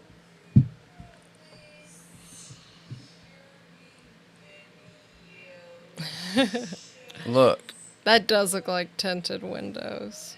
100%. Like Yes. super dark tinted windows. I agree. Okay, Yeah. I agree. So this just blows my mind because, you know, this whole time that we've been talking about this is new information to me. This whole time we've been talking about this, I've been thinking, well, okay, it makes total sense why they connected him to there because they got video of his car, you know, like that. Okay, if I was a police officer, I would be all up in his business too. Like that makes logical sense, right? And Yep. that's what we're always looking for is things that make logical sense. Now, we aren't seeing any of that. With the Linda Lane footage, There is no car to be seen. There's there just lights. isn't a There's just car lights. to be seen. Just a car that's turning around. That could be anybody. I know. It could be a popular place to turn around. I know. It's so wild. You know, when I was a teenager, we used to go riding around because I lived in this town for a little bit when I was a teenager, and there was nothing to do, like at all. It was a tiny little town, and we would drive up and down the strip to find parties. Like that's where you went to find a party, like a kickback, and. We had to turn around at some point. So imagine driving around, and that's just, there was spots people typically turned around. Say a murder happened there. They would have seen my car there like 10 times that night, and I would have been a suspect. Yeah, absolutely. No, Now, I granted, this like would be sketchy for the night of the murders, but we don't even know that that's his car. And that's what blows me away. That's what I'm shocked about. That's what I just don't understand is like, okay, this whole time I was under the assumption that these cameras right by the house got him on their camera so that there's some kind of link there. Now, okay, so let's look at that one picture. I don't even need to look at it that I've looked at it so much. But so the one picture here. Bing. You're talking about with the reflection? With the reflection. Okay. That picture was passed around everywhere. And It was. I figured this out on stream, and I'm not trying to pat my back or anything. If anything, we should have figured it out before. But I've looked at that picture a whole bunch of times, right? Because I just analyzing the image, trying to figure it out and everything. And one thing that I didn't realize until the stream the other night was that it's a reflection, okay? I feel like that's obvious when you look at the picture. It's obvious it's a reflected picture there. Now, what's interesting is the part where the iPhone lenses are on the camera is missing the windshield. Like it had been erased out of that picture. If that's a reflection of a picture, that windshield part should still show. Just like the fingers do off to the right-hand side, just like the front of the car does off to the left-hand side. So, I believe that picture's been edited. To what? So what? That picture was originally taken. It had a reflection in it, and they made the opacity darker or something so that you can't see. Or they overlaid that image on another photo to make it look like it was a Why? reflection of a picture and and took off the windshield part where you would probably be able to see a passenger sitting there. I don't know if it's the right angle to see a driver, but you would probably be able to see the passenger sitting in there. But why would you do that? I don't Because that I don't reflection know. makes it look sketchier. I have no idea. I do not understand this. I am at a complete loss. I don't get it whatsoever. And the media has been passing that image around like fact. Like, this is Kohberger's car. I mean, this is from a gas station. I've been passing it around like fact. Because the mainstream media is. I don't think so. I don't watch any of the mainstream media. Okay, but they are. Because I've looked it up after we talked about that, and that has been produced by mainstream media as this is surveillance footage from like a gas station or convenience store, and the clerk took a picture of the security footage and leaked it.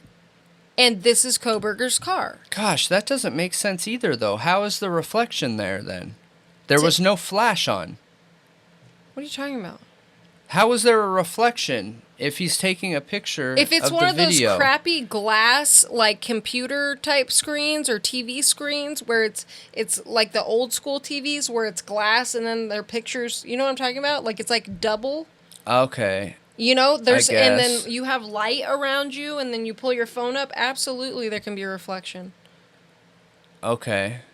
You're taking a picture of a screen and not this kind of LCD screen. With no flash? That just What are doesn't those seem very screens likely. called? What are those screens called?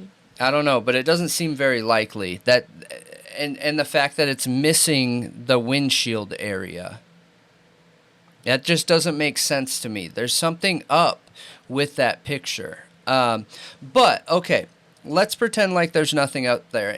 And I want you guys to understand something.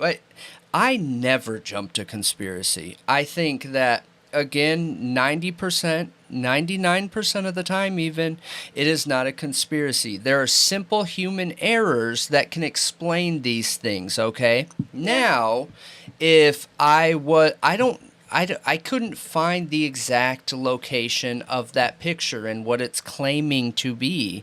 I couldn't find a reliable location of that picture. I tried. I know there's a few more images out there of his car that aren't on that night or are on a different road, like the main road, which doesn't give a lot of reasons why he would be on the 1122 road.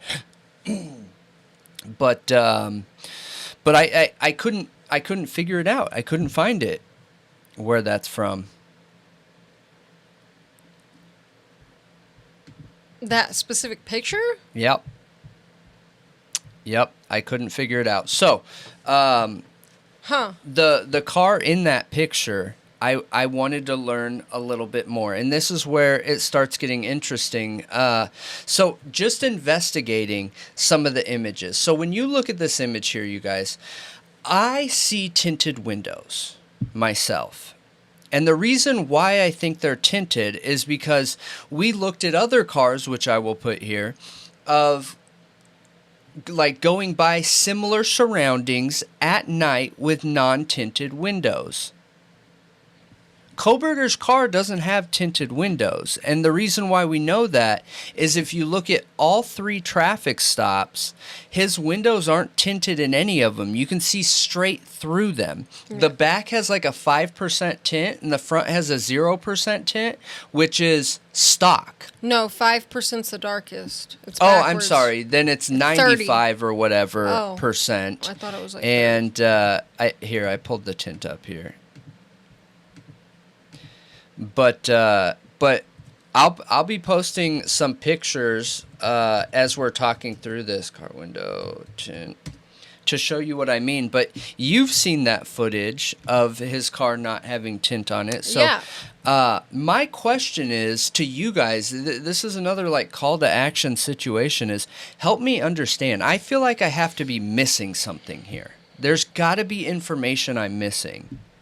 Yeah, everybody's got information missing because there's a gag order.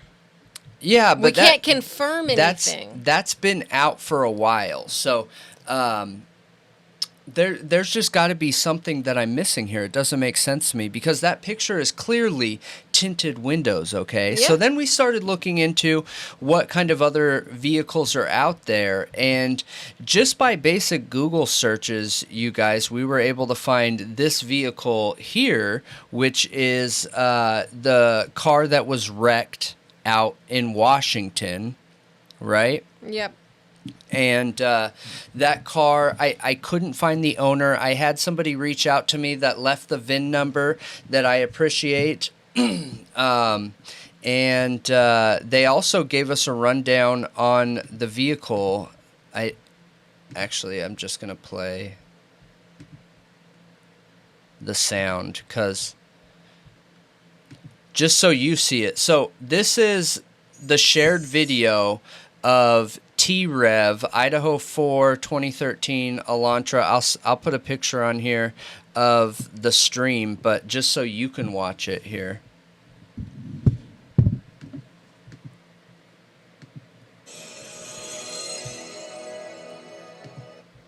When drop that Idaho is justice. I should have already had this set.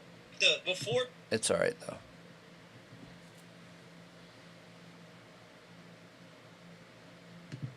drop the after pictures in there. Look it.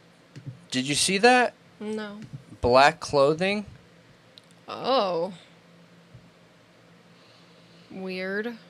Super strange, right? Mm-hmm.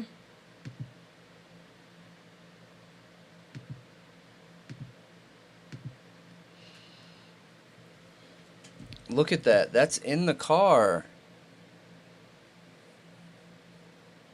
And look at that car was taken apart. Why are there front They were in a sun car visors? crash.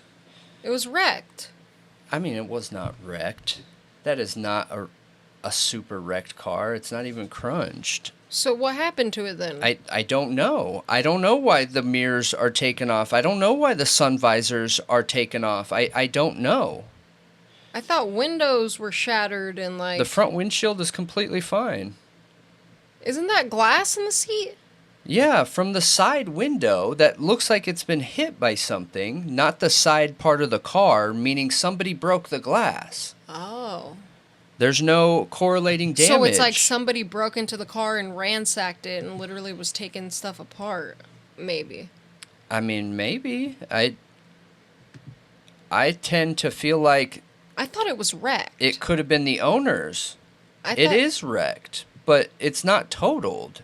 Just Oh. the front end is crunched. Okay.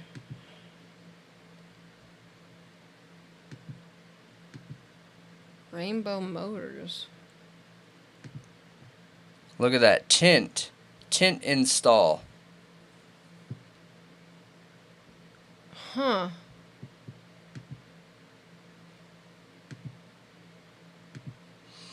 Apparently, that car was sitting there for 3 days.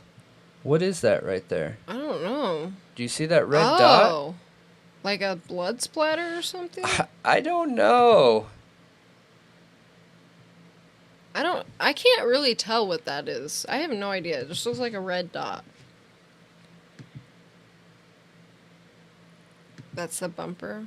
Yeah, and that's the VIN number right there. Colorado? Yep. Wait, and Texas? Yep.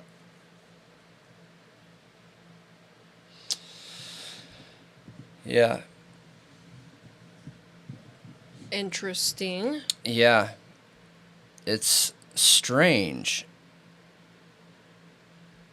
It is strange. Huh.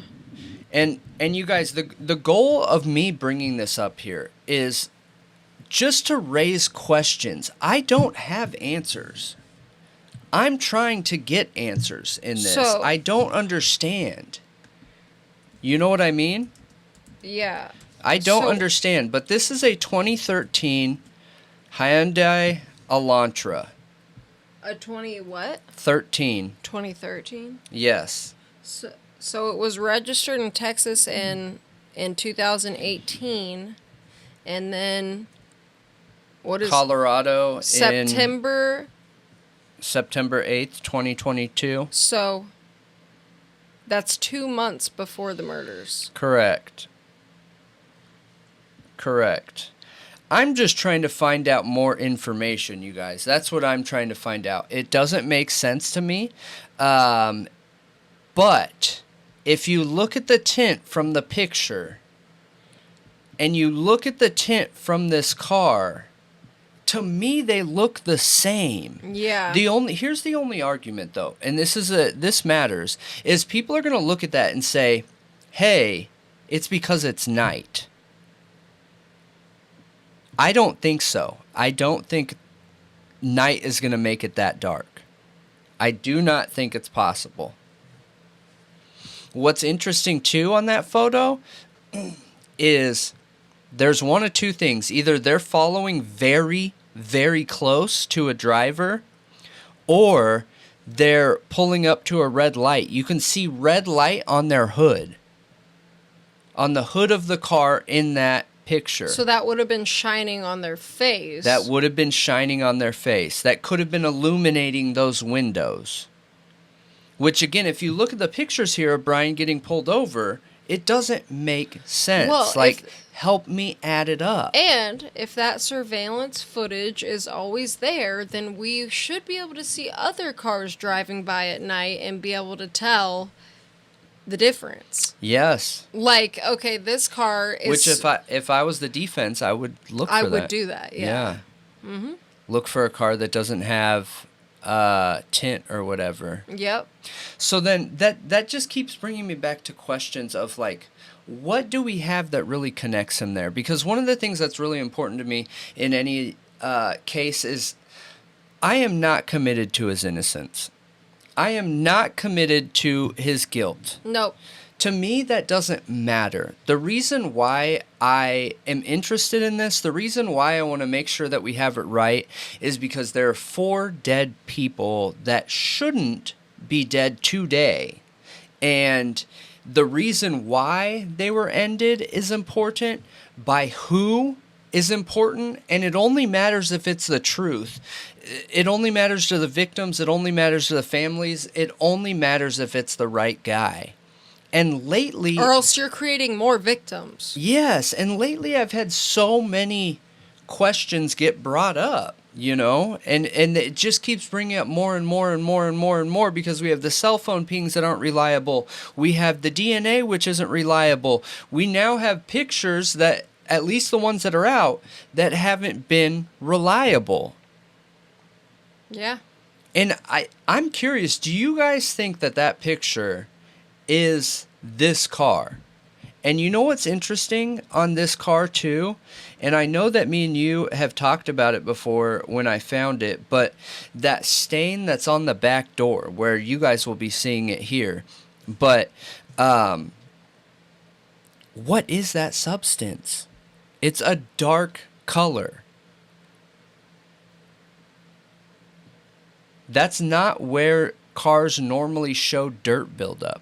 Yeah, like where it spits back from the tires Yes. and like stuff like that. It's an unusual place for buildup, I think, too. It looks like to me Maybe that somebody rust, but like pulling the door across their body. And it's scraped on. It's something scraped on it. Something scraped on it, maybe. I don't know. It's a darkish, brownish, blackish color. Yeah. That stands out. And one thing I wanted to know too is like how, okay, all these people found this car, okay, and there's mainstream news out there highlighting this car. What did the police actually do to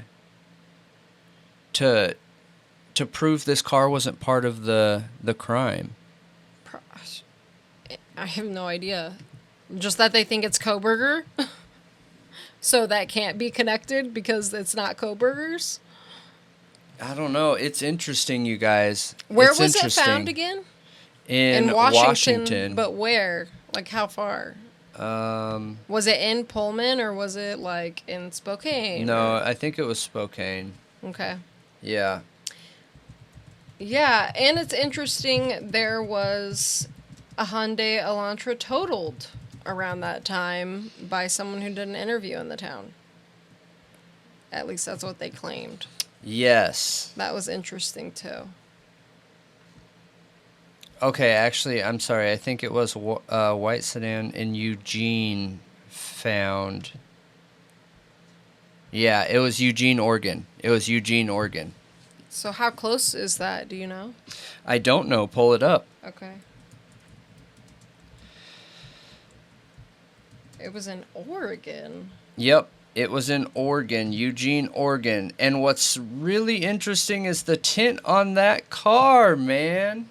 And the rims. And you know what's funny is this is a 2013 Hyundai Elantra, and that's what they first said they were looking for. It is. It is originally what they were looking for. So I'm just hoping that you guys help me out with this one here. I am so curious. I don't understand.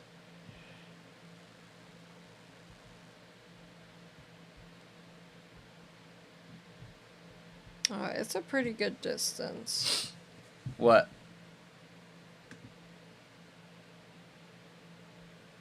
Yeah. What, 4 hours?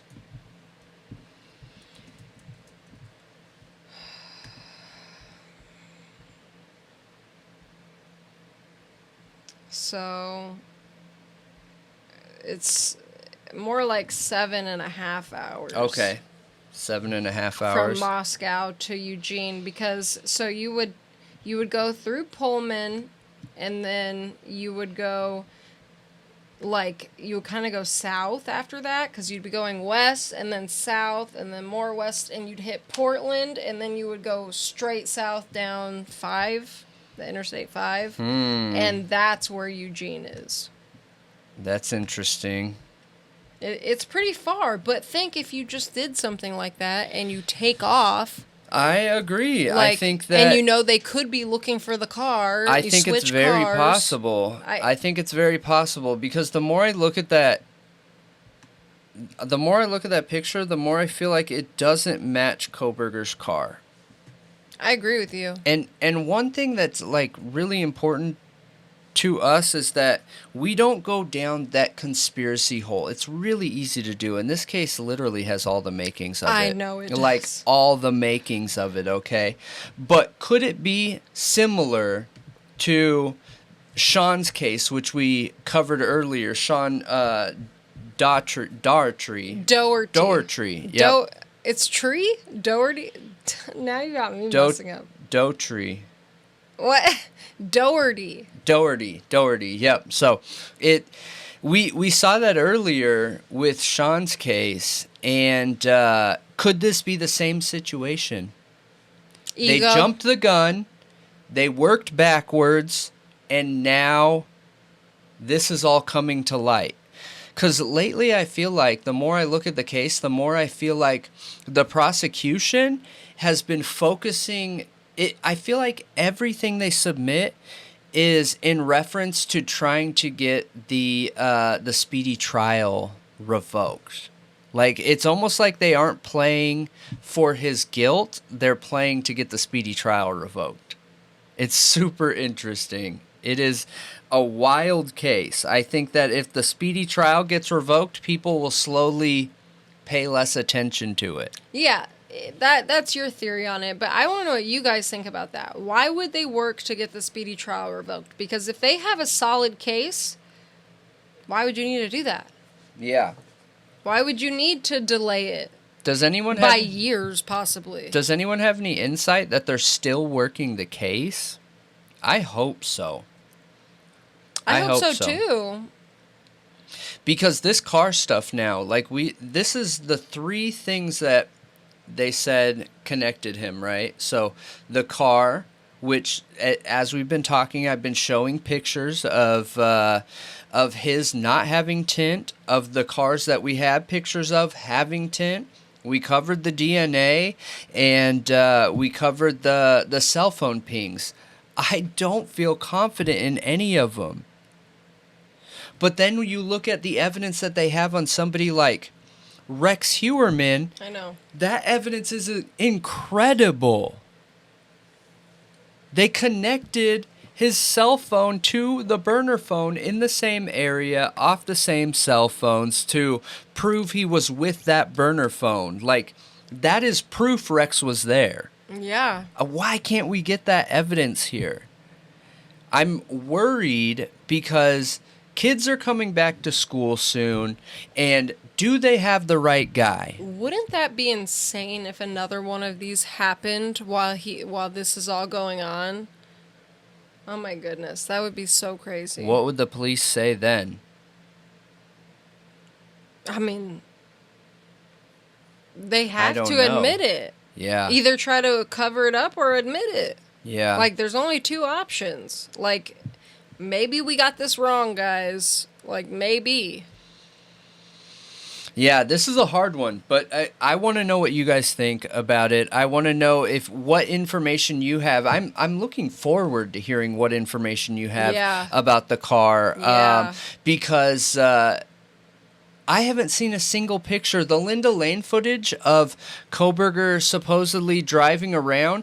You guys, I can't even verify that that's a Hyundai Elantra. I can't even tell you if it's a sedan. I can't even tell you if it's a car. Can't even tell you if it's white. No. Or black. Or purple. I have no idea. There's no way to tell anything. Whatsoever. I know. It is so strange. Yeah, it's weird. But if I'm missing something, please call me out on it. Like, let me know what I'm missing. Help me get this information so I can understand what's going on. Because, like, after we realized that other evidence was not so great, I thought for sure that this evidence is like, oh, obviously, like, they've seen him driving around. It makes sense. 1 + 1 is 2. Now I'm not feeling so sure. I'm really not. No, I don't feel sure about it at all. Like, as we've slowly gone through each piece of, like, major evidence, I feel like we've just seen holes in every single one. And that is not good. Yeah. To say the least. Yeah. But let us know what you think, you guys. Yep. I know you will. Yes, you will.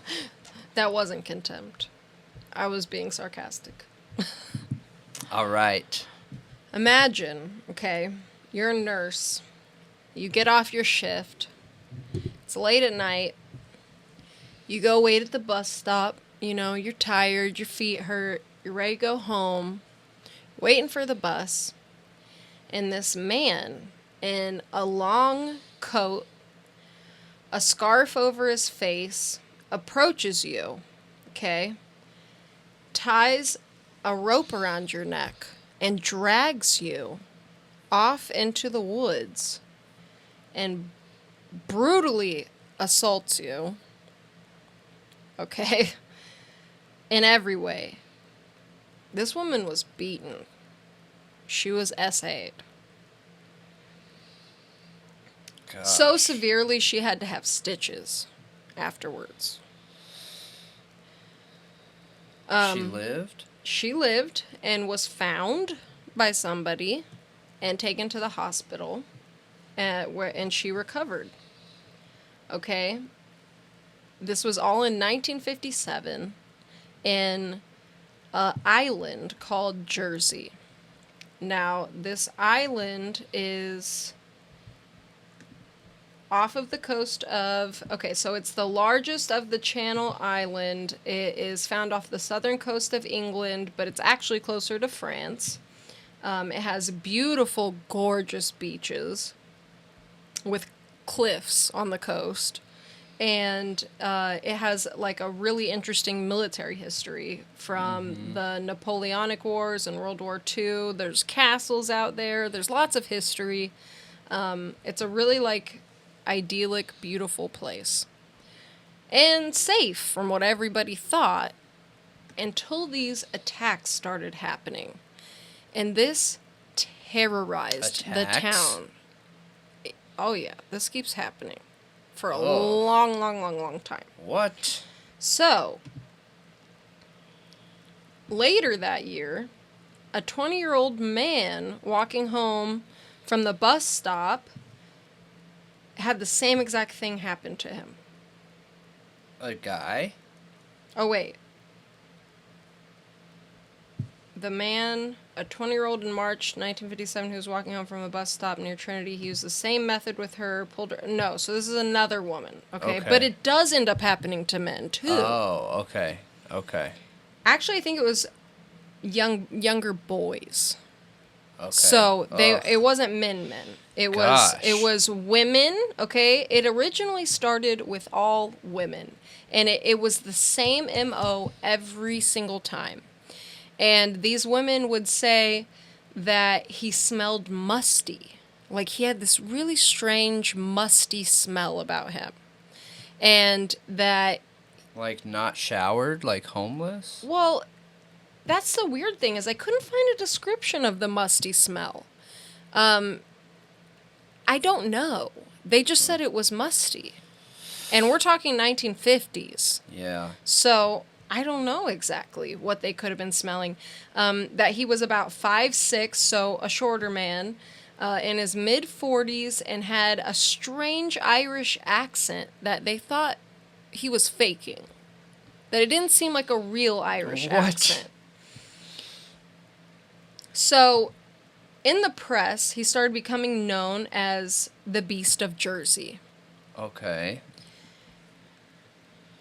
So then, in 1960s, he started changing his tactics and breaking into homes, and that's when we start seeing children being assaulted.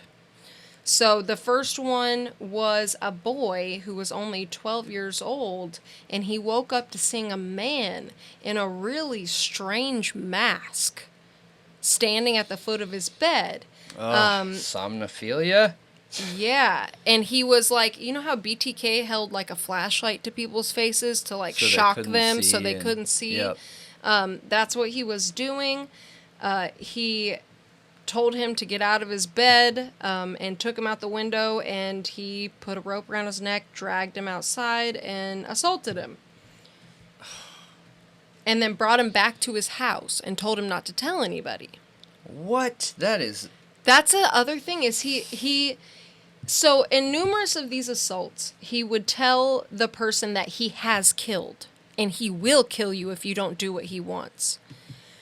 But Dude. every survivor we know of, like everyone we know of, was brought back. Every single time. So not a single time of... We don't have a confirmed kill. Just Oh my beating, gosh. brutally beating, this weird thing with the tying, like dragging them by the neck with a rope, and SA. Like, horrible SA. Weird, right? Awful. It's horrible. So 1957 was the first confirmed. Then we have the 1960s where he starts breaking into homes, and people are afraid. Like, people are really freaked out. They think there was probably even more that they don't know about of people being assaulted because they were afraid to come out about it. They were afraid to talk about it because this man would threaten. Like, one of these little boys, he said, you know, I will kill you. Do not tell anybody. But when the mother saw him that morning and he didn't look okay, he ended up saying everything that happened to him. So there's another situation where a woman in March in 1960s, which the little boy was in February, so March after that, she's walking to the bus stop and stopped to speak to a man that was in a stopped car, and he offered her a ride. He said he was a doctor that was on his way to pick up his wife, and she got in his Rover, in his car, and drove off. She turned to talk to him and then noticed his coat and his hat and his gloves. And she couldn't see his face, but, like, she realized she made a mistake. And by that time, he had already driven her off to, like, a secluded area. And he did the same thing to her, pretty much. He beat her. He SA'd her. Oh, wait. No, actually, she fought him off. So he did beat her, but before he could get to the SA part, she fought him off and jumped out of the car and ran. No way. Yep. Oh, wow. So then there's another case, which this one's really awful. So a 43-year-old woman and her daughter, her 14-year-old daughter, were asleep in their cottage. And this is in a remote part of the island called St. Martin's. She woke up to a phone ringing after midnight downstairs. She got out of bed to answer it, but there was nothing. It was just pure silence on the other end of the phone. And then there was a click and then a dial tone. So she didn't think much of it. It was like, oh, wrong number, and went back to bed. Later, again, she was woken up by a noise. She went back downstairs, and she turned on the lights to see better, to see what was going on. When she reached the bottom of the step, the lights went out, and she realized she was not alone. There was someone in the living room, and she picked up the phone to call the police, but the line was dead, so he cut the line, or unplugged it. So spooky. Yeah, he cut it. So, he jumped at her and attacked her and told her, give me your money, and threatened to kill her. And in the struggle, her daughter woke up and heard the noise and went to see what was going on. And her mom was, yelling like, run, go. And the man let go of her and went after the daughter. So now that the woman was free, she ran to the neighbor's house and brought them back. But by that time, he was gone, and the daughter had been tied up and essayed and beaten, but she was still alive. And then there's more instances. 14-year-old girl, 8-year-old boy, and the police, they were at a loss. They had tried to get leads on this, couldn't get anywhere. People are horrified. Yeah. And this goes on for too freaking long. So they realized he probably was a resident, okay, for how long this has been going on. He's probably a resident. They assumed he was a single guy for some reason, he couldn't have a wife and kids because, that'd be hard to live a double life if you have a wife. 1950s and 60s, I guess. RexHeuermann. Yeah, right. And they thought that he probably would have a criminal record, so they started interviewing people who had criminal record, and they also requested fingerprints of every adult man on the island. They had the right to refuse, and 13 of them did. One of them was him. The guy who was doing this. One of them was him. So, the police, there ends up being these rumors that it's this guy, Alphonse Le Gastolois? I don't know. Okay. So we'll just say Alphonse for simplicity. Alphonse. So he gets accused. The police snatch him up, detain him, question him. Apparently, they didn't have the right, with the way their government works, to actually make an actual arrest. They could only detain suspects and interrogate them. They had to go to some higher up to actually make an arrest. Okay. So they spend 14 hours questioning this guy and then release him because they feel like they don't have enough evidence. But the whole town had heard about it by now, and they thought, oh yeah, that guy is weird. He's a strange guy. Apparently, he was just kind of an oddball. He was a fisherman, I believe. Uh-huh. I had information of him pulled up. Yep, so. Anyway, okay, so he was. Oh no. That's not what I thought it was. Anyway, he was an odd guy that, there were farmers in the area, and he would go and, take food from them, pick stuff, and they were all okay with it. Even though he was odd and the way he lived was odd, everybody was like okay with him because he was a nice guy, like Sure. this nice older man. Like anytime he had an actual encounter with somebody, he was, you was know, a good- respectful yeah. and okay. But people were like, oh yeah, he wears a rope around his like this coat instead of a belt, and that's that's one thing that the A Beast rope? of Jersey did. He didn't wear a belt, he wore a rope around his coat, like as a belt. Oh. So that they made that connection, like, oh, this Alphonse guy, he does that. So everybody in the town gets convinced it's him.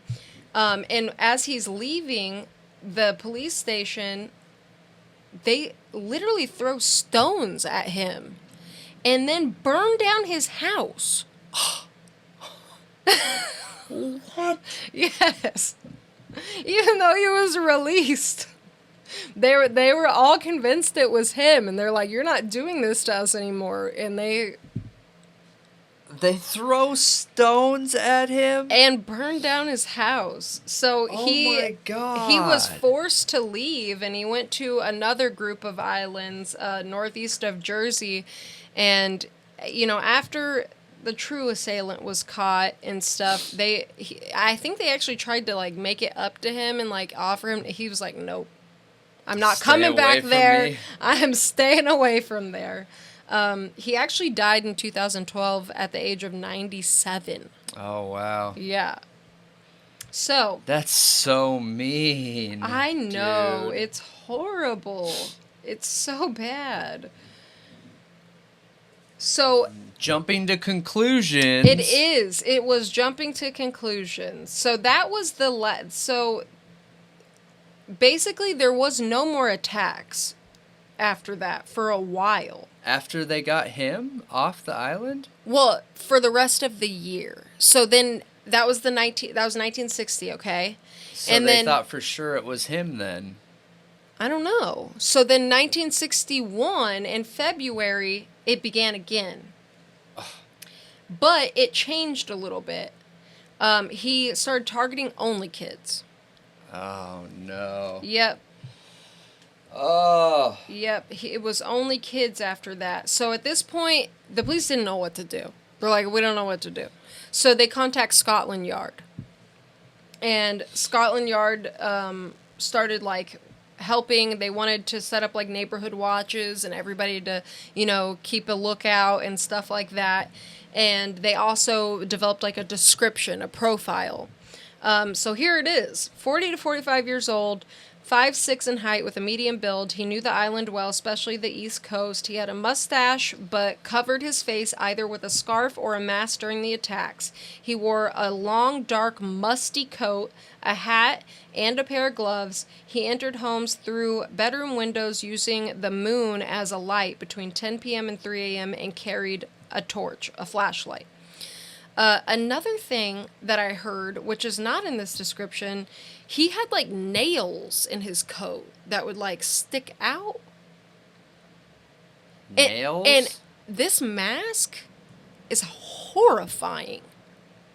Like, it's so scary, which I want to show everyone.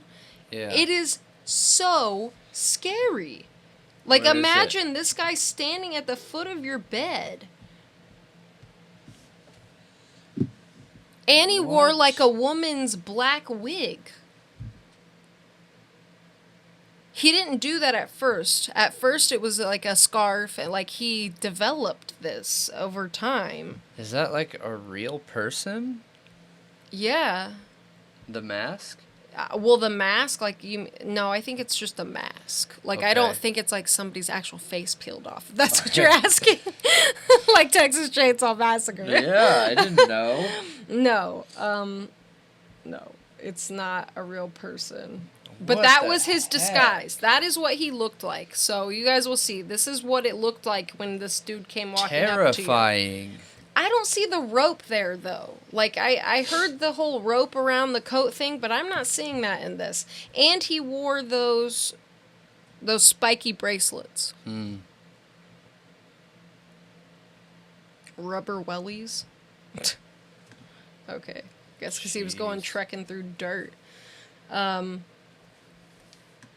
I just can't imagine, like, living in a small island town and this guy going around doing this for years. I agree. And wondering who among us is doing this.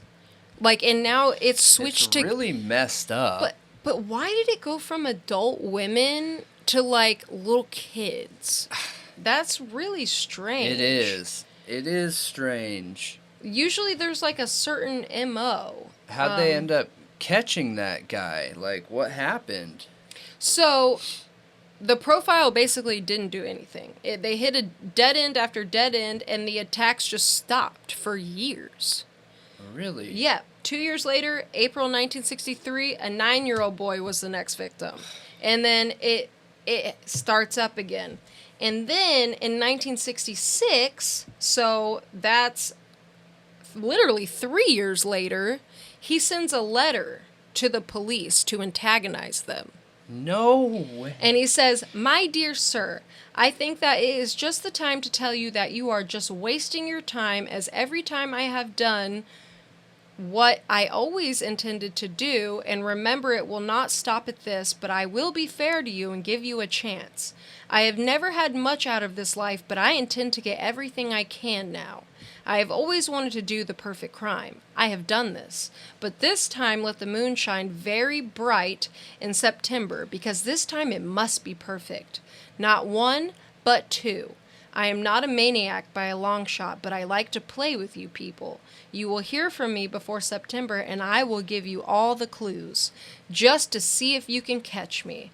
Yours very sincerely, wait and see." So, in August, a 15-year-old girl was brutally attacked, but it was different. So, this girl's body was covered in long scratches that were perfectly dispersed in parallel lines.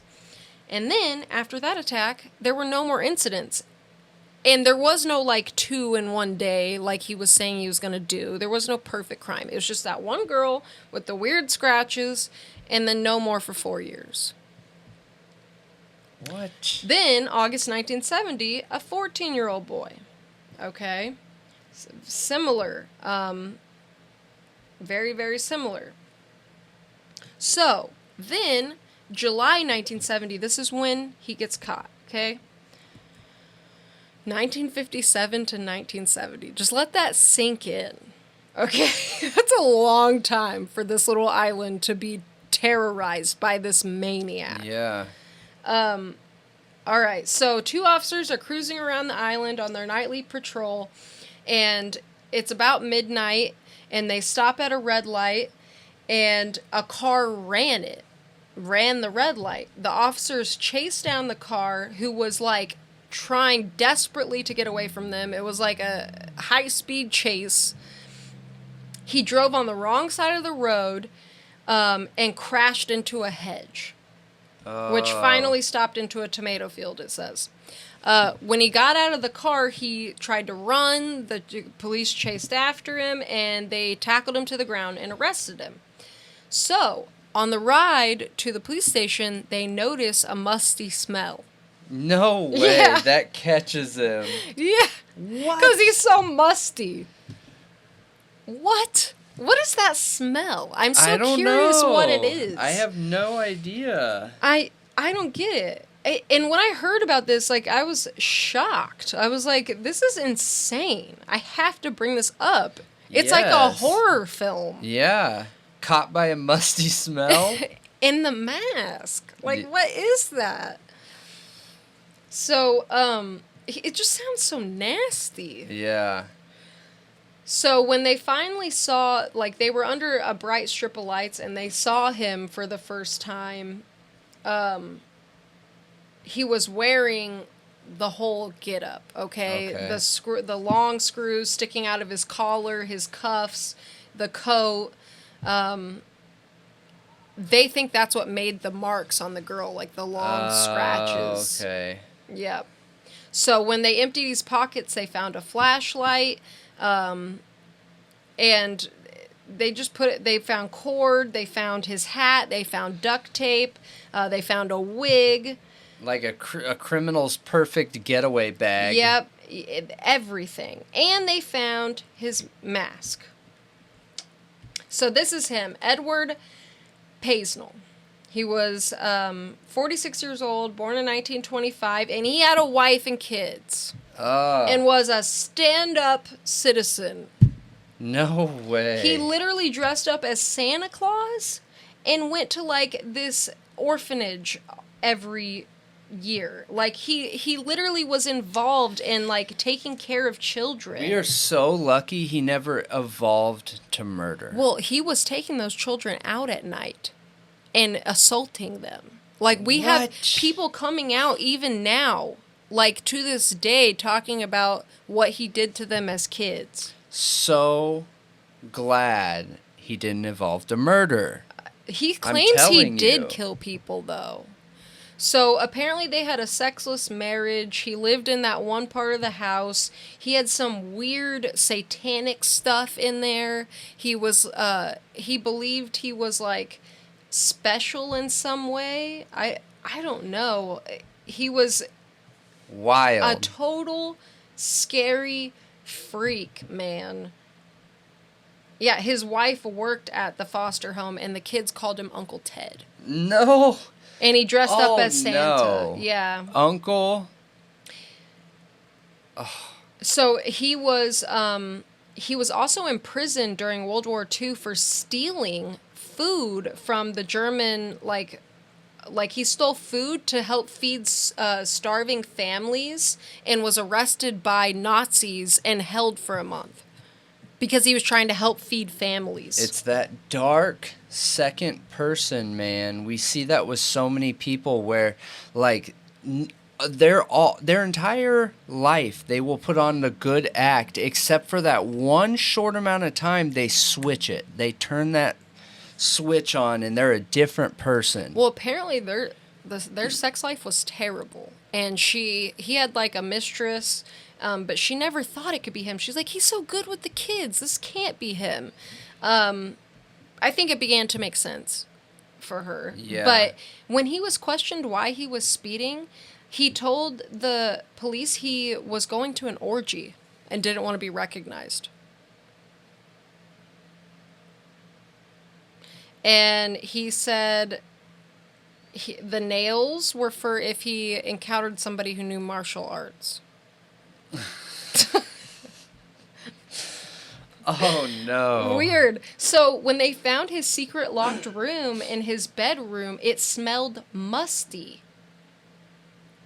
So that's where, like, the musty smell was coming from. He had, like, homemade wigs. They found photographs in there. They found, like, evidence he had been planning his attacks for years. He chose his victims years ahead of time. What? He knew specifics about their families, their homes, which windows to climb in at night, and he had a shrine to Satan, which included an altar, a sword, and books about, like, black magic and the occult.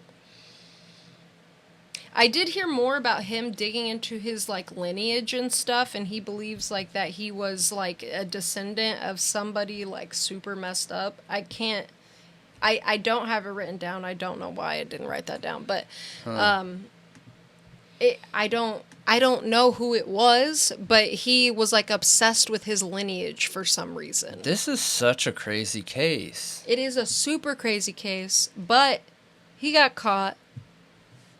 Thank God. Yeah, hopefully they got the right guy. What? I'm just joking. What? Yeah. That's You're the right literally guy. caught in the act. Yeah. Yeah, he was going to a new victim. Yeah. Yeah, in the dress and everything.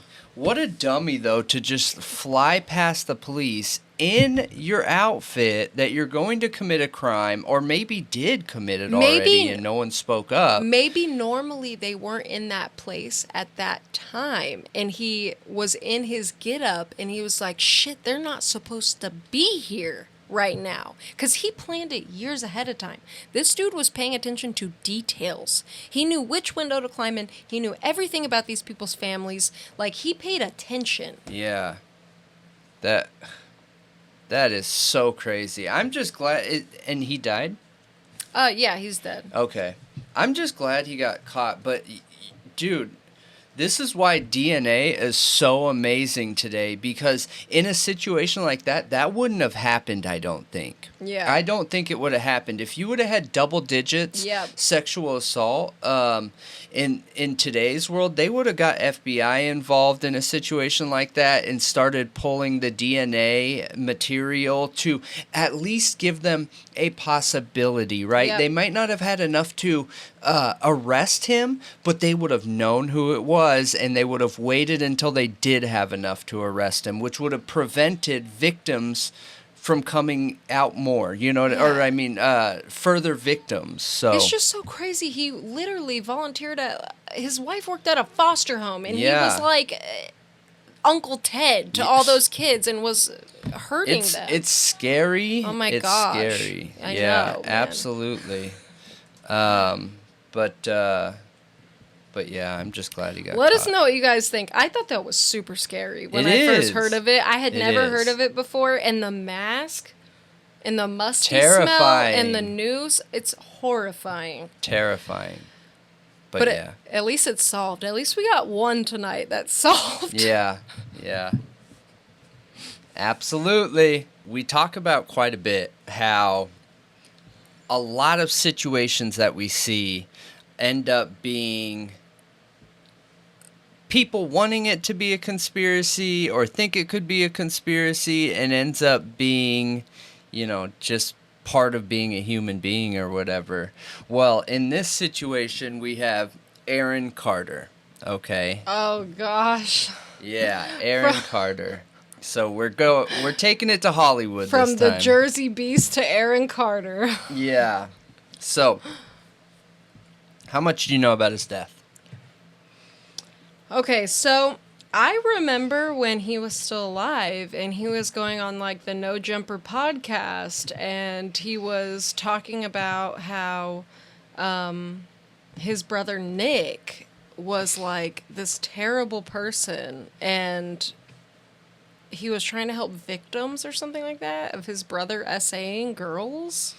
Yeah, And it was like a whole bunch of, like, he made a bunch of crazy claims, and I remember people largely didn't believe him and thought he was, like, on drugs and, like, he was having mental health issues and, like, all kinds of stuff. Yes, and he actually ended up coming out saying that he wanted to rekindle the relationships with his family members after that. So if I had to guess, there was never a confirmation with him saying, hey, I made it all up. But there was confirmation of him saying, hey, I was diagnosed with acute anxiety, multiple personality disorder, schizophrenia, and some sort of manic depression. Yep, so towards the end, that's what he was saying he was diagnosed with. So I see that, and I feel like that's his coming out in public version of an apology, kind of. Yeah, now, he was like manic. He was crazy. I know. On those. I know. Here's the thing, though, okay? So we're looking at a family that has been in the light as long as we've known about them. Almost every single one of them. They had their own reality TV show. You have multiple kids who are stars, either rapping, singing, performing, whatever, right? Yep. Well, you now have two people that ended themselves, self-deleted themselves. Two? Yeah, two people. So it started with one of the sisters, and she had a drug addiction and couldn't control it and overdosed, and she passed, okay? Now... But did she mean to? No, accidental. Okay. Now, Aaron Carter, like you said, before his passing, had been going on multiple shows, multiple podcasts. I mean, I know even Rogan had made a comment saying that Aaron Carter had reached out to him, but he just didn't feel like it was a good fit or whatever, based on what he was looking to talk about and what Joe primarily talks about.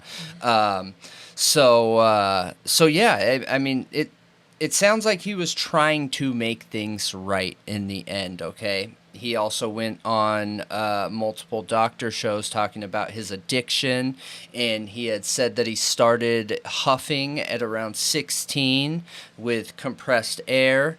And I mean, I don't know about you guys, but I have experience with that, not necessarily myself, but being around it and everything else, and like, that is a wild drug. I mean, it's not even meant to be a drug. It's meant for like cleaning Steve-O. electronics. Yes. Yeah, exactly. Exactly. It takes you everywhere from euphoria to full-blown hallucinations. But air duster's different than whippets. Yes. Yeah. Yes, it is. I believe it was air duster he was primarily using. Aaron Carter? Yep, because he Okay. talked about going to Staples in disguise and things like that. So I'm assuming he's not going to get cans Whipped cream of from Staples. Whipped cream from Staples. Yep, exactly. So, all right, now we fast track up to his untimely death. Yeah, I don't know anything about that. I just remember watching the podcast and thinking, gosh, what happened to him? Yeah. It was honestly kind of sad because Yeah. I grew up like listening to "I Want Candy" Yep. and like seeing him on TV and He stuff. had sold millions of records between his two first records of the I Want Candy, How I Beat Shaq. What was that other one? There was one other really popular song. And then he started moving to TV where he was doing shows like Lizzie McGuire. What was the other one? Seventh Heaven? Oh yeah, Was it Seventh and Heaven? I watched those. Yep. So by all accounts, it seemed like he was, becoming part of Hollywood, and it seems like a lot of people in Hollywood end up with drug addictions. It's a fast life. So, like, it makes sense for those things to go hand in hand, in my opinion. But the sister, too, and she wasn't famous. So it's weird. So, I mean, addiction is like a family disease. It is. It runs in families. Like, there's certain behaviors, there's certain trauma that just, it passes on until somebody finally breaks the cycle, usually. Yep. Absolutely. So, on November 6th of 2022, at Aaron Carter's house, his newly hired maid, personal manager, she kind of fit all roles, had walked into his house to do some things and screamed at the top of her lungs. She walked into the bathroom and found Aaron Carter fully clothed in the bathtub, a full bathtub of water, and called 911. 911 suggested she try CPR and everything, and they ended up coming and pulled him out and laid him down. With blood or like with like an electronic or Nope, none of the above. So the medical team ended up coming and trying to revive him, but he had been too far gone. Okay, so I see where this is going now. Looking at the scene here, they said they found cans of duster. They found multiple pill bottles, and they couldn't see anything else wrong with him. Now, I did look through the autopsy report and the medical examiner's report, and it does say that he had a couple minor marks on him. One just like on his upper lip below his nose, and another one was like on his nail bed or something like that, right by one of his nail beds. Other than that, no other lacerations, bruising, any... Literally nothing. Nothing. So basically this 10-page report is multiple pages of his tattoos, talking about the evidence, therapeutic intervention, postmortem changes, non-fatality injuries, and then it goes into the incision of the autopsy and everything like that. So now this didn't come out for a while, okay, and I think that's what started all of this. not long after, his mom, his blood mom, which is separated from the dad and that side of the family, started yelling at the top of her lungs, conspiracy, okay? Oh gosh. There's something going on here. I don't know why the police didn't do what they were supposed to do. And there were a ton of people that wanted to end him.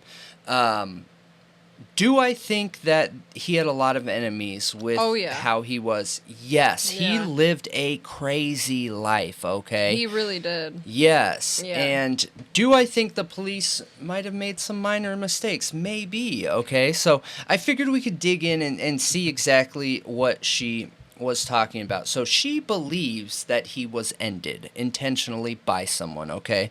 So when I first hear that, the first thing I think of is, okay, so why? Why does she think that, you know? And I start trying to figure out reasons why.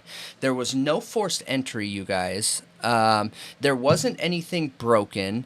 There wasn't anything ransacked. There wasn't anything out of place in his house. All his jewelry was there. He had pieces of jewelry that were like $50,000 or something like that. So he had a lot of valuable stuff. Nothing was missing. Nothing seemed out of place, okay? So the police responded saying, you know, everything was how it should have been. Okay, but with the autopsy, what was the cause of death? I'll get to that point. Okay. We're going in a timeline here. And everything that I'm talking about is in that timeline. So before the official cause of death was released, all this started going on. Okay. Now, she wasn't happy with what the police were saying, and apparently a police officer did come back out there. Some of the other things she was highlighting was that police let people walk in and out of the crime scene, okay? Which, in my opinion, is not that weird. It seemed pretty self-evident what had gone on there. They found cans of duster, okay? They found prescription bottles. They found him in a bathtub. Were there probably some weird things? Yes, like him wearing clothes in the bathtub. However, by all accounts, he had been clean, and this looks like a relapse. So when people relapse is normally when they don't make it. They've been off of whatever their drug of choice is then, and they try starting it again at a similar dose or whatever, and they don't have a tolerance anymore. They don't make it a lot of times. It's too much. Yes. Yeah, I've seen it. So too much. He has a son, and he was trying to get better for his son. So the mom didn't have custody, he didn't have custody, and he wanted custody. Now, during this time, the fiance, or so-called fiance, came over, and there was a ton of media attention on her, okay? And here's the thing. They had a crazy relationship to the point where he was getting an order to keep her away. She wasn't allowed at his house. There were reports of her chasing him with a knife. Like he had social media posts saying, you know, I'm just begging you to leave me alone. He would block her on social media. She would create new accounts and harass him and stalk him. And literally at one point on social media said she was going to end him, okay? Oh, gosh. So, again, a lot of people started picking this story up, and they started, if you'll look up her name, I forget it. I didn't write it down here. If a lot of people started picking this story up and running with it. Melanie Martin. That's her. This is her. Yep. Okay. So a lot of people started running with it, and a lot of people felt like she was involved with it, through all the threats, through their toxic relationship. When she got to the house, she sat outside the house, even though police were letting people in, and had a breakdown. Could it have been for the attention? Sure. I think it could be. I think it could be for the attention, and I think it could not be alarming, like there was something weird going on. I think the important thing in most of these cases is looking at the evidence, okay? It is so rare for someone to be able to get away with something like that makes so much sense and have them be ended. That is just very, very, very, very, very rare, okay? So another possible I would agree. another possible theory is the maid, the newly hired maid that was supposed to be traveling all over the world with him, and she was homeless months earlier, and he felt like he was doing a good deed by hiring her and having her be his personal assistant. However, the only thing I would say with that is there was nothing missing. Okay. Yeah, why would she? Where's the benefit here? Right. So these are all people that, most people have been questioning. The mother never came out and said anything specific. Her focus has been mainly on the police officers. But, I get how people are connecting dots. But one thing that I think is really important to always point out is just the human condition. Like, we have a mom here, okay, that lost a son. That had gone on national TV before with his addiction to work through it. He had been clean for years and months, and maybe she was in a space where she felt like he was finally over it, had a reason to be over it, and then to have something this tragic happen again. You know what I mean? There's so many people out there that are connected to people who choose to end themselves that feel like that can't be the case. Like, they couldn't have done it. Oh, man. I've seen people who went 10 years sober and then relapsed and bad. I know. Died. I know. Not died and just went back to that life. I know. That's crazy. But it happens. It does. It happens every single day. Addiction is a monster. Really dangerous and can take over anybody, if you're not working on coping mechanisms and skills and making sure you can handle your stress and all these other things. It's literally life and death. Yes. So, okay. All these theories are running rampant now, right? And then the LAPD finally released the autopsy.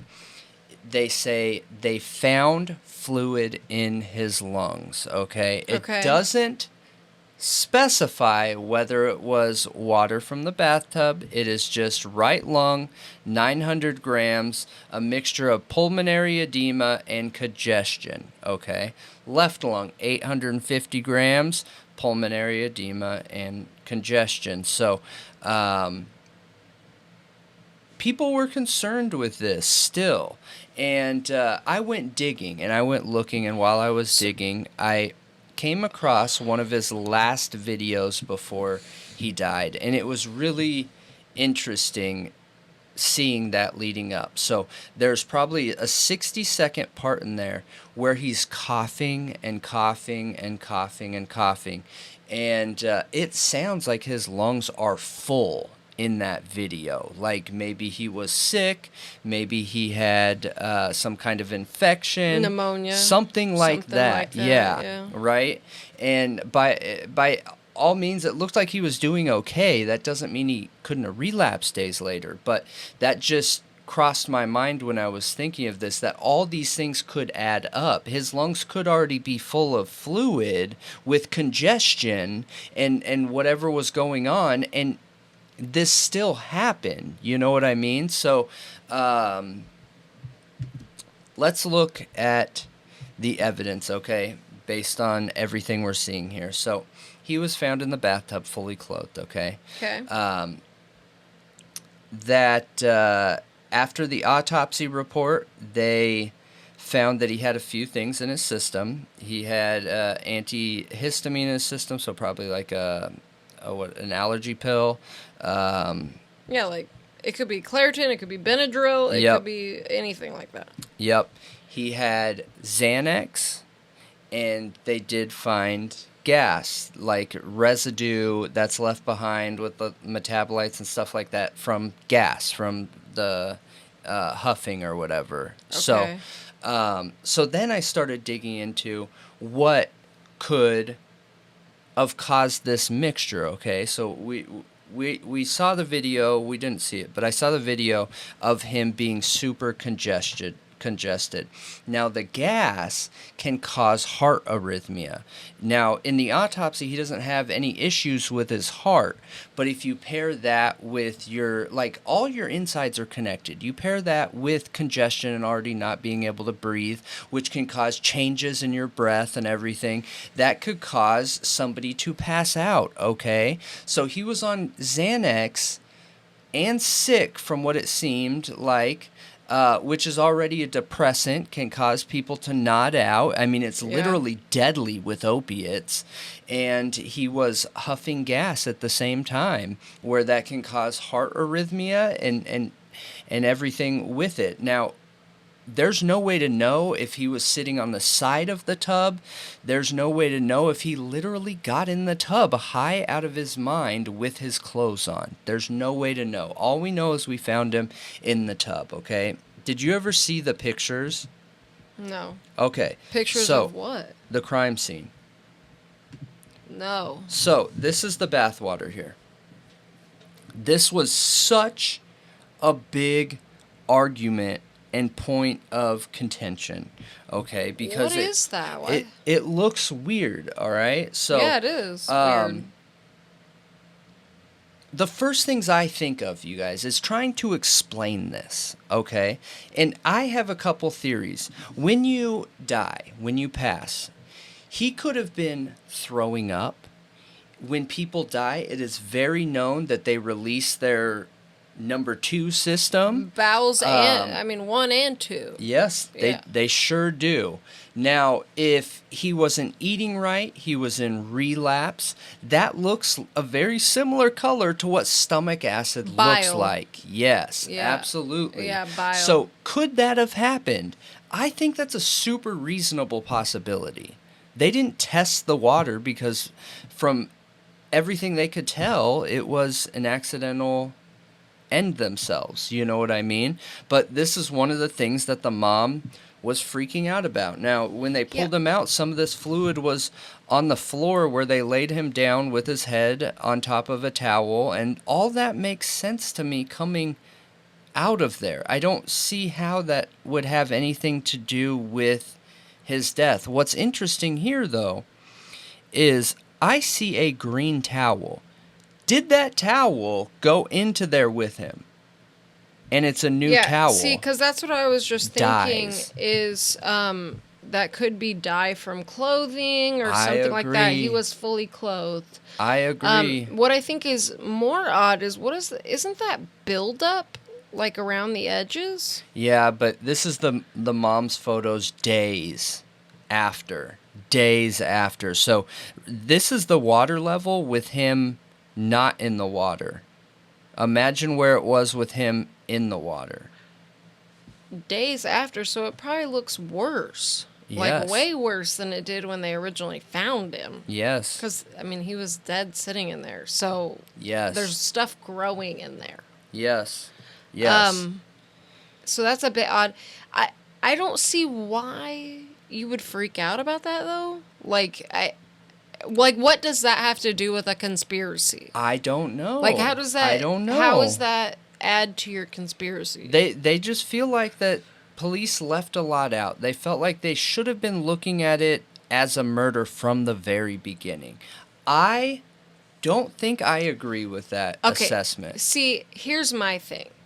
If you see someone that looks like they deleted themselves, I think you should rule out the possibility of it actually being murder. Okay, but you have to dive in deep enough to explain how much of an investigation warrants it, because police base investigations based on visual evidence that they see at a crime scene. And remember, from the beginning, there was no forced entry. There was nothing broke. Okay. There was nothing stolen. Okay, so in that instance, it's not like he was an average person. He was super rich. So if you have, or not super rich, he's a celebrity, okay? He had money. I don't know how much he's worth.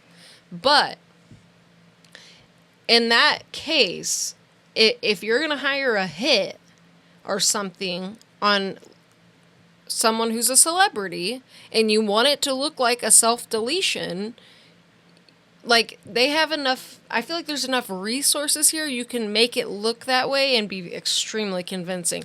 You're not there to Absolutely. steal anything. Why would you want it to look like somebody broke in? Like, I agree with you, but that doesn't mean that we need to investigate all self-deletions as no, but I murders. think police should talk to the family, ask them, like, were they struggling? What was going on? This and that. And then, because I feel like police a lot of times, like the Sean Doherty thing, they just looked at it and they're like, oh, it's a person hanging, like... Yeah, but there was evidence there. No, you're right. But there's also a lot of other cases, like in John Benet Ramsey case, the guy, Michael Helgoth, they thought that was a self-deletion. Later come to find out, it was a murder. Yeah. He was murdered. Okay, but what's the evidence? Because, like, look, I will call out law enforcement all day long when something goes wrong. Like, remember that one, like, dude, the smiley face killers, okay? Some of those cases where those guys ended up in the water and they have literal injuries, defensive wound injuries, they don't have water in their lungs, like, come on. I feel like that is evidence to warrant looking into it as a possible homicide. This, I don't see any. I do not think that there is any room to say, yeah, here's 10 grand. Go just check and see if there's a murder there. If there are people out there in the world that have the tools and the abilities to set up a scene so perfect like this, right, where the blood toxicology is reflecting a self-deletion, the scene is reflecting a self-deletion, they had so much control over him because of whatever substance they used or whatever the heck it was that he willingly went in the water, then look, those people are going to get away with it. But I highly doubt that. I highly doubt that. No, I highly doubt it too, but I don't think... Police make mistakes, okay? They do. I am not saying they don't. And I'm not saying that I believe that this was a homicide, but I will say I have seen a lot of mistakes with them calling something a self-deletion when it wasn't. I have so too, but that's why we're looking at the evidence. It makes me wonder how that can be fixed. Like, how can there be better safety guards, better training, better something to make sure that they're, like, catching it? You know what I mean? Yep. I don't know, but just in relation to this case, okay? Okay. I don't see it here. I do not see a conspiracy. I don't know if the police did anything wrong. Should they have maybe locked down the crime scene and not let anybody go in and out? Maybe. But, like, dude, police are trained to look for these things. So a lot of times when a police officer is walking into a house, they are already looking to see if there's forced entry, anything missing, anything looks like it had been gone through or anything like that. And they aren't going to tell random people around them like, hey, I'm looking for these things. No, they're just trained to look for them, okay? Now, look, like you said, the case we just talked about earlier, that evidence is too crazy. You can only look at the body and say, whoa, that just needs to be looked into further. Yeah, you know what I mean? This is not one of those cases. Yeah. So it is not, I don't believe there's some conspiracy going on here. I think that him and his ex and his fiance or whatever people are calling her, had a horribly toxic past. And I do think there's a possibility maybe she came there because they hadn't been together for like a year or something like that, where he was literally saying, like, stay away from me. You're stalking me. She was threatening to end him, all this stuff. So when she showed up there and had a whole breakdown in front of everybody, in front of his house where the news crews were, do I think that was self-centered? Probably, okay? Probably. Yeah. But that doesn't mean that I think there was something wrong going on here. He was a drug addict, and he had drugs in his system. Can you imagine trying to set up a scene, trying to get someone to willingly swallow Xanax, wait for it to kick in, and then huff air? Like, no way. No way. Not happening. Not possible, in my opinion. I want to know what you guys think, though. I think that there's a lot of people out there that had a lot of feeling towards Aaron Carter in a similar way that you were saying, Yeah. you know, listening to his music and anything. One other leading theory, I forgot about this, is the Kanye West theory. So What? Kanye West is like the black sheep of Hollywood now, right? He's been a part of it. He was part of the music scene. He was even part of like producing and all that. And he turned his back on Hollywood. He started saying all these wild claims, saying anti-Semitic stuff, and saying he was going to call people out from Hollywood that are doing bad things, all this stuff. Well, a day before Aaron's ending, he sent out a Twitter post saying, "Hey, I need to talk to you, Kanye, ... man to man." Huh. So people are up in arms about that, you know, post or whatever, saying that he was trying to put people out in the light in Hollywood, call people out, and this could have something to do with it. Now, I've seen Hollywood endings of people that look suspicious. Yeah. This is not one of them. I think even Marilyn Monroe's was suspicious. Yeah. There's Yeah. certain things about it that were suspicious. Yeah. You know, and I think it's really important that we look at cases one by one as unbiased as we can, because if we call everything a conspiracy, nothing is a conspiracy. And there are real conspiracy situations out there. We've seen them. Epstein, dude, like that was talked about for decades before it came out. Like that is a total conspiracy of multiple A true nations. Yes, like there are real conspiracies out there. But if people walk around calling everything a conspiracy, nothing is a conspiracy. Nothing is. Well, that's how you get someone like Alex Jones. Yeah, And absolutely. And Alex Jones has known some stuff that is real. that is real. Yeah, he but has. because everything is a conspiracy to the man, there is no worth in what he's saying. Yeah, he's just a kook. By all Who says average people, not his direct followers, Yep. which is fine if you follow him. No, I'm not saying that in a bad way. He's No. totally known things. He that has. He has totally called things out that ended up being real and true.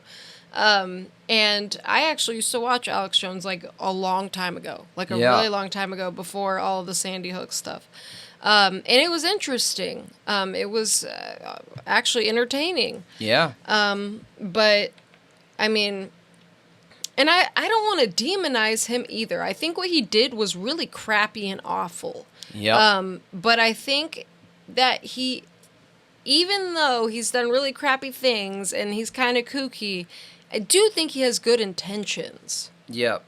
He's another one that had a really bad head injury, and head injuries are crazy. They are scary stuff, man. I feel like he does have some kind of issue, but Yep. yeah. So, one other point of evidence that I wanted to point out here, too, is just from our experience of substances and kind of how they work and things like that, having addiction in families and people we know and you know, in real life type situations, I wondered, is Xanax a heat medication? Meaning spas, hot baths, hot weather outside can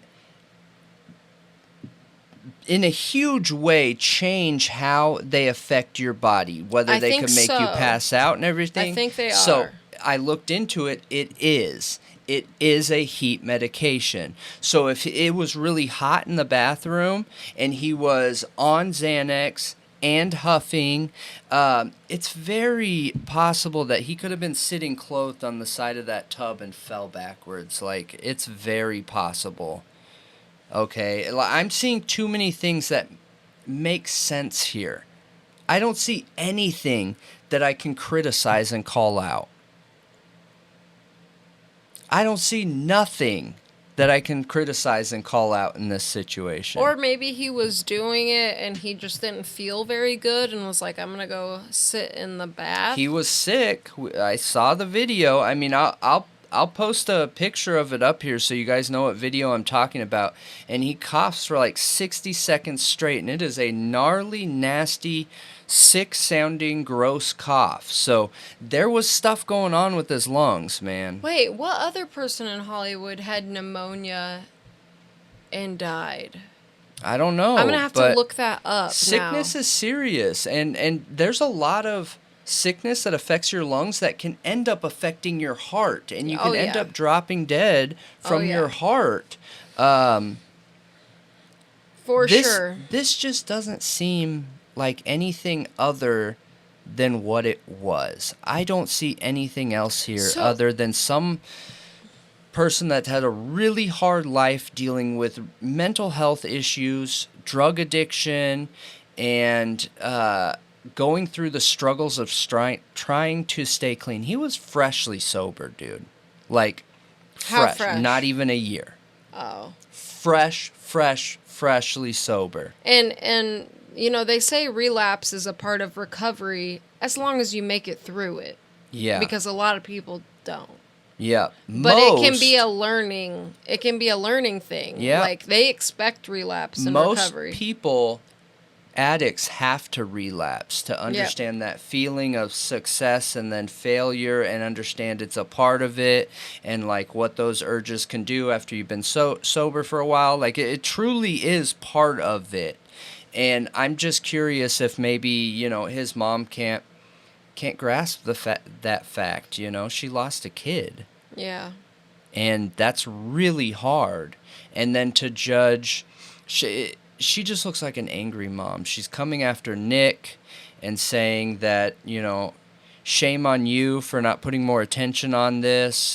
He was your brother and all this stuff. Nick has came out and not gone to people's funerals intentionally because he didn't want to be a part of the drama. He's came out and said that his family was a tough family to be in, that somebody always had an opinion. They were always arguing, and, you know, just a lot of really strong-headed people in the family. So what about that? So I heard something about when he died, which I didn't know the details of this at all. I just saw that he was in some kind of litigation or something with a girl who was claiming to be a victim of Nick.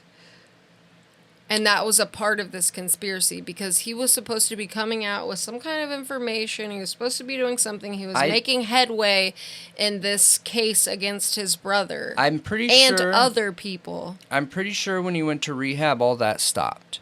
Okay. Yep. I'm pretty sure. I can verify and do an update for you guys, but I'm pretty sure all that stopped when he went to rehab and he was diagnosed with, you know, that's a serious diagnosis. Acute anxiety, multiple personality disorder, schizophrenia, and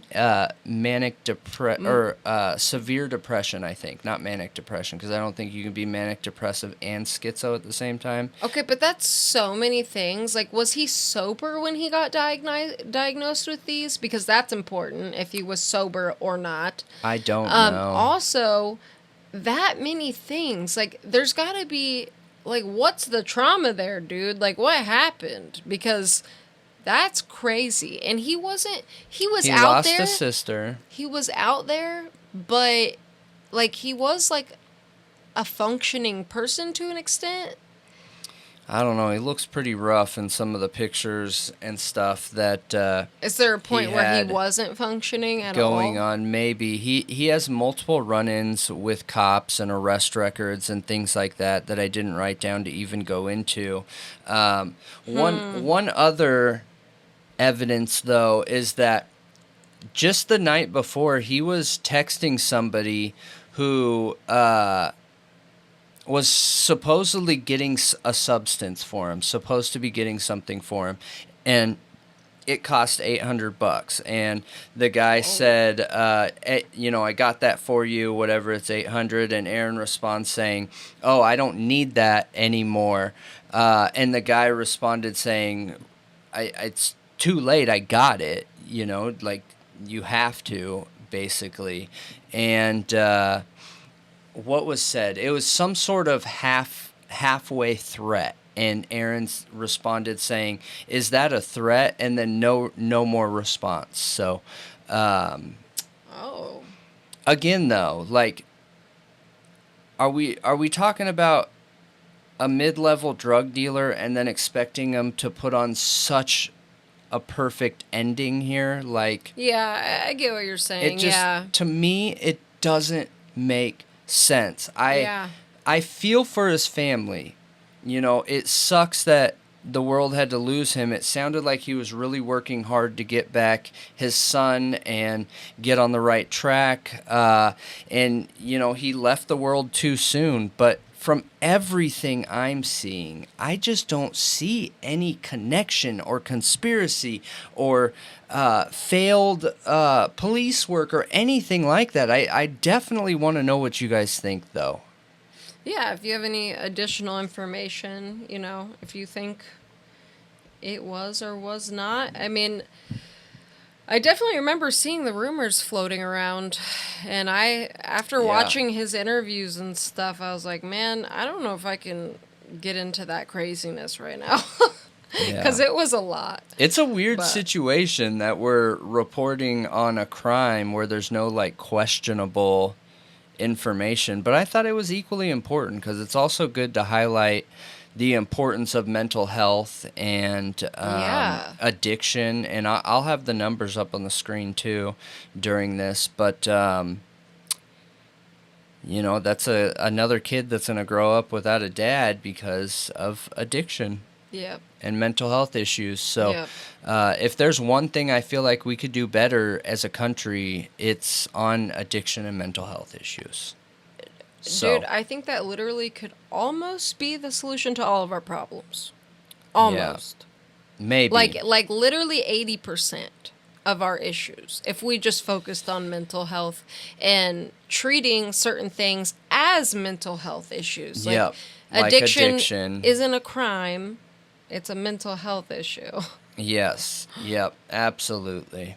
But, if you've been touched by addiction or you're having mental health issues, the numbers will be up on the screen. And you can't do it by yourself. You need other people. Reach out as soon as possible. Yep. So this is life or death. There's no room for ego in these things, and every family in the entire nation has been touched by this stuff, you guys. I've never met a single one that doesn't have mental health issues or addiction, which is the same thing, but so it's nothing to be embarrassed about. And there's still some stigma out there, and we got to work past that to reduce situations like this. I feel for his mom. It sucks, I'm sure, being a parent and having to bury a kid. I just don't see a conspiracy. I don't either. I don't think it was. He wasn't on the verge of exposing anything insane, If I'm missing something, please share. I would be willing to open this back up and dig a little further, but it looks pretty straightforward to me. Let me know what you think, though. Yeah, and I definitely don't think the girlfriend was capable of that. No. Not at all. No. But that's a wrap. That is a wrap. That is everything for tonight. This is Thought Riot Podcast, your favorite crime talk show podcast. Yeah, that sounded good. Crime talk show. It's basically what we're doing, kind of, But anyways, Thought Riot Podcast, where we censor nothing. And talk about everything. And, make sure you check out Thought Riot. What's our Oh, streamlabs.com What? How // did you just forget that? podcast. And get on our Discord, invite here, Twitter, TikTok, Facebook, Twitch, YouTube, Spotify. The scrolling bar is the key to the universe. It is. Of ThoughtRiot. It is the key to the ThoughtRiot universe. And we want to know join our if Discord. if you liked the topics tonight, if you have any suggestions for topics, anything like that. Yes. Yeah, we want to do. hear what you have to say about all of the above. Yes, but that is it. We appreciate you joining us, and we are out. Out. Bye.